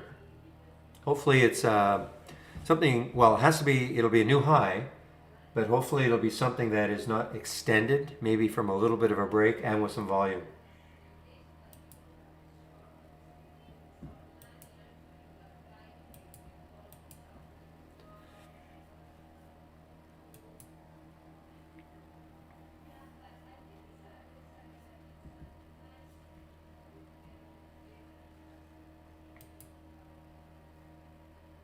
Okay, this Curiosity Stream, CURI. So this looks like this was an IPO back here. All-time high, 1208. Well, it looks like the all-time high is 1208.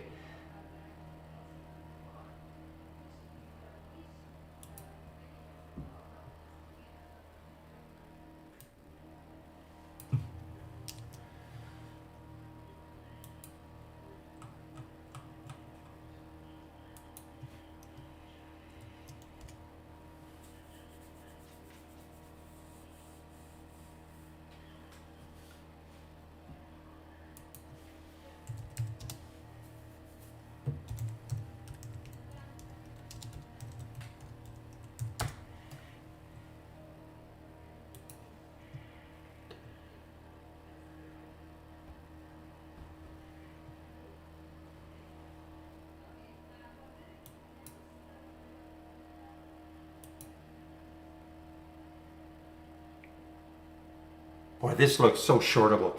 I mean, 152 from where it came, bunch of nonsense. Pile in the pre-market, way up there, almost took it out. I mean, I know I traded this one, but now, I mean, it's just collapsing.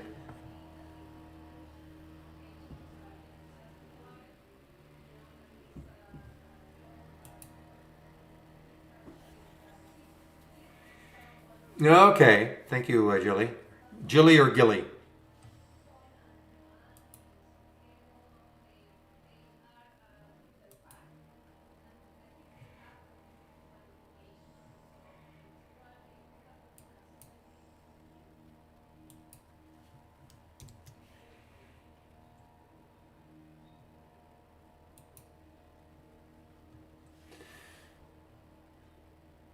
Oh, like Gilligan's Island. Okay. No, no, it's Gilligan. I know.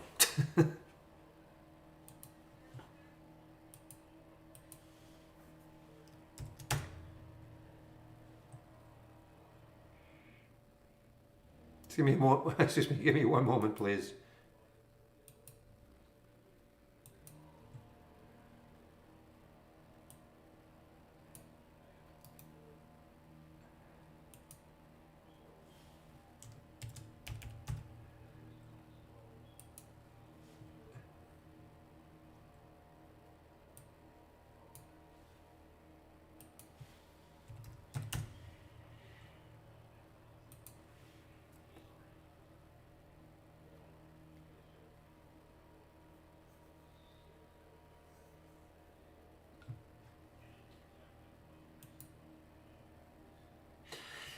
Well, in the since I started talking about it, it's probably put on at least 50 or 60 cents. Curie, I think I saw it right around here, maybe 50 cents.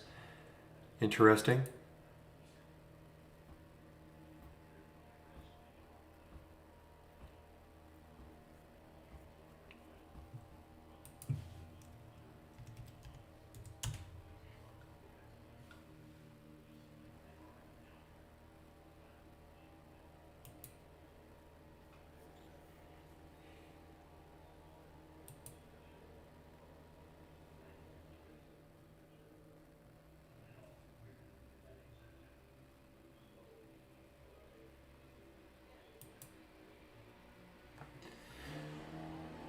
All right, that histo again. I still think there's too much resistance right around here, 150-ish, 160, right in this area for histo.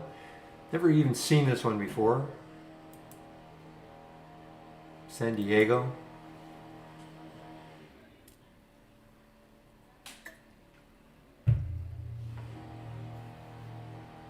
Low float, 15 million in the float. Just don't trust that it's going to get through this area, unfortunately. Otherwise, it'd be pretty good looking at $1.47. I just don't think it's going to get through this area.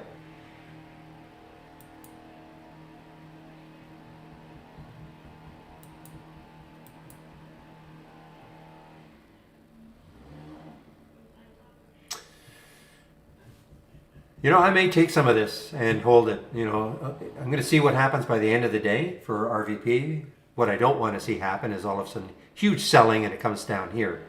So I'm going to be watching this towards the end of the day, and I may take some for a bit of a swing, and that's the RVP.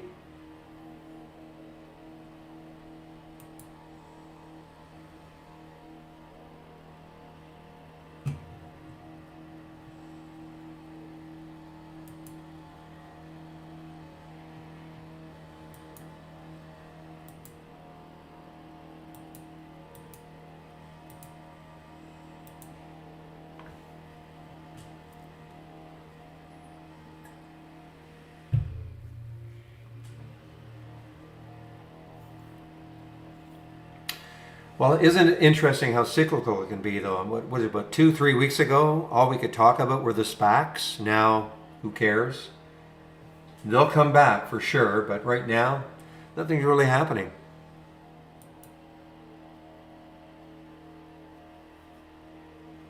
Right now, it's all the mini little bios.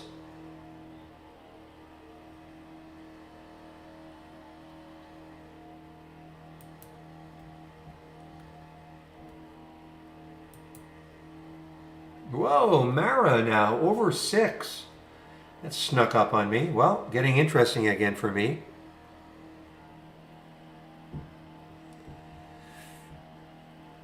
Well, there's no such thing as I don't have different windows. It all depends on how a stock closes. So they're all of these are intraday setups, but if it closes well, it could become a swing trade. Everything, any one of these could be a swing trade depending how it closes and how much room there is on the daily, weekly, and monthly chart. So that's why, with RVP, even though it's been alerting me as a, intraday trade, but there's no resistance anymore. I mean, it's an all-time high. Seems to be in the sector that you'd want to be in. So it's not a matter of separating. It's not different. It's not a different window.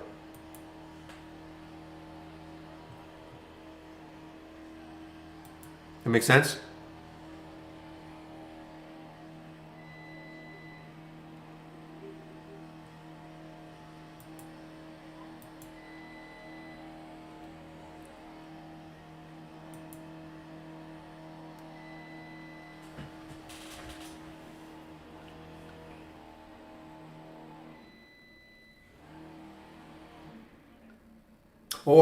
Mustafa, I did not say it might drop. I did not say that.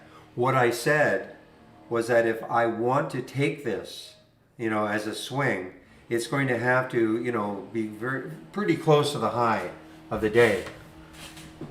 What what I said was I would not take it as a swing if all of a sudden it started giving it up. That's all.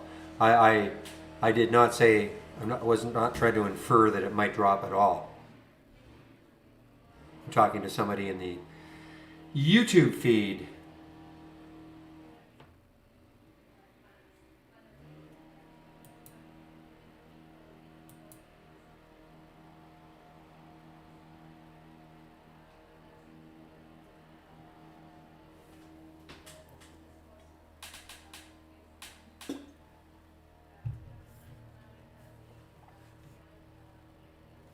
Oh, I see. Okay.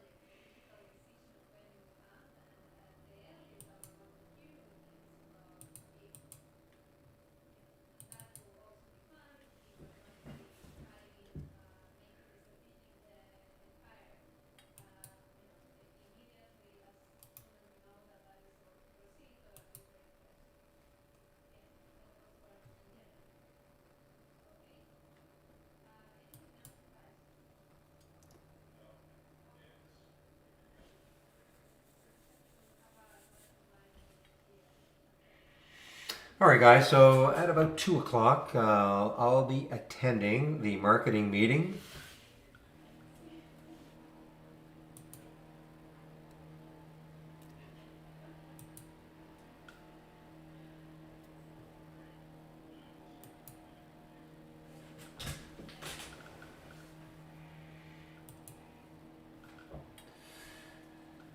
So kind of like I thought Histo might really struggle to get through here. It's too bad all this was here. If it were more of a straight shot up to 238, this could have been awesome. But you know, that's what it is. That's why you look at the charts. It's not an exact science, of course, but it can kind of give you a lot of clues about where a stock may stop or where it may have support.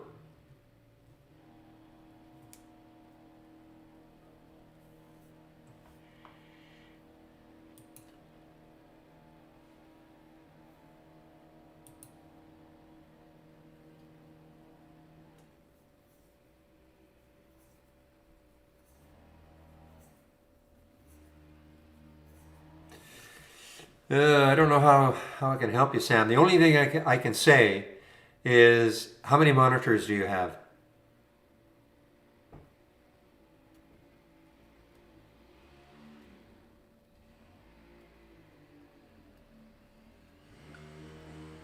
How many monitors do you have?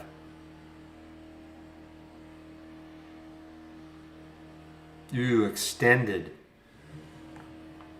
I'm not sure I'm not sure how to help that. So are you using a Mac? Like what are you doing? No. No.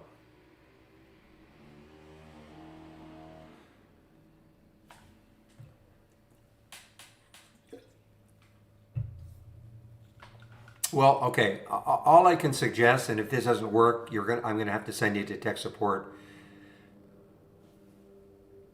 Okay, so you've got a PC. Do you have two monitors? I mean, I've got three monitors. So when you say extended, you mean you've got a couple of monitors hanging off your PC?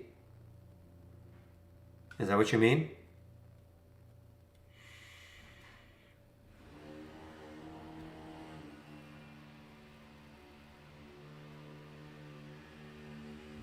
All right. Well, let me. Okay, I'm not. Okay, this is what I would do. I mean, I'm not 100% sure. Take your toolbar, put it in the. Oh, I see. A different PC to watch this. Well, I'm not 100% sure how I can help you. But if you take your toolbar, put it in the upper left-hand corner of what you're going to call your main monitor, put all your windows exactly where you want them. I guess even on. Okay, so when you say a PC and a monitor.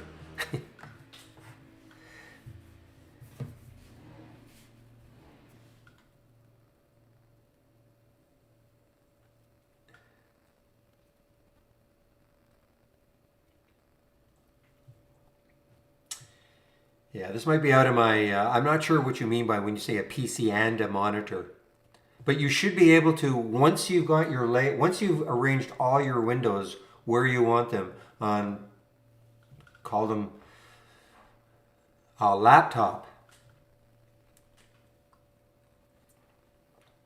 It should still work, I would think. So on your laptop, you're going to have your TradeIdeas windows, and then on your other monitor, you'll have your TradeIdeas windows. Just put your toolbar in your upper left-hand corner, I guess, of your laptop.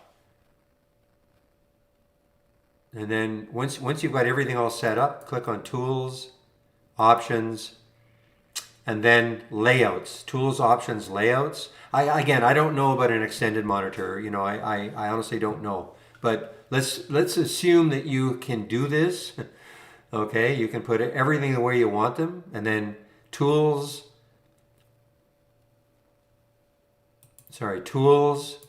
Options, Layouts. And then check Open relative to main window, and then save it.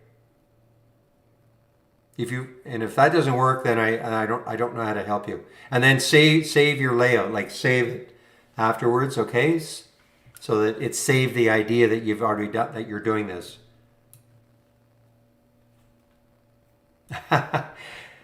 Well, right now, Mike, I'm going to be heading off for a marketing meeting, so.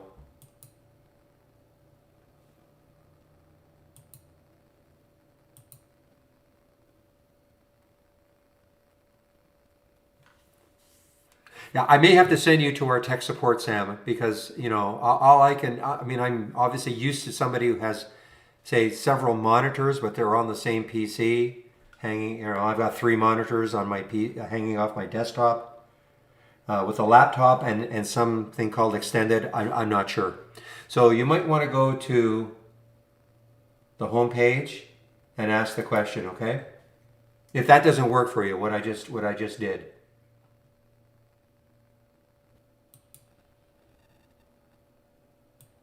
And here's the home page.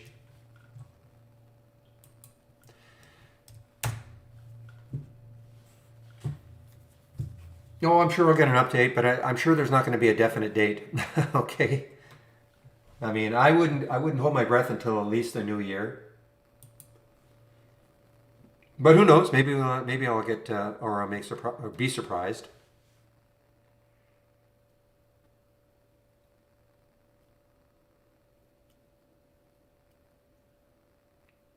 Thank you, D. Thank you very much for helping out there.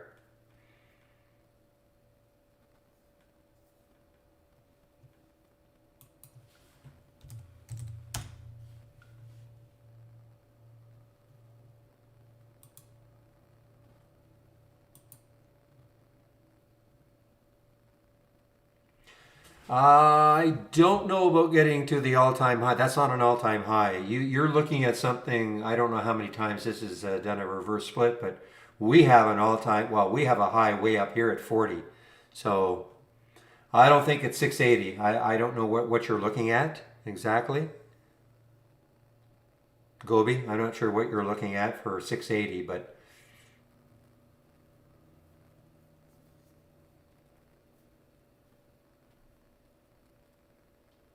yeah, let me see if I can back this out even more. I mean, yeah, I see this has done some reverse splits. I mean, arguably it's 155, could even be higher. Yeah, 234. Okay. It never was actually $234, but this is all reverse split adjusted, so that would be, you know, reverse split adjusted. That's where we would really have to get to. But who cares? Right now, we're just looking at this level here.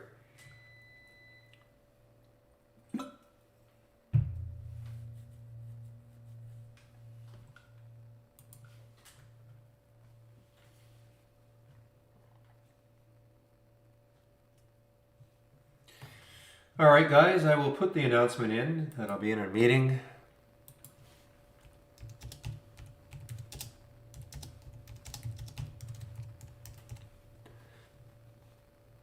Haven't gone yet, but I'll just get it in here now.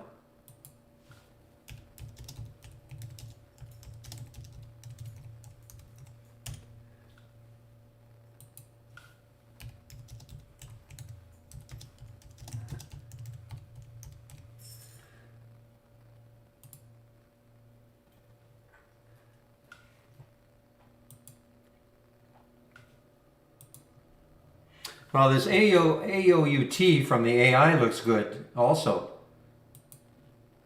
And this is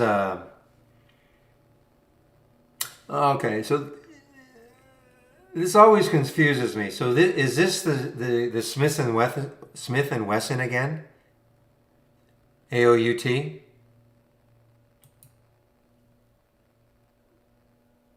Then they change their symbol to something else, and then they change it again to this.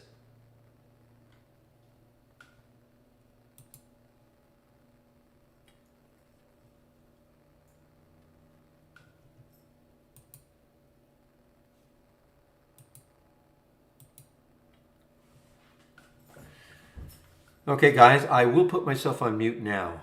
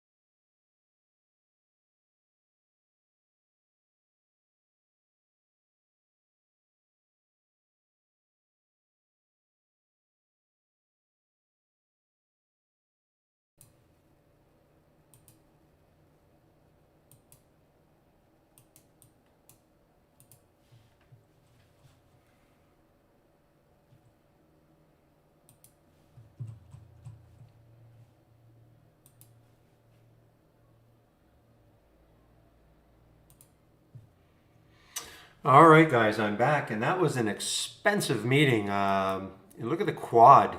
Now I know it's pulled right back down again, but from 417 all the way up to 493, excuse me, or 489 or so, right at 203.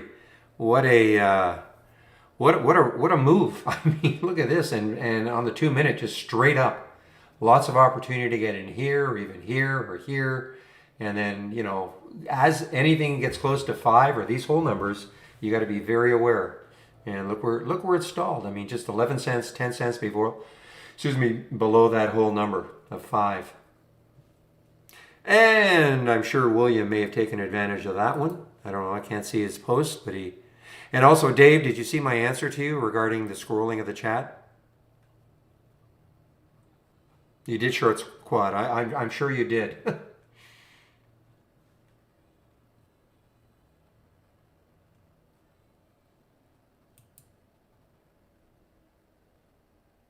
Yeah, I'm not in the QLGN anymore, but yeah, I noticed. And the RVP, guys, yeah, boy, it's a strong looking little stock.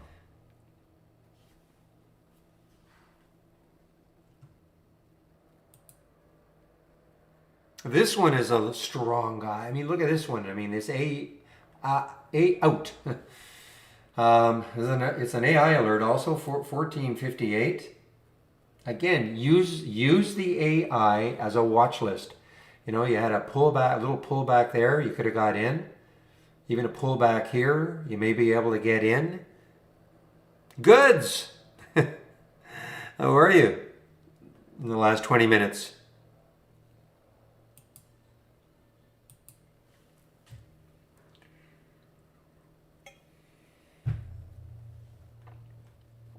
Excellent. Are you back to work?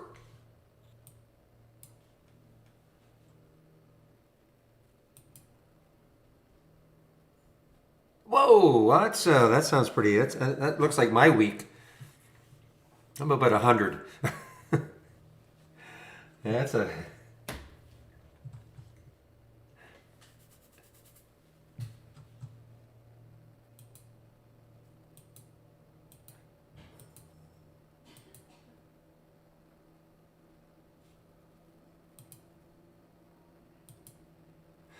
Now remember, man, look at this 768. I was saying would not get an alert for SOL unless it broke yesterday's high, so it did. 768, and now it's at 788.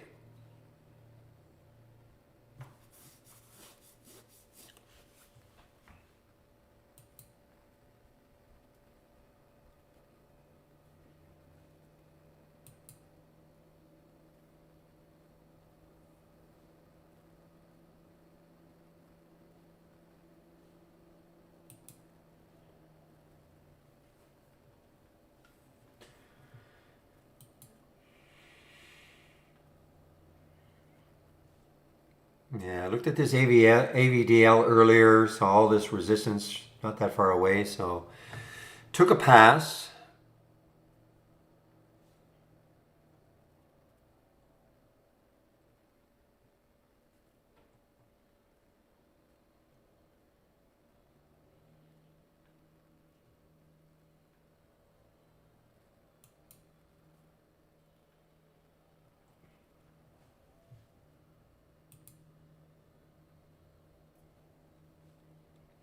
All right, I will start to pay a little more attention now to the SIOX.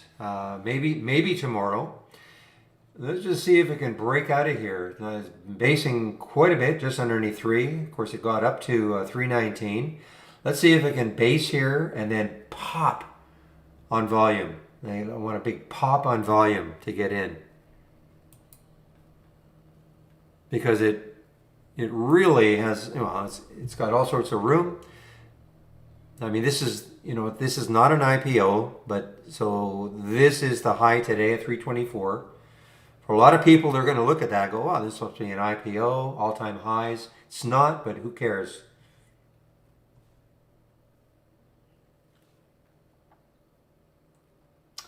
What do you mean Pola Molly?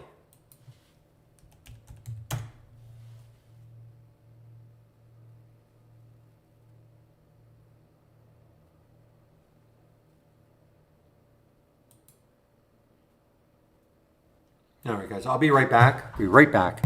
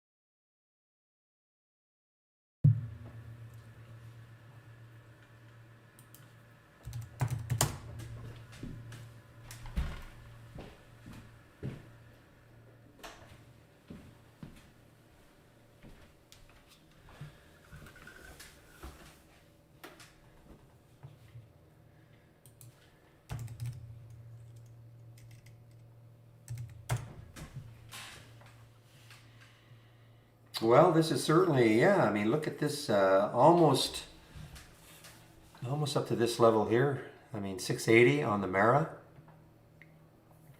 GKK may be right by the end of the year. 10 may be right.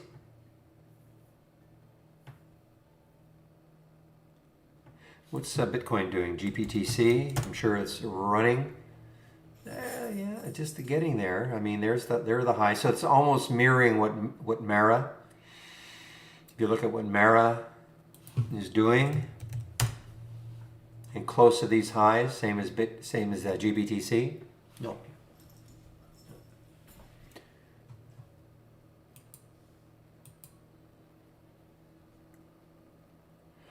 All right, guys. So I'll be shutting this down in about 10 minutes or so. So, any questions? Ask now, please. I'm gonna put my link in one more time.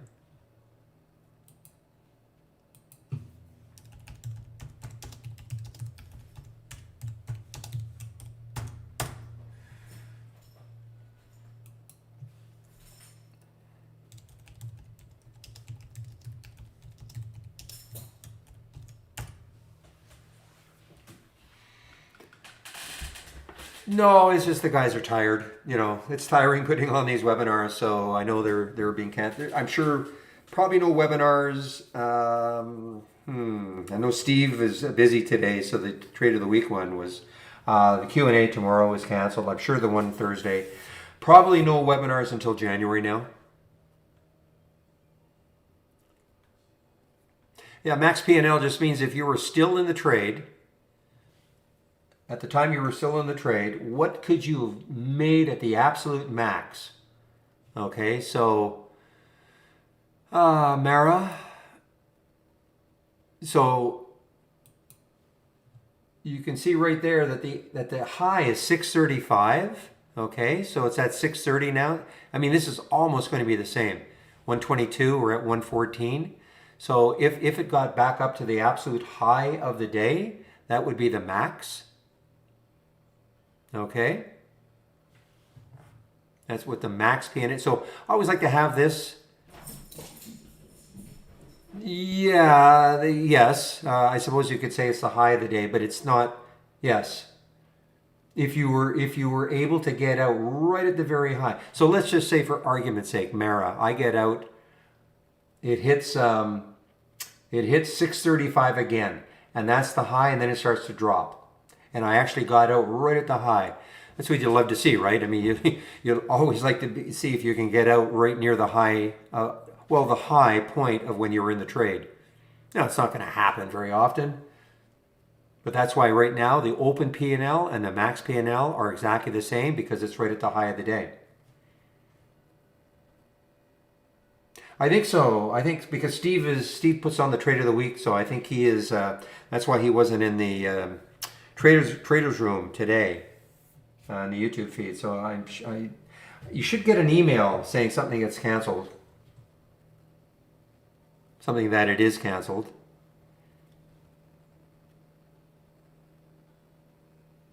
Let me just do a quick check.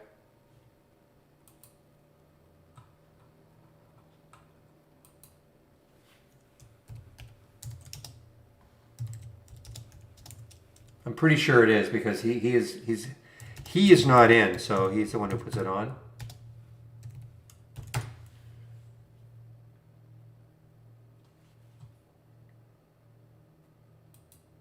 And I'm pretty sure we're not going to have any until January now.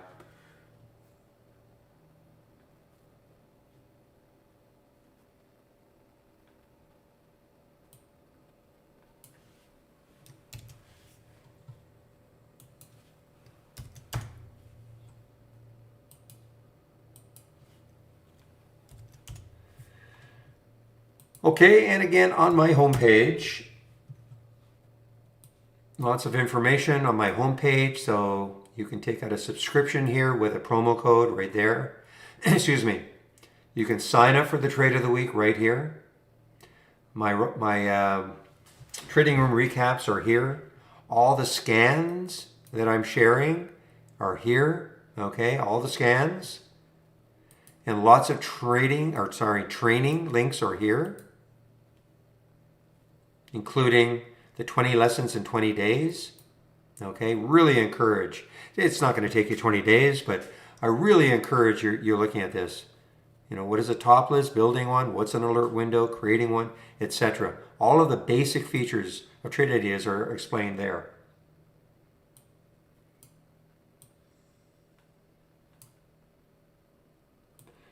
So Contango on the move here.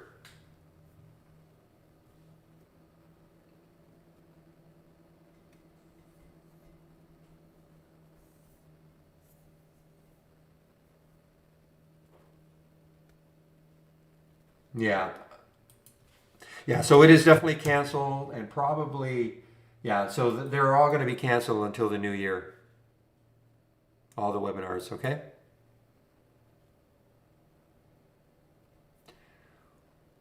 Right above you, like literally above you, Gilly. Remember who, right above you. I'll put it right there. So there it is. There's the link. You can save the link. So I just popped it in again, okay? There's the link. Okay.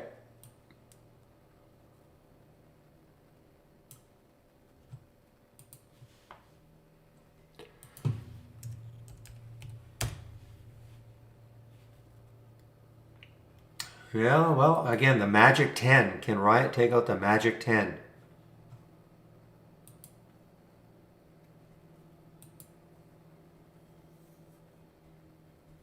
All right, so SIOX did not continue, so just forget about that one. May happen tomorrow. Probably will make my watch list tomorrow, just in case, you know, it gaps immediately over the high today, because it really has no resistance.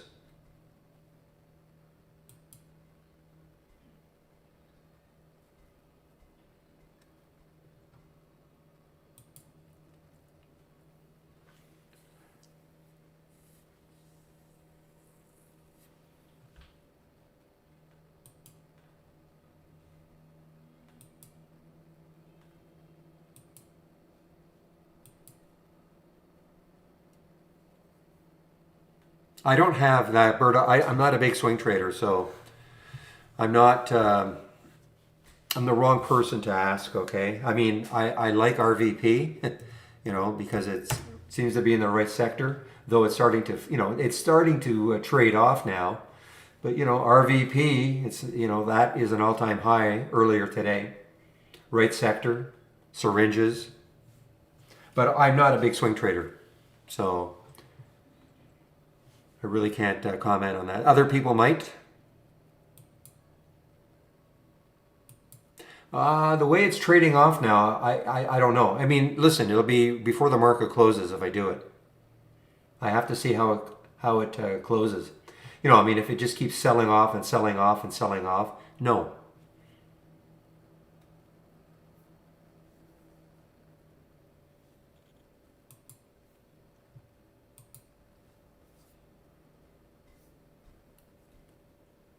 I mean, it's still up 16%. I mean, it still looks good. It's a low float. Let's see, it's traded half the float today.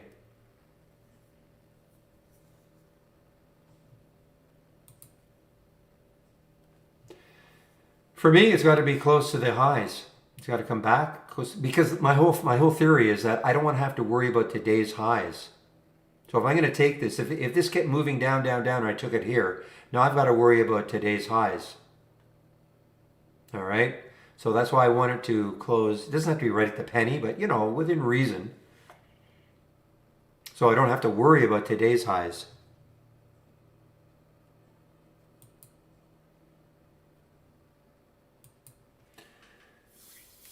You are welcome, Mike.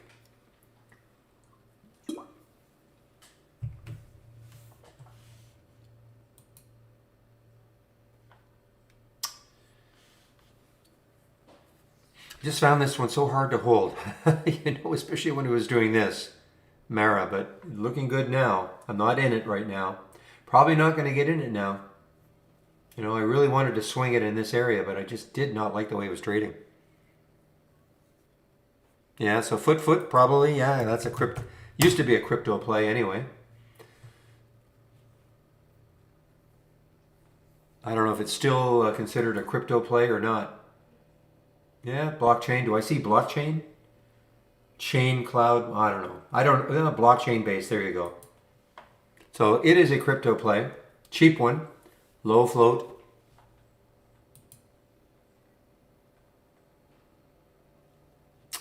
Well, the symbol GBTC. You mean the ETF? GBTC. No. I'm out of. Yeah, there it is. Yeah. No. I'm long gone. I was out at 315, 308 to 315.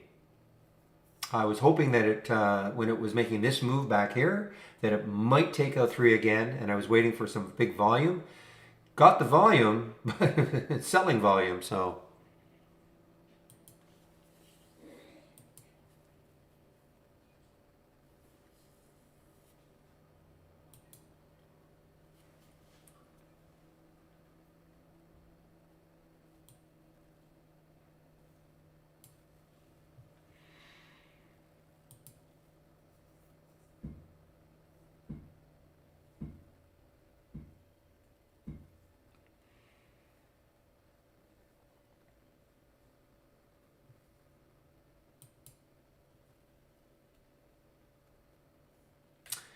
This one could have another run, guys. I mean, quad has been basing nicely here.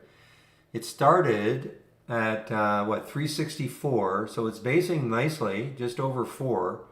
But as usual, for it to pop, to get into it, you need volume. So imagine if we, it doesn't have to be that right there, but, give me something that stands out again to see if it pops. It's relatively low float, 32 million.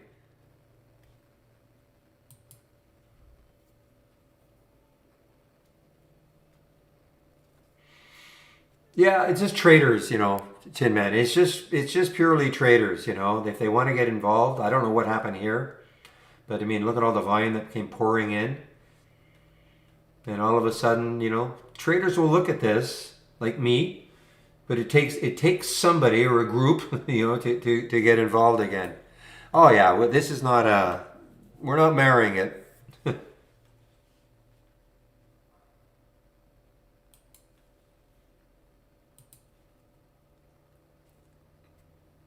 All right, guys, I don't see any other questions. So if there aren't any other questions, thank you for all the help. Short-term engagement, exactly. I'm going to rent the ring. Okay, guys, thanks for all the help. And we'll do this again tomorrow, starting at 9 o'clock Eastern Time. So have a great evening, everybody. And we will see you then. Bye-bye.